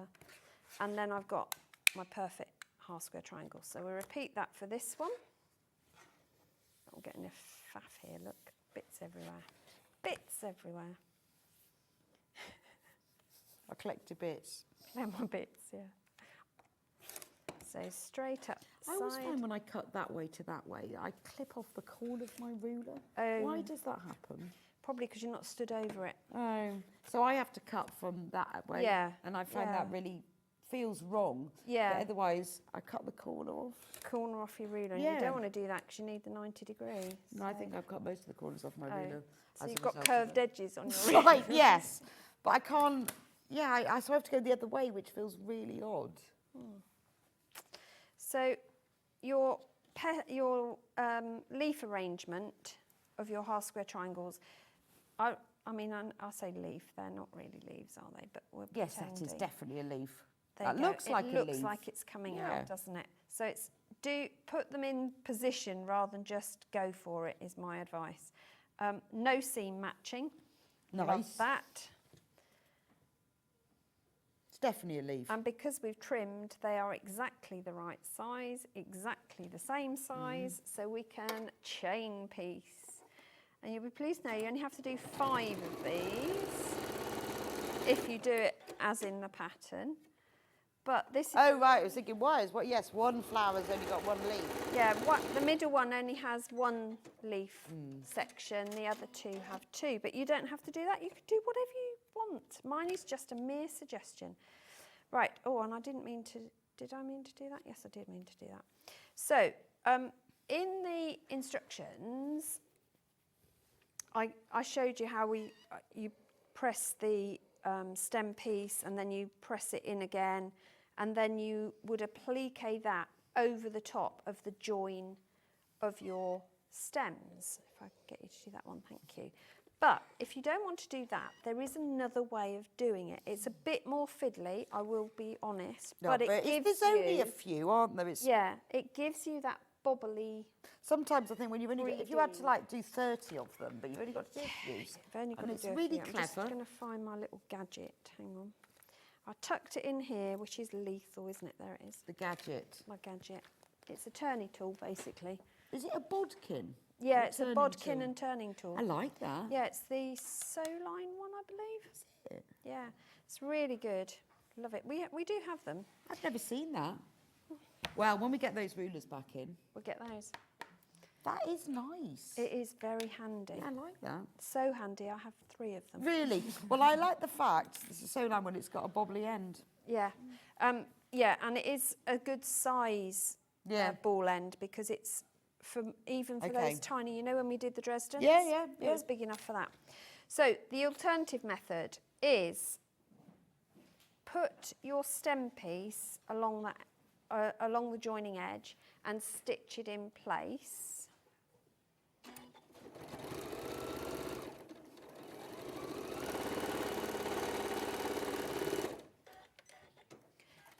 then you're going to join the other side of that stem piece. I mean, this is how you'd think a stem would be constructed, wouldn't you?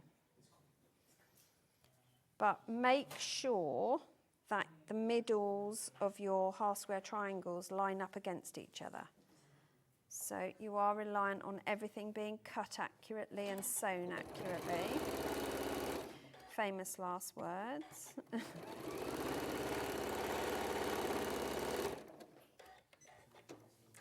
Then, before you press, you can press those, in fact, yeah, I will press those out so that they both go towards that stem piece. Do you want me to, shall I do it? Oh, okay. So it looks like a closed seam, yeah? Yes. So if I bring it back in, so it now looks like that and our stem looks like that. But the reason you can't leave it like that is because that's too wide. Yes, yes. Because our little flowers are smaller. So what you do, cunningly, is you bring those two sewn seams together, but tuck that piece in. Yes, what you mean. And you can line up those, clip those. And I would suggest that you run your finger inside the seam to push out the middle bit, to make sure. With that amazing... You could with your little turner. Yeah. Well, that's what I'm going to use in a minute when we press it. I need one more clip. There we go. So then you're going to stitch back along that seam that you've just sewn, making sure that you've got that little extra bit of stem underneath.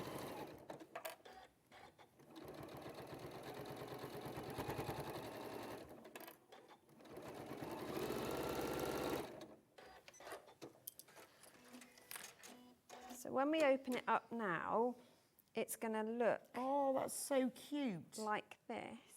But we want this flat. So this is where this tool comes in handy. And I tried a thin knitting needle. That works as well. You just need something that's rounded, cylindrical, but thin enough to get up the entire stem. And this just happens to be a perfect fit. Amazing. I also found if you put the ball end nearest the end you're going to start pressing. Right. It flattens it out for the iron. So oh, I see what you... Right, I've got it now. So it can't go to one side. It's got to be flat. It's got to go flat. Well, it doesn't have to. It's your bag, but I like it to But you see, flat. because it fits that bodkin, if you had like a narrow, just a bit of wool or something, or thick thread. Bring that in. String. Yeah, I have got some piping cord that is this small, Well, I'm trying to think what you'd have that would be... I have no idea why I have that piping cord, but I have that piping cord. String, I reckon. Yeah. But you can see, you can use it just to bring it over. And then if you want to top stitch as well, you can. I missed that bit. Go back over that. Yeah, well, you could just, I mean, to be honest, even if it was just over to one side, it wouldn't matter, would it? No, it wouldn't. It just gives has it that texture. Yeah, and I love that. I love the little bit of texture on it. Yeah, but the other method that's in the pattern, what that gives you is the same look, but you stitch it down in place. So you're stitching an 1/8 of an inch. So it's really, this is for if you're not happy top stitching very small pieces very close to an edge. So I love it. It's just I think little touches like that are always nice when you've got something you've got a bit of something. And it's another skill set to learn, isn't it? But then that's the result. Looks fabulous. And I know this looks ridiculous because it's a big flower, but you'll have a little flower on the top. Stem. That's quite cute, actually. It's a bit cartoony because that's going to fall over, isn't it? Yeah, it is. It's brilliant, though. Love it. Yeah. Fabulous. Right, let me go back and talk about the kits. Because we need to talk about these other kits. So the Quirky Flower Tote Bag. Now, the one that, which is the pink and green. Okay. Oh, right, the one that, that really confused me, it's a pink and green. So the one that Suzie was just demonstrating now, in the kit, you get full instructions. You get 1 metre of cloud Rose and Hubble quilting weight fabric, which is Jess's favourite colour in the colour card. Is it? My favourite colour in the colour card is vintage blue. Oh, is it? Yeah. Oh, or is it the one that's just a bit one darker than duck egg? Is it called vintage? Misty blue. Misty blue. Misty yeah. blue. Yeah.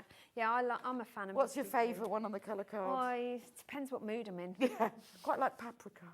Yeah, paprika's good. Paprika's very nice. Yeah. Then you get... Tomatoes are goodie. Oh, yes, I do like that. Another specialist subject. Then you get a fat quarter each of these Ando fabrics in the pink gingham, the blue gingham, the green gingham, and the pink print. $24.99 for that. Amazing value, because that's everything for the outer and the lining of the bag. All you're going to need on top of that is a little bit of wadding. So that's that one. Now, the Lewis and Irene pink one, only 9 left. Loads of you've got this in baskets. Blush pink, a metre of for the lining and the background. And then you've got the Lewis and Irene, you've got the green with the birds, this lovely vintage pink in a small scale print, and a larger one with a little splash of green. Very low in stock on that one. Now, if you want the instructions on their own, here they are. This is the printed instructions. $9.99. If you want the digital, the PDF ones that are emailed to you so you can print them out at home or look at them on your computer, because it doesn't have templates, so you don't even need to print anything out. Yeah, these are really these are more popular than physical copies. It chops and changes, to be honest. One doesn't ever seem to win. I've noticed it's about 50-50. It is about 50-50. Amazing. Right, let's talk about the butterfly bag. Ooh. Which is this one here. It is. Gorgeous. Tell me about the So the butterfly bag. is a bag. Not only is it a very useful cross-body bag, it's a easy introduction into foundation paper piecing. Oh, is it? Because is that the right? butterfly is made by foundation paper piecing. So if you've never tried it, this is a nice... It's a non-scary A non-scary pattern. Yeah. It's big pieces to piece together to give you, and it's just on the flap. But the bag itself has got a front pocket as well. So it's got lots of storage capabilities. Okay. You can round the edges if you want to or not. Well, I think that's lovely. I love the butterfly on the front, and then you've got a little covered button. Yeah. But you could swap that for a magnet or a snap clasp if you prefer, or no clasp at all. 7th of February is when you demoed this. Is it? Yeah, 9 a.m. Yeah. Rounded bottom, covered button. I like the little bound top. Yes, so that's lovely. That's just by making the pocket with that extra... yeah, but it's a really lovely, it's a pretty... It's a nice touch, pretty it? bag. It's very finished, isn't it? It is, yeah. But I like the little D-rings. Yep, and you can make the handle adjustable and whatever size you want. Beautiful. So in this kit, you get, obviously, full instructions to make the bag with a little bit of FPP. So this is perfect if you've never done it before, or if you just want to do a little bit. Then you get half a metre of white, Rose and Hubble fabric. Oh, I like these. Yeah, aren't they pretty? Beautiful. They're tildes. Tilda. Half a metre.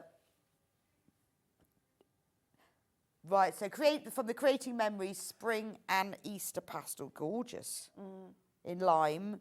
And this one is Winter Carla Red.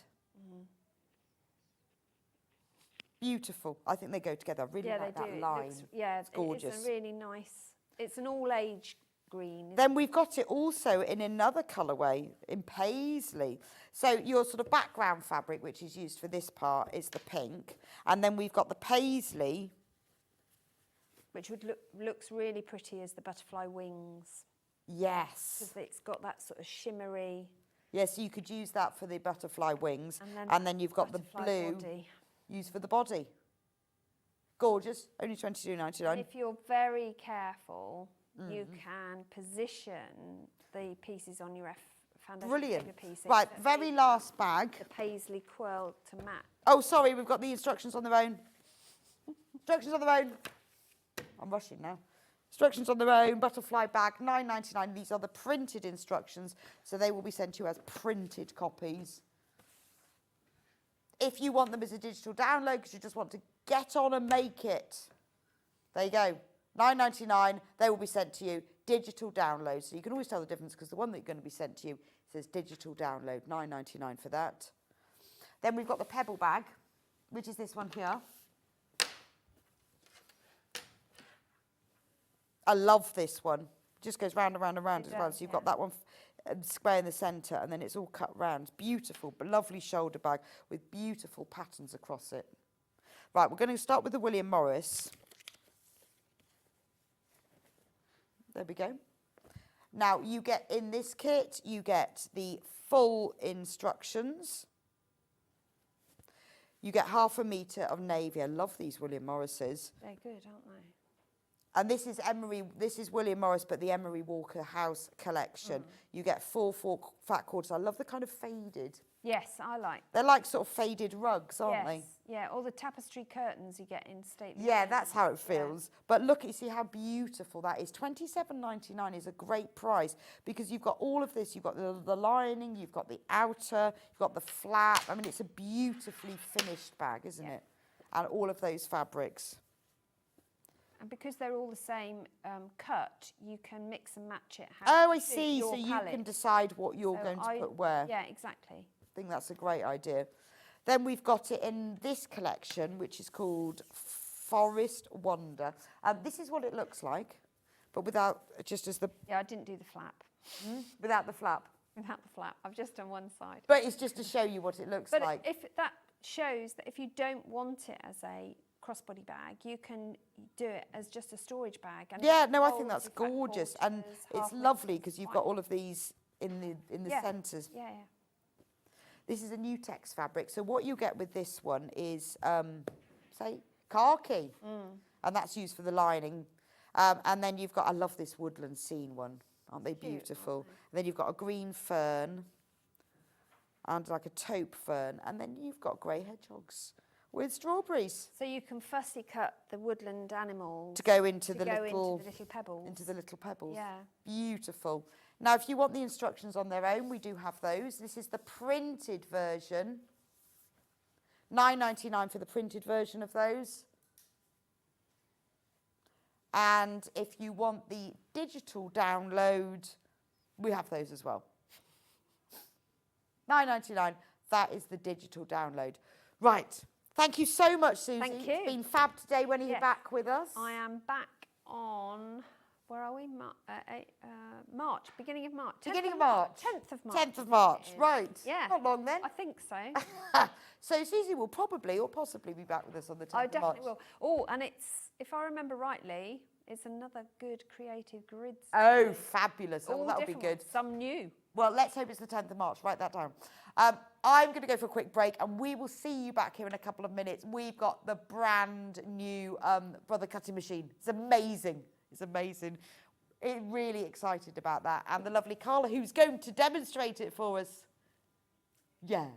I will see you. I'm just talking to her. She's already awaited it. It's amazing. You are going to love this. I'll see you back here in a few minutes' time.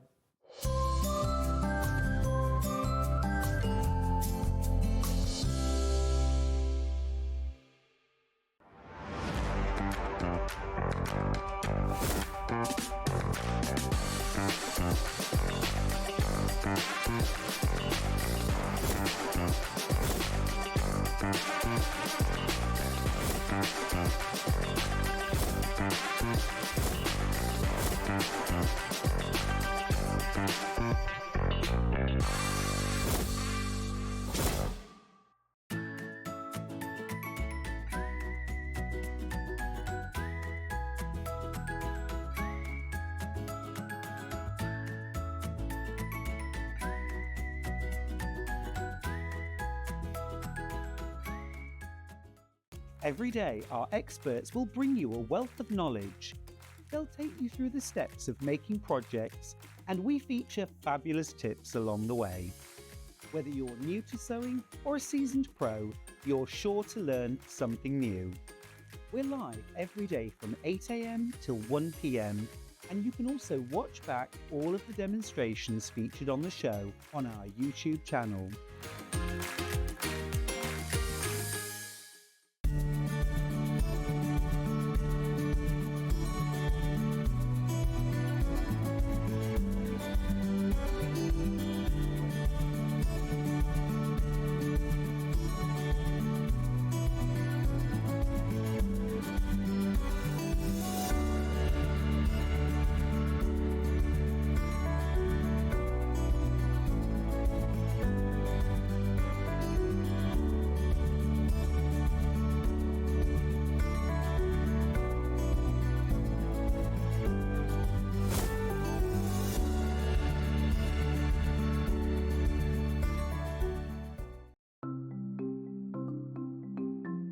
Subcutting is a really useful technique that we use in patchwork for cutting one piece of fabric into strips and then subcutting them into smaller strips. It makes the whole patchwork process quicker and easier, and I'm going to show you how to do it.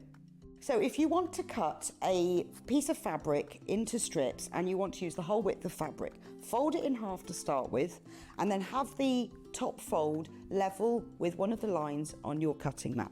You can then trim it to start with because this is nice and level. So I'm just going to line up one of the lines on the ruler so I know that this is at right angles. Then using your rotary cutter, just cut all the way along the line. You can discard that piece, you don't need that. Now I'm going to cut it, say I want to cut it into 2-inch strips. If it says in your pattern, cut 2-inch times width of fabric, line the 2-inch mark up on your ruler and then cut it, and there's a nice 2-inch strip. Now with subcutting, you want to cut this strip into smaller pieces.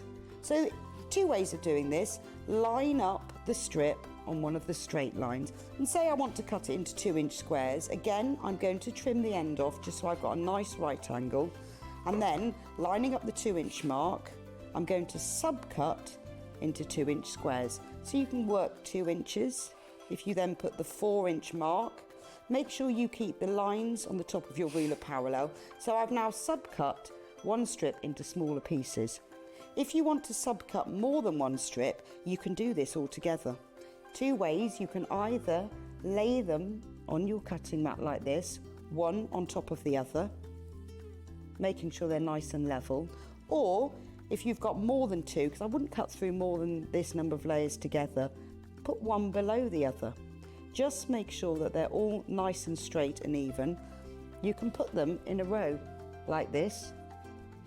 So I can now cut 1, 2, 3, 4 strips at the same time. Again, trim off the end, making sure it's nice and level. Discard those pieces. And if I wanted to cut them in maybe into 4-inch pieces, so I've got 2 by 4 inches, I can cut through all those 3 layers in one go and then carry on. And I've got now accurately subcut pieces from one larger piece of fabric. Our UK-based call centre is always on hand to assist you 24 hours a day, 7 days a week.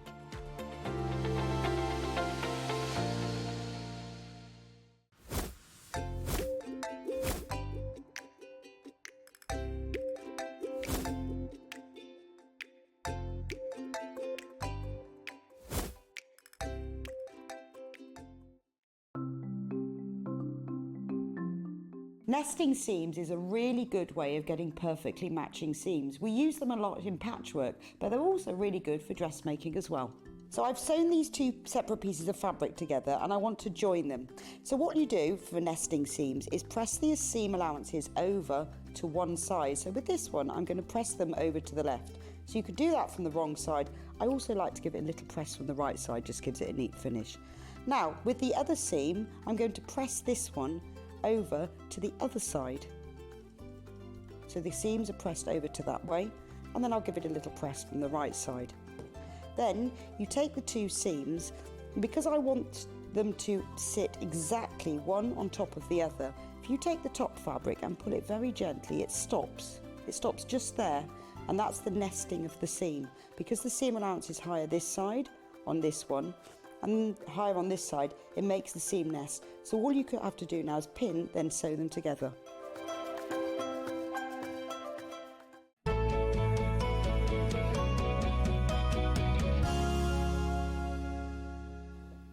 Welcome back to Sewing Street. And Carla. Hi, hi, hi. And Carla says that she has got the best machine The best machine in the world. The best machine in the world. We all have to say, in my opinion. I said that once. This is the best, and you have to say that. In my opinion. Yeah. Is the best in my opinion. Is that better? It's a cutting machine. It's got 2 really good things about it. 1, it's Carla's favourite machine in the whole world. And 2, we are reducing the price. Yeah, massively. The deal you're getting today on this is unbeatable. It is incredible because you're getting the most amazing bundle.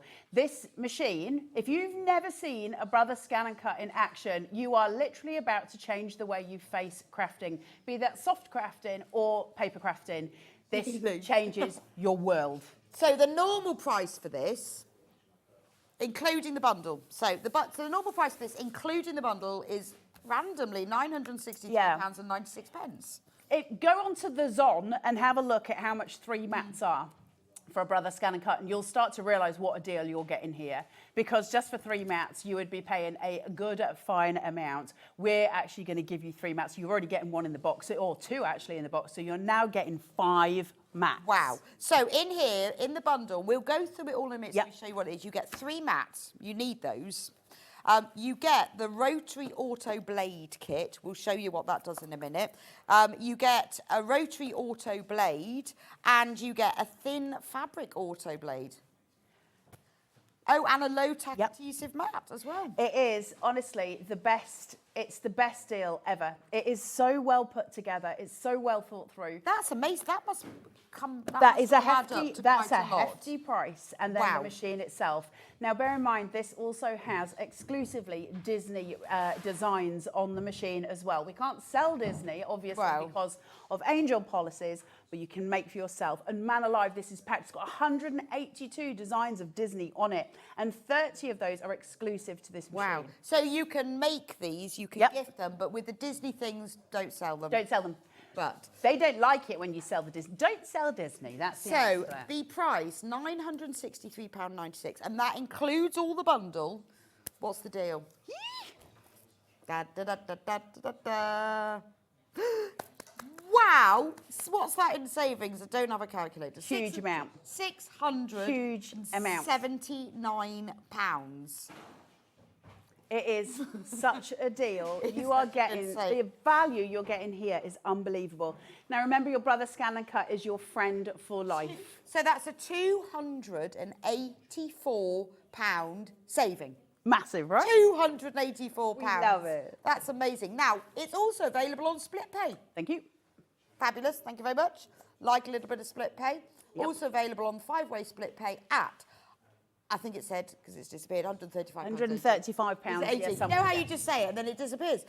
So, £135.80, 5-way split pay. Right, now we've done all the numbers and the words. What does it do? It does so much. Why is this the best machine in the world? Well, there's other cutting machines. For those of you sitting at home, you go, well, I've seen cutting machines before. I know that there's a Cricut one and there's a Silhouette one. Why is the Scanncut so different? Well, actually, the clue's in the name. It's a scanning function on it.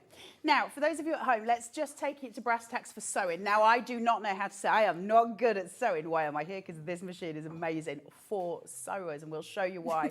But say you've got a pattern for a teddy bear, right? And you've drawn it yourself, or you have downloaded it and you're free to do different things with it.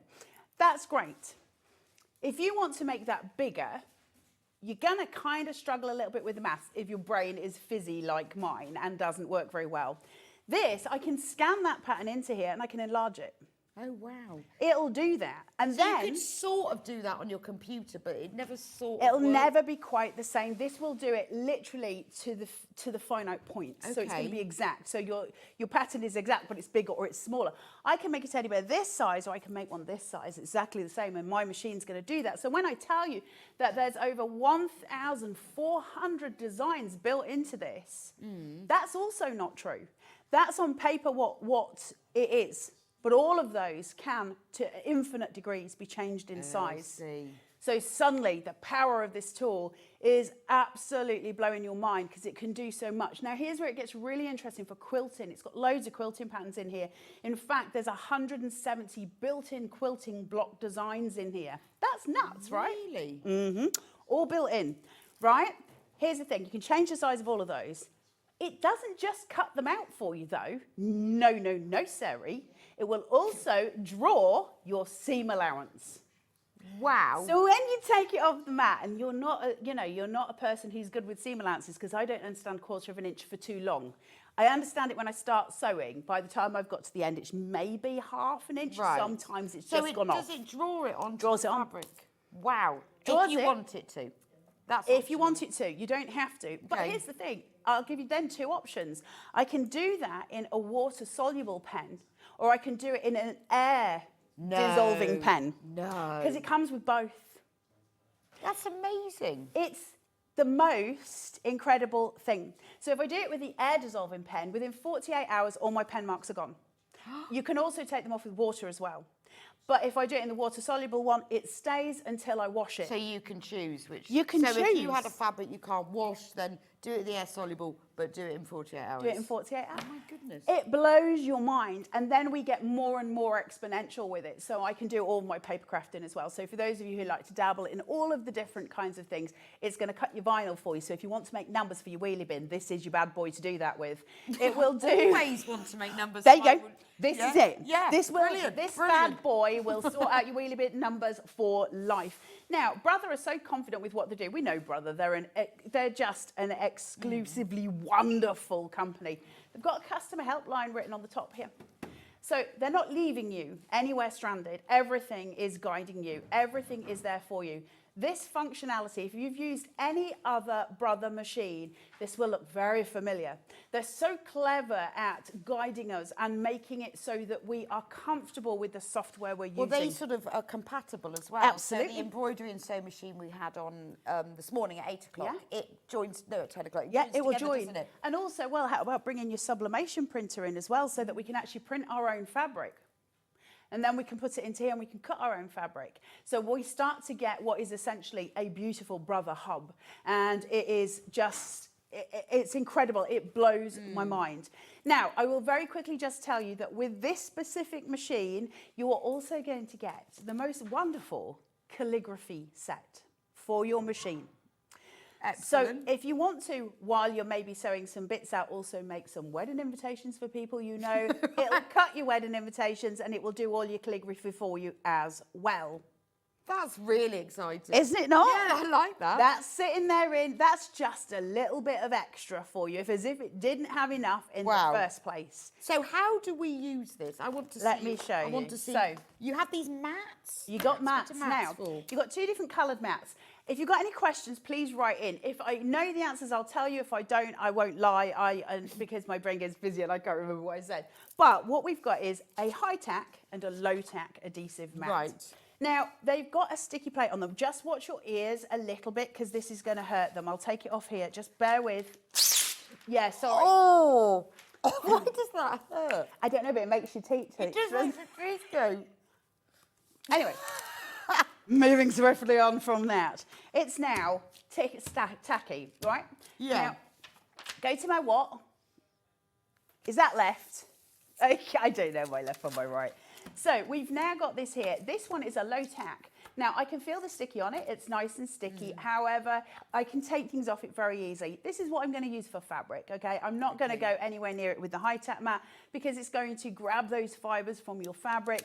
That's not going to be helpful at all. Yeah, that's sticky. So if you take this one off, watch your ears. This one will eventually peel up off the surface with you. It is super, super tacky.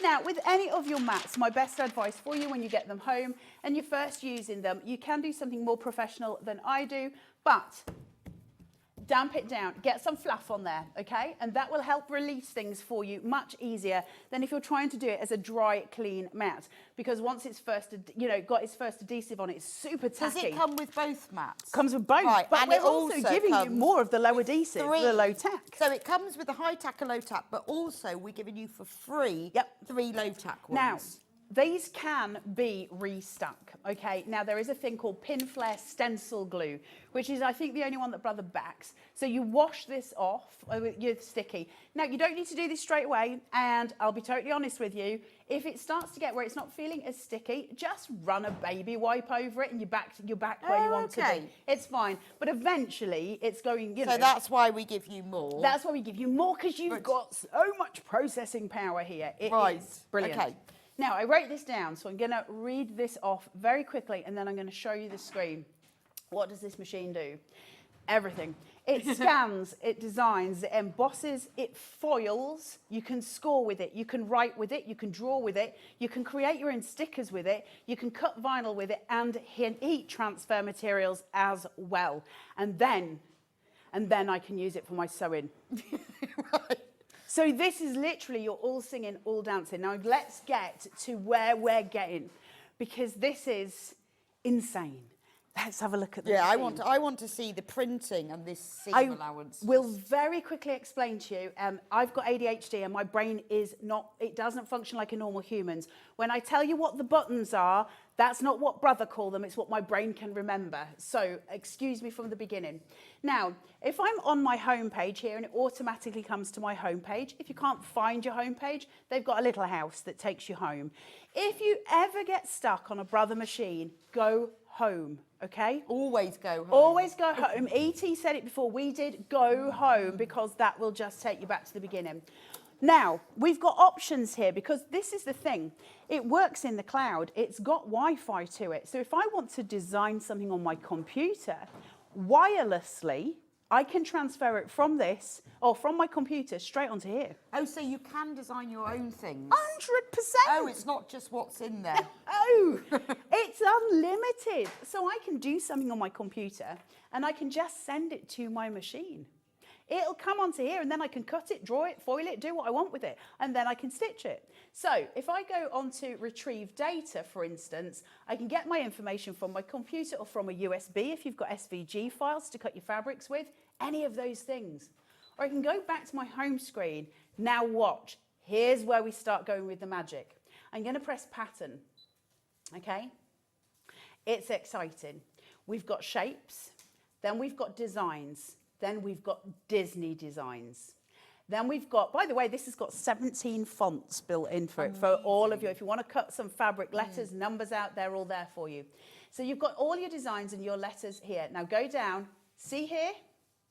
This is all your quilting blocks. Wow. Let's go in. See those. Right? Now, you'll see here, doesn't look too exciting. There's 7 of them. Thank you very much. That's still nice, right? But that's just showing you, well, these are the types of blocks. We've grouped them. Right, okay. Okay, so now it says, let's go into this one, for instance. So that's like your half square triangle blocks. Then watch. Oh, wow. Loads of them. Okay. So you've got like maple leaf. I'm trusting you. Yes. I'm trusting you to tell me the things. I didn't even know what a block was before I got in. So those are all the half square triangle blocks. Right, so there you go. So we've got those. Now I can go back by using this back button and that'll take me into the next one. So let's have a look through. We're going to show you all of them. Okay. So I can go in and I can go down. Now they're quite complex, some of these. They're not the most easy. Some of them take you to quite far on in your quilting journey. Some of them are very simple when you're starting out. So we're going from beginner right through. Now, bear in mind, you can bring your own in as well. You don't have to use these ones. These are just here for if you want to. And of course, you're going to design them with your own fabric sets. Look how many there are here. This is ridiculous. Yeah, there's loads. This is your ultimate friend for quilting, right? That's it. I'm only on to the 3rd one. Right, so you've got lots and lots Yeah, in there. let's go into the 4th. Have a look at these. Nice one. I know, look at all of these. Yeah, They're it's getting beautiful. more complex. Aren't they gorgeous? Yes. So suddenly, what we're doing actually is schooling ourselves from a very learner beginning point right up to those very complex patterns. Look at these. So not only are we doing something that is wonderful in the sense that it does it for us easily, it's also teaching us as we go. And I love that because I want to learn. I want to know more about things. So all of these patterns going through, look at these. Oh, I think we just did these ones. Let me go into this one. I love this one. The sundial there. Wow. Aren't they beautiful? Yeah. And then finally into here. You're never going to be short of blocks. A lot of quilt blocks. Yes. So how do I get it to cut it? Yes, this is what I want to know. Right. How do I get that to cut it? So let's talk about the machine very quickly because mine hasn't got a blade in at the minute, so it's not going to do anything at all. When you open it up, you've got these pieces here. What do we love as crafters? Storage. So I've now got set storage in the bottom of my machine to hold all of my tools. First of all, inside here, the little white envelope, there we go, there is a spatula and a whizzy stylus for those of us who have got rather large fingers and can't use the buttons like my good self, okay? Stylus, spatula to take your fabric off. Do use that. It's got a burnishing tool with it as well, so you can burnish your fabric on when you're using it, and the spatula helps you to remove your fabric once it's been cut. So you're going to get those in there. You're also going to get a normal blade. That's for cutting cardstock, vinyl, all of those things. But they don't leave you there. They're giving you a fabric blade. That's the gold top. Remember, for all of you guys sitting at home with Sewing Street, you believe your craft is the gold top of craft. That's the gold top. Yes. So there you've got that. Now in here, because we've now got a pack of colouring pens, and we've got a pen holder, and we've got a separate water-soluble, air-soluble. They're your fabric pens. Okay? So we've got those, and we need the pen holder. I'll leave the rest of that in there because we're going to get on with the demos. So I'll keep the gold one, the gold top, and we'll show you how to use it. Right. You need to put your blade in. Now, your blade sits with a little cap on it for safety. This is where this gets really exciting because it's an auto blade. What does an auto blade mean? I don't need to know the settings. I don't know how. I don't need to work out how deep it needs to cut. It's gonna work it out for me. Okay. So what it does, the blade goes into the mat and it goes, this is how deep the mat is. Then it goes over to your fabric and it cuts a little tiny just indent. It goes, this is how deep your fabric is. And so I know how far to put the blade out, and it cuts it perfectly. You can go up to 3 millimeters thick. Right. Now, one of the things that we're giving you, of course, is an auto rotary tool. That auto rotary tool is going to manage those thicker fabrics and those intricate details and that's beautifully. The ones that we've got for free. That's coming in the bundle. So thank you very much. I've got options. Take it off the cap. It's got a flat back here, and that flat back is going to sit in the machine against the back of the blade holder. So when I put this in, all you're doing is you slot it in and you just push it down just very gently. You don't need to push too hard, and it sits inside, and you just pull its seatbelt down. Once the seatbelt's down, it's held in, it's ready to go. If it doesn't cut perfectly the first time, it's usually because you've got that seated in the wrong way. So I'm just showing you how to do that. As for your pen holder, I'll be quick because these shows go so fast. Right, you've got your little pen holder here. It's got a little didgeridoo on the back of it, like a wadgum, right? Push the wadgum, and that'll open, all right? And that's going to securely hold my little pens, which are here. So if I take out, well, I'll do the water soluble for now. Take this out, take the cap off, obviously, pop it into your pen holder, all right? Shut the cap. They even give you a little holder on the top so you don't lose your lid. Oh, that's very thought out. That is thought out. I like that. That comes from people who know crafters. Yeah. We lose everything. I think I've lost my children occasionally in my craft room. There's so much stuff in there. They usually come out when it's dinner time. So you can push that in. That's there now, and that's ready to draw out a pattern. So I'm going to use a light fabric. Look at me pretending like I know what I'm talking about with fabric. Beautiful fabric. Do you like my fabric? That's lovely. So thank you. So I'm going to put it on upside down. Now, obviously, if we're doing something and we're doing it with drawing, you want it to be on the back of the fabric, not on the front. I'm pretending I know what I talk about. No, wrong but side. it will be very good. Yeah. Is that important? Yeah, yeah. Because obviously that's where your seam allowance is going to be, and you're going to sew them together. Now, mine might struggle with this a little bit. I might need some scissors, and that's just purely on the balance that these black dots at the bottom are being covered. They're your registration marks for the machine here, okay? So your machine reads these. Now, they have got them at the top, so I might be okay. If not, we can get a pair of scissors and just trim that down. We're looking at a 12 by 12 workspace. Here's where it gets super exciting, though. What you can also get for the Brother Scanncut, which I think is wonderful, and I've got one at home, are 24-inch mats. Oh, I see. So if you can cut bigger pieces. If you want to make something huge, go for your life. Right, let's have a look and see if we can get this to work. I might need to trim that a little bit. So once... Right, we're halfway through the show, and when everyone has checked out, we've got 20 left. Good So luck. if you've got it in your basket, you need to get checked out. You know when people say that we know it's a considered purchase? I'm not saying that here. It's not a considered purchase. This is... It has been my best friend for 8 years, and I hated cutting machines with a passion. They made me learn the Brother Scanncut, and I love it. It's the best thing ever. So I've got a little pieces here, so my mat just sits between, so I know it's in the right position. Always go at it from a good angle. I'm not at a good angle, so I could potentially feed the mat in wrong. I should be okay, but just in case. Now, on here, this is where my stupid words come in. There's a chessboard. It's not really a chessboard. It's a picture of the mat, but it looks like a chessboard in my head. Now, the way I remember all of the buttons with the Scanncut, because, you know, technology, It's to remember it in ways that I can reference. So I'm going to start the game we're about to play. So I'm going to press my chessboard. That's going to feed my mat in. It's going to read those registration marks and go, this is a genuine mat. I know where I'm going. I know what I'm doing. I know everything is working, okay? So that seat's there. Now let's go for the most simple because, you know, demonstrations and all. We'll go into these ones and we'll do this one, okay? It's the first one on there.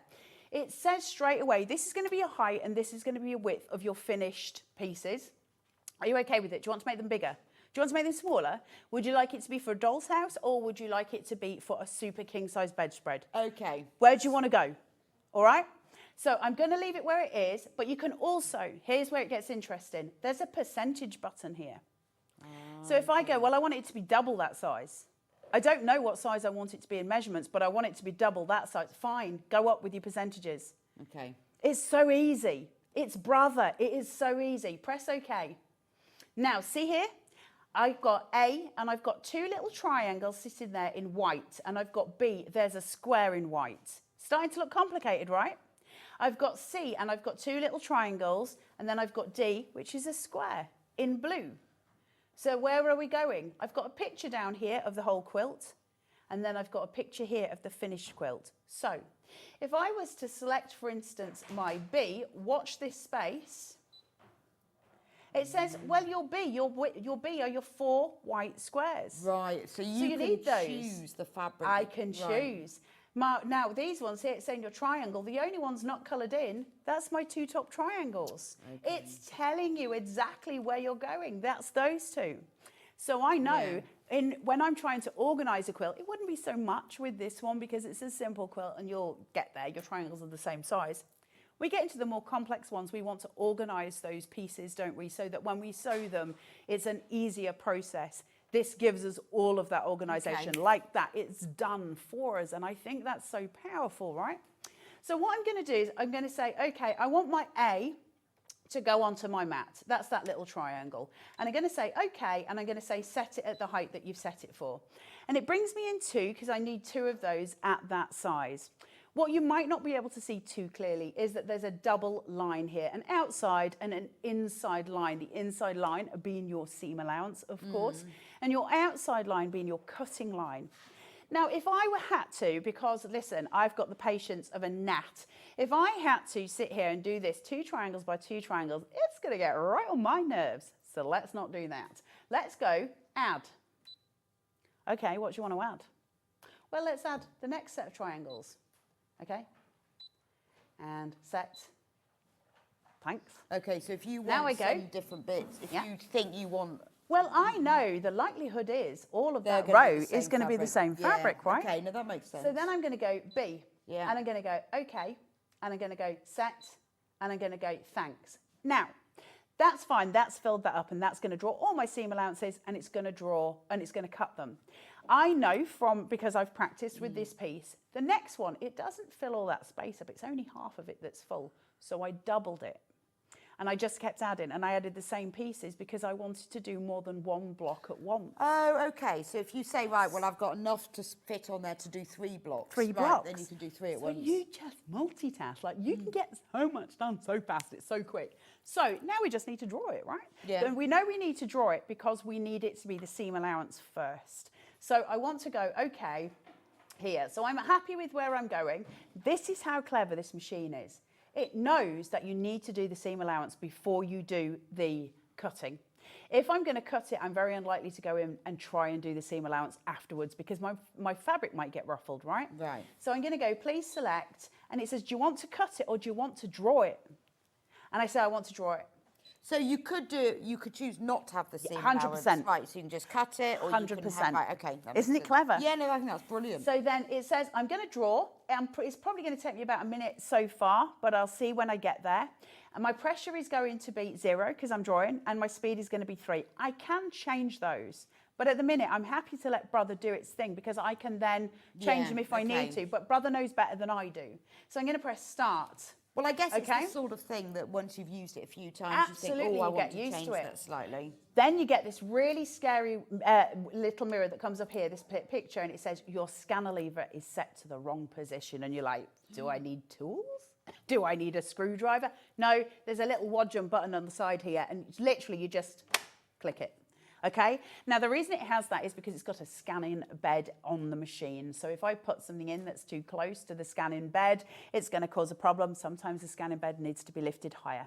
So that lever is just lifting that scanning bed just to make it easier for the machine. So I press OK, I've done what you've asked me to do, and I'm going to press start.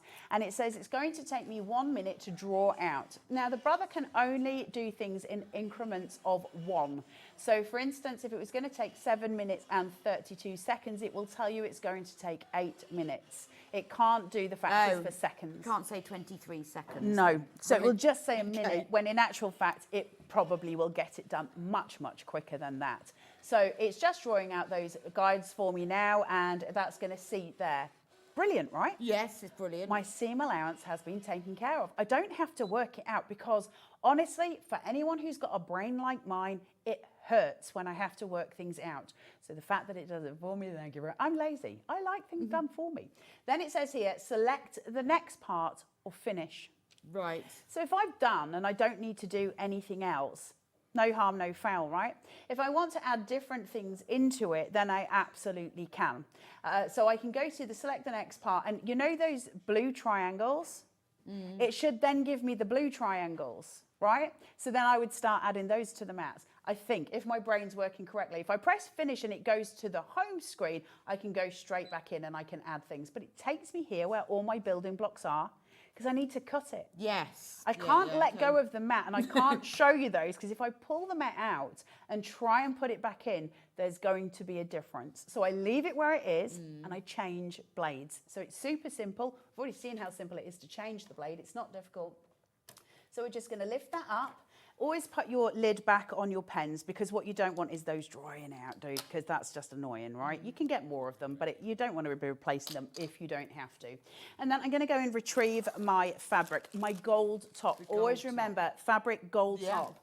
So that's how my brain works. I'm going to put this in here, slot it down, pop your seatbelt on, okay, so it's held in place. And now I'm going to go, please select, and I'm going to go cut. And it knows. It's so clever, because it knows that when it was doing those seam allowances, that was the inside line, and now it knows it's doing the outside line, so it's going to do it for me. Press start and let it shuffle. This, it now says, look, we're going to take 2 minutes. If you had a thicker fabric, it's testing the mat. Now it'll test the fabric, and it goes, okay, I can work out it's actually going to take me less time. It's only going to take me a minute, because it's a really thin fabric. But if I had something thicker... Yeah, if you had like a denim or something. Yeah, it might come up with, say, 3 minutes. How that's cutting out, what do these special blades do? So you're getting... the rotary auto blade kit that you're getting for free with You're this. getting this for free. So you're getting a little kit for it. Now, I didn't receive this because this is so exclusive. We got this pretty much today. So this is the first time I've seen it. So we're unboxing and we're having a look at this. Now the rotary blade kit is where you've got obviously your rotary blade, meaning that we can cut things thicker, faster and more intricately. Okay. But it also gives you an activation card for access there you to go. 63 rotary auto blade designs. So we're giving you more designs than you had Whoa. before. Your world just expanded even more. Then bear in mind, you also have the Brother Canvas workspace, which is on your computer if you want to use it. You don't have to. The joyful thing, honestly, for me, the best thing about Scanncut is I never have to touch a computer if I don't want to. It's all on here. I don't need to mess about with it, because that can be daunting, right? You're doing it here. You've somehow got it to get here. There's a process. It can be frustrating, right? But if it's doing it for me, no harm, no foul, right? So on the internet, I can do those things. Now, as with all of these apps that you get, and you can use it on your iPad, you can use it on phones, you can use it on your computer. That's also got a ton of different patterns in there that you can buy. Some of them are free, so you can actually add to this as well. It's not just where it is. Now, so right, so these are different These are your blades. kits. These are your, so that's a rotary blade. Right. So that's very different to the blade that I've been using for my thin fabrics, because I don't need a rotary blade for what I've just done. Okay. If I was using those thicker pieces, I'm going to need it, aren't I? Yeah. So now, but it's the first time. This is the first time it's had a rotary blade. So you guys coming in and getting this bundle. It said this blade is designed to cut fabric used for quilting and applique purposes that don't have a fusible backing. There you go. It doesn't need a stabilizer. because it'll do it on its own. Yeah, because that's amazing. It's sorting it for you. So suddenly all of your processes are speeded. Listen, I very much doubt that the best bit that you love about sewing is the cutting out. I think that's probably the irritating bit, right? Now, remember, we've finished the game. Press your chessboard. We've ended the game. All right? Now, I'm just going to take this off. There are all my patchwork pieces and there are all my seam allowances. Wow, let me take one off. Oh, that's amazing. Absolutely perfect. Every single thing done to perfection. You guys will understand how important this is. Look at the triangle. The points have been cut off the triangle. Yep. So when you're sewing together... You can tell me that. Yeah, so look, let me show you. Show me. So on the square, the points are on the square. Yes. You need them. But when you've got a triangle and you're sewing two triangles together... Right. By not having... Because you see they've cut the little points off. By not having the points on there, it means they match up better. Look at that, perfection, so right? So they match up much more accurately. I love, honestly, now, that's fabulous. This is the most incredible machine because I can put my own patterns in. And that's where it really becomes important. So because you can scan your own designs, and someone's here says this machine would be great for cutting collars, plackets and yokes, but you could scan those in. What's a yoke? That bit on a dress. Okay, thanks. You know, well, on the sort of the back. Okay. You know, that sort of curvy bit. The apron, the bib bit. The sort of the back curvy bib. bit. Yeah. It's the back bib. If you're wearing an old-fashioned smock, it would have a... I wear them regularly. So if you could scan those in from your pattern, you could send them through to your machine. Yeah. And then they would cut them out. Instantly. I can put them on a USB. If you find the idea of sending it over, you know, it's not difficult. When it's there, it just says sort of, I think it says download on the workspace, for Canvas workspace. I'm sure the button says download, and when you do it, it says where to. Do you want me to download it to your machine? You don't even have this plugged into your machine. It does it through the internet, through the cloud. So suddenly you just go to retrieve data and your patterns are sitting here, which is incredible. And then all you've got to do is put them right sides facing. And look, you've got your seam allowance. It's done. Everything's done that for is in fabulous. seconds. I mean, I don't think there is another one that does print. No. Seam allowances. Isn't it nuts? I know, it's nuts. It blew my mind. I think that's amazing. And I've used this for years. So when Sewing Street approached me and said, you know, we know you do it for the crafty bits, would you be willing to come and demonstrate it for Sewing Street? And I was like, I can't sew. I can do, no, no. And then they were like, no, it's really easy. I blew my mind because suddenly, because this has always been my best friend.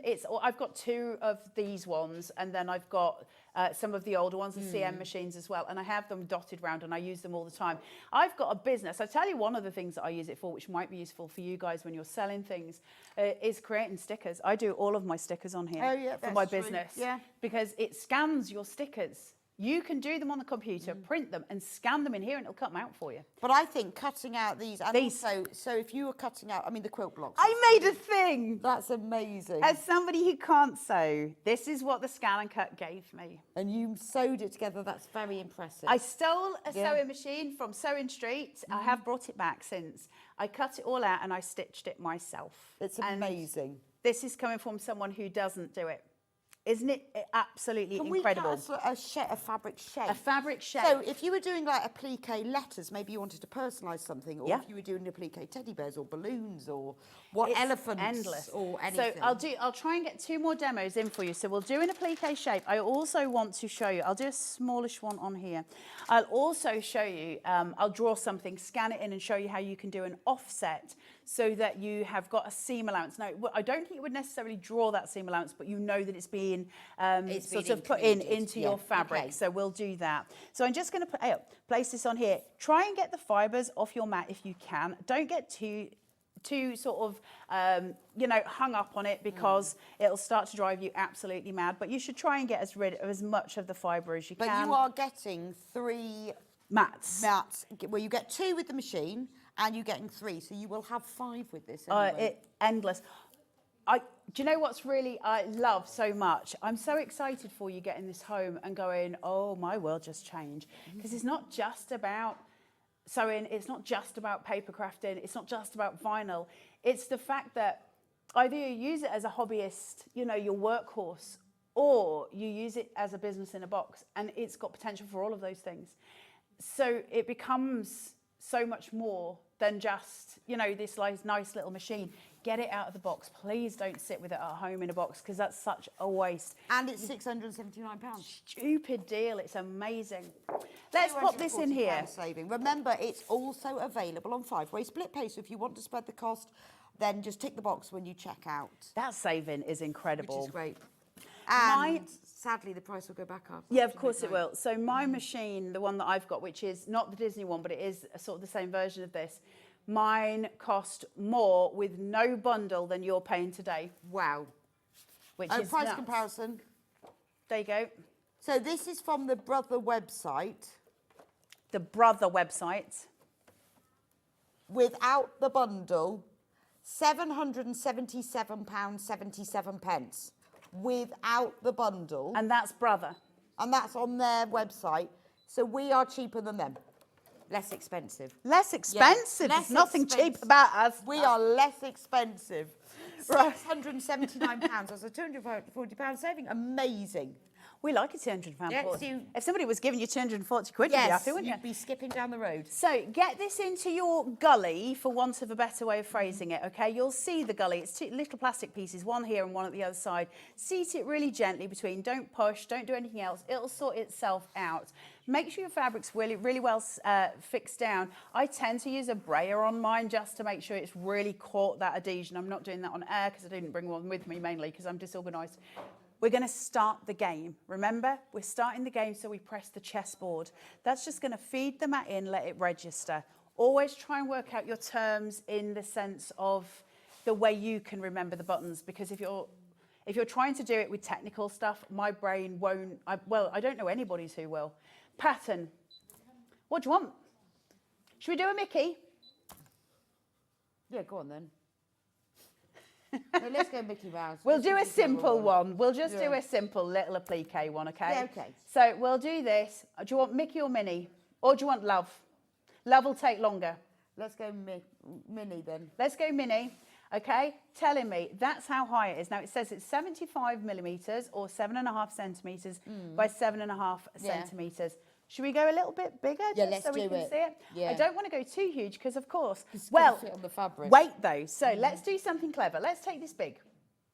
Okay, let's see if it'll let me. It might make me do it from inside, and some of them you may not be able to adjust, and that could potentially be with the Disney ones.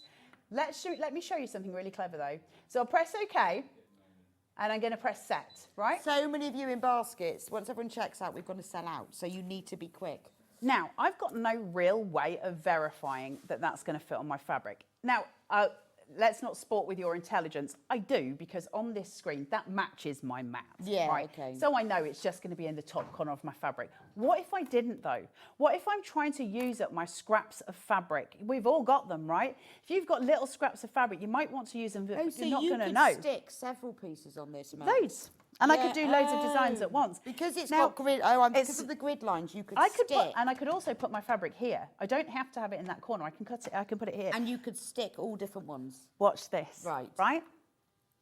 We need to toast it like in the toast in a hotel. So we're going to use a hotel toaster. We want to take a photo. So I'm going to use my oven door. Can you see the oven door?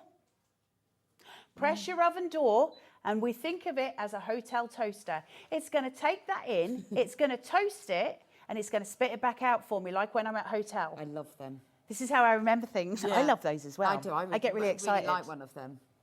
Should we get one? I'd have to eat a lot of toast, though.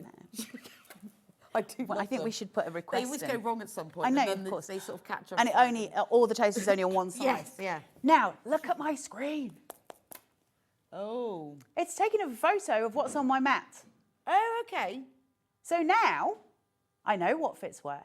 Because I can see. Okay. So if I had a scrap of fabric down this end of my mat down here, well, I can just click Minnie.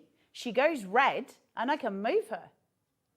Yeah. I can do move her to the middle. So many different pieces. I can do whatever I want. That's amazing. Now, if I wanted to have Minnie as a negative cut in the middle of this piece of fabric, do it. Then I can just cut her in the middle. Yeah, go on then. That's pretty exciting. Yeah, yeah, I want to see. Does everybody see how excited I would. Can you see why I get so excited? I can imagine how much fabric I get through playing with this. I get so giddy with this machine. I'll be going, oh, reverse applique, reverse applique, Minnie. So Please select. Please select. Do you want to cut it? Do you want to draw it? Well, we don't want a seam allowance on this one particularly. We're just going to cut it out, and that's just going to press cut. Yeah, so I guess if you were doing it as a plique piece, you might want to have one. If you, you might want to have this up to you. Absolutely, but we're doing a negative cut, remember? Yeah. So we're cutting from the middle, so I don't need that seam allowance because I'm just doing it from the middle of my fabric. If I wanted to do it as separate and I wanted that seam allowance, it had it on there. Yeah. You can choose. Look at the speed it does it with. Yeah, for EPP, I guess you could cut. What's EPP? That sounds like when you do like seances. You know when you have hexagons hand sewn together like they used to do in the old days? The old days, and they used to do them with cereal boxes. Yeah, that's EPP. But you could cut out all your hexes from fabric. 100%. But then you could also cut out your cards because the card pieces have to be smaller. Oh, okay. So you cut out the card and the fabric. As well, if you did your card to a certain degree and you scanned it in, it'll then become a digital file for you on here, which is amazing because then you can make your hexagons bigger or smaller from here and it'll cut them all out for you. So if you've done them in the cardstock, for instance, put them in here, but I can also do an offset around it. So what that means is where it sees that file and it sees, so it'll show me the hexagon here, it'll make it bigger for my seam allowance. Brilliant. So you could be brilliant for that. It'd be great for appliquing letters on, words, personalising, patchwork blocks. Even down to the stupidly simple. Now remember, it's got pens in here, right? So I could write my child's name. I mean, he would hate me to do this now, he's 14. But I could put, you know, his name and then do it on a label. What ink is on the pens then? They're colouring pens. Okay. They're full working pens. So on those you could colour in some aspects of your fabrics. Are they washable? I don't know, and I don't want to tell you that they are and then get it wrong because that's not fair on you guys. Try it and see on a scrap of fabric, but you might be able to get them. There's so many. It's done it. So we want to finish it. Oh no, this has just gone off. I don't know if it has done it. I think my wire has. It did do it and then it turned off. So just let me turn this back on. Oh, by the way, when you turn this on, hold down the power button for about 5 seconds because when I first ever got my home, I was pressing it and nothing was happening and I thought it was broken and it's not. You just need to long hold it for about 5 seconds. It comes up with this. And then it'll go to some photos of a settee with some cushions on, if my brain serves me right. And then as soon as it does that, you're ready to go. There you go. Look at me. There we go. Picture of the cushions. So all I need to do now, obviously, is press home. That's going to take me to it. And it's going to say the carriage is going to move to its initial position. That's fine. I know Minnie is already cut on there. So it's just moving this plastic piece back to its home position so nothing gets damaged. Now I'm going to press my chessboard. I want it to spit the mat out because I finished playing. So then I just remove my fabric. Oh, and that is dotted it. I did a dotty thing. That's not an applique. Can you see? What did I do? Yeah, I don't know, but what did I do? In the picture, it was a dotty edge. Look, I've got the dots for it. That's really clever. Look at that.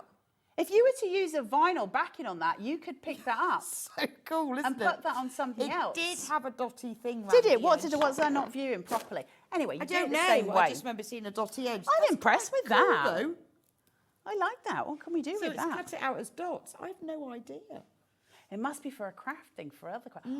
Think of all the possibilities that are in here. It's so exciting. Now, I do want to. We are very, very low in stock now. We have so many more in baskets. I really did look, just something for the everyday. So if I take a Sharpie, it always wants to be a dark colour. It's really important that you use those dark colours because obviously you can only pick up so much. If I do it in a light colour, it's going to reflect. And if you're using too many lights overhead that are really bright, you've got to give it a chance to be able to read. Question.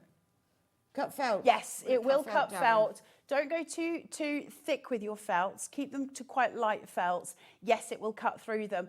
I would tell you absolutely 100%. And I'll say this anyway. You're getting so many mats here. Keep certain mats for certain things. Well, and also it does. You can use different. You've got different blades. Different blades for different things. Well.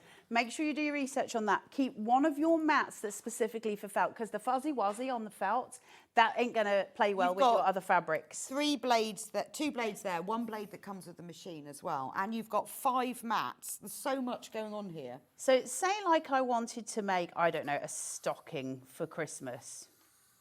Okay. Oh, we've got a dot idea. I love this. You could thread ribbon through the dots. What a great idea. I'm sure if we have a look at the machine, it will explain why you've got the dots. But it's great. The madness. The madness of the dots. That smells nice. Don't smell that. It smells really nice. So this is you've drawn it or you've scanned it. It's just I've drawn something. It. Now, You've got it here. Now, if you've got if you're a full-on crafter and you do all of the crafts, right, all of the things, you might want to do some of the stamps that you've got and then use those for cutting fabrics. Because remember, we're making an image. So if you've got a stamp of a floral that you particularly love, stamp it in a very dark black ink, scan it. You've then got a digital file of it. As long as you've got permission to do this, then you can cut it in fabrics. Right. Insane, right? So is this how you scan it? Yeah, look, so I've got a pic. That's my stocking that I want to make. That's my pattern that I have lovingly spent the last 10 hours drawing. And then I'm just going to put it in. And I'm just going to press this. We always start the game. Always remember your chessboard starts the game. It's really important. It's going to spit it out. It's just registering. And then I've got a scanning function. All right? So my scanning function is different. I now have a different menu. Do I want a direct cut? And in this instance, yes, I do. Or do I want a scan to cut data? Now that's where I can do sort of different things with it and different variants. For this, I'm just going to stick with direct cut. I wanted to keep the simples because we don't have much more than an hour. Now remember, everything that you need for the Scanncut is on YouTube as well, so you're not short of a tutorial. So let's just do this one for now because we're running out of time. It says select a device to convert the scanned image. I don't want to do it on my computer because my machine will do everything for me that I need it to. I'm going to press start. Remember your scanner lever? Now I need to bring it down. And that's just, it will always tell you, brother are so good. Press start. Now, that hotel toaster, it's doing it on its own, okay? So it's taking it in, it's toasting my picture, and the image is going to appear on here, my hand-drawn image. You think, and here's where it gets really exciting. Your grandchildren or your children have drawn the most delightful picture. That's just moved. If they have done that, right? Yeah, that's fine. It's on my screen, but this came off my Mac. If your grandchildren have done a picture or your children have done it, sometimes we don't always want them in the Blue Peter cupboard, right? But we might want to make something beautiful from them. Here's the thing. I can put some calico on here. I can scan the image in first. It gives me this. And it's on my screen. And that could be my child's drawing. Then I can take my mat off, put some calico on it, and I can get it to draw exactly what my child did. We're using then I can embroider it. Right, amazing. Or I can cut it. I can do so much with this. So you could draw it on with the water erasable pen. Absolutely. Then you could embroider it or applique it. Amazing. The things we can do, right? So now I've scanned my image in and I want to get that onto fabric, right? And that's fine. So I'm going to take this out because I don't need to do anything with the mat right now. So I'm going to press OK. Now, my scanned image here, this pattern that I spent the last year doing, I might want it to be bigger or I might want it to be smaller. So now I can see here, I've got all these weird lines down the back and that's not on my original drawing. What is it? It's the dirty hair and the bits of fuzzy ones that are on my mat. So I'm going to grab this and I'm going to just pull it. So it's just focusing on my thing.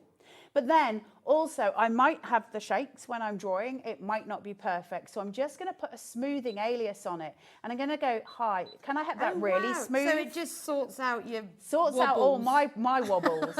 And then I'm going to go, let me preview that and see if I like it. So it's recognising it first and it's going, okay, we've smoothed it out for you. Press OK. Now, if you're happy to go ahead, you can obviously just go ahead with what you want it to do. So we go to the next. So the possibilities are endless. Absolutely endless. But I'll just show you this very quickly. See here, where I've got this button here? Offset.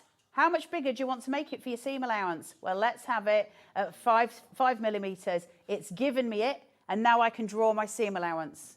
Look amazing. So the price of this, £679. The most amazing machine in the world. Save £240. It's available on 5-way split pay. It is going to sell out because we've got loads and loads and loads of you have got it in baskets. So please do check out. Thank you so much, Carla. Thank you for having me. I love it. And you're right. It is probably the best machine in the world. Love it. Thank you for joining me on Sewing Street today. Tomorrow on Sewing Street, who is presenting tomorrow? John's presenting tomorrow. At 8 o'clock, he's got Yvonne McAdamany with her Village Street. At 9 o'clock, Hayley Smith will be with him from Craft Yourself Silly. 10 o'clock, Yvonne will be back with her brand new Block of the Month launch. Exciting. 11 o'clock, Hayley will be back with him again with her Craft Yourself Silly project. And at 12 o'clock, it has to be Miss It, Miss Out Designer Fabrics. Thank you so much for joining me today. I'll see you back here next week. And thank you so much. Thank you. And enjoy your new machine.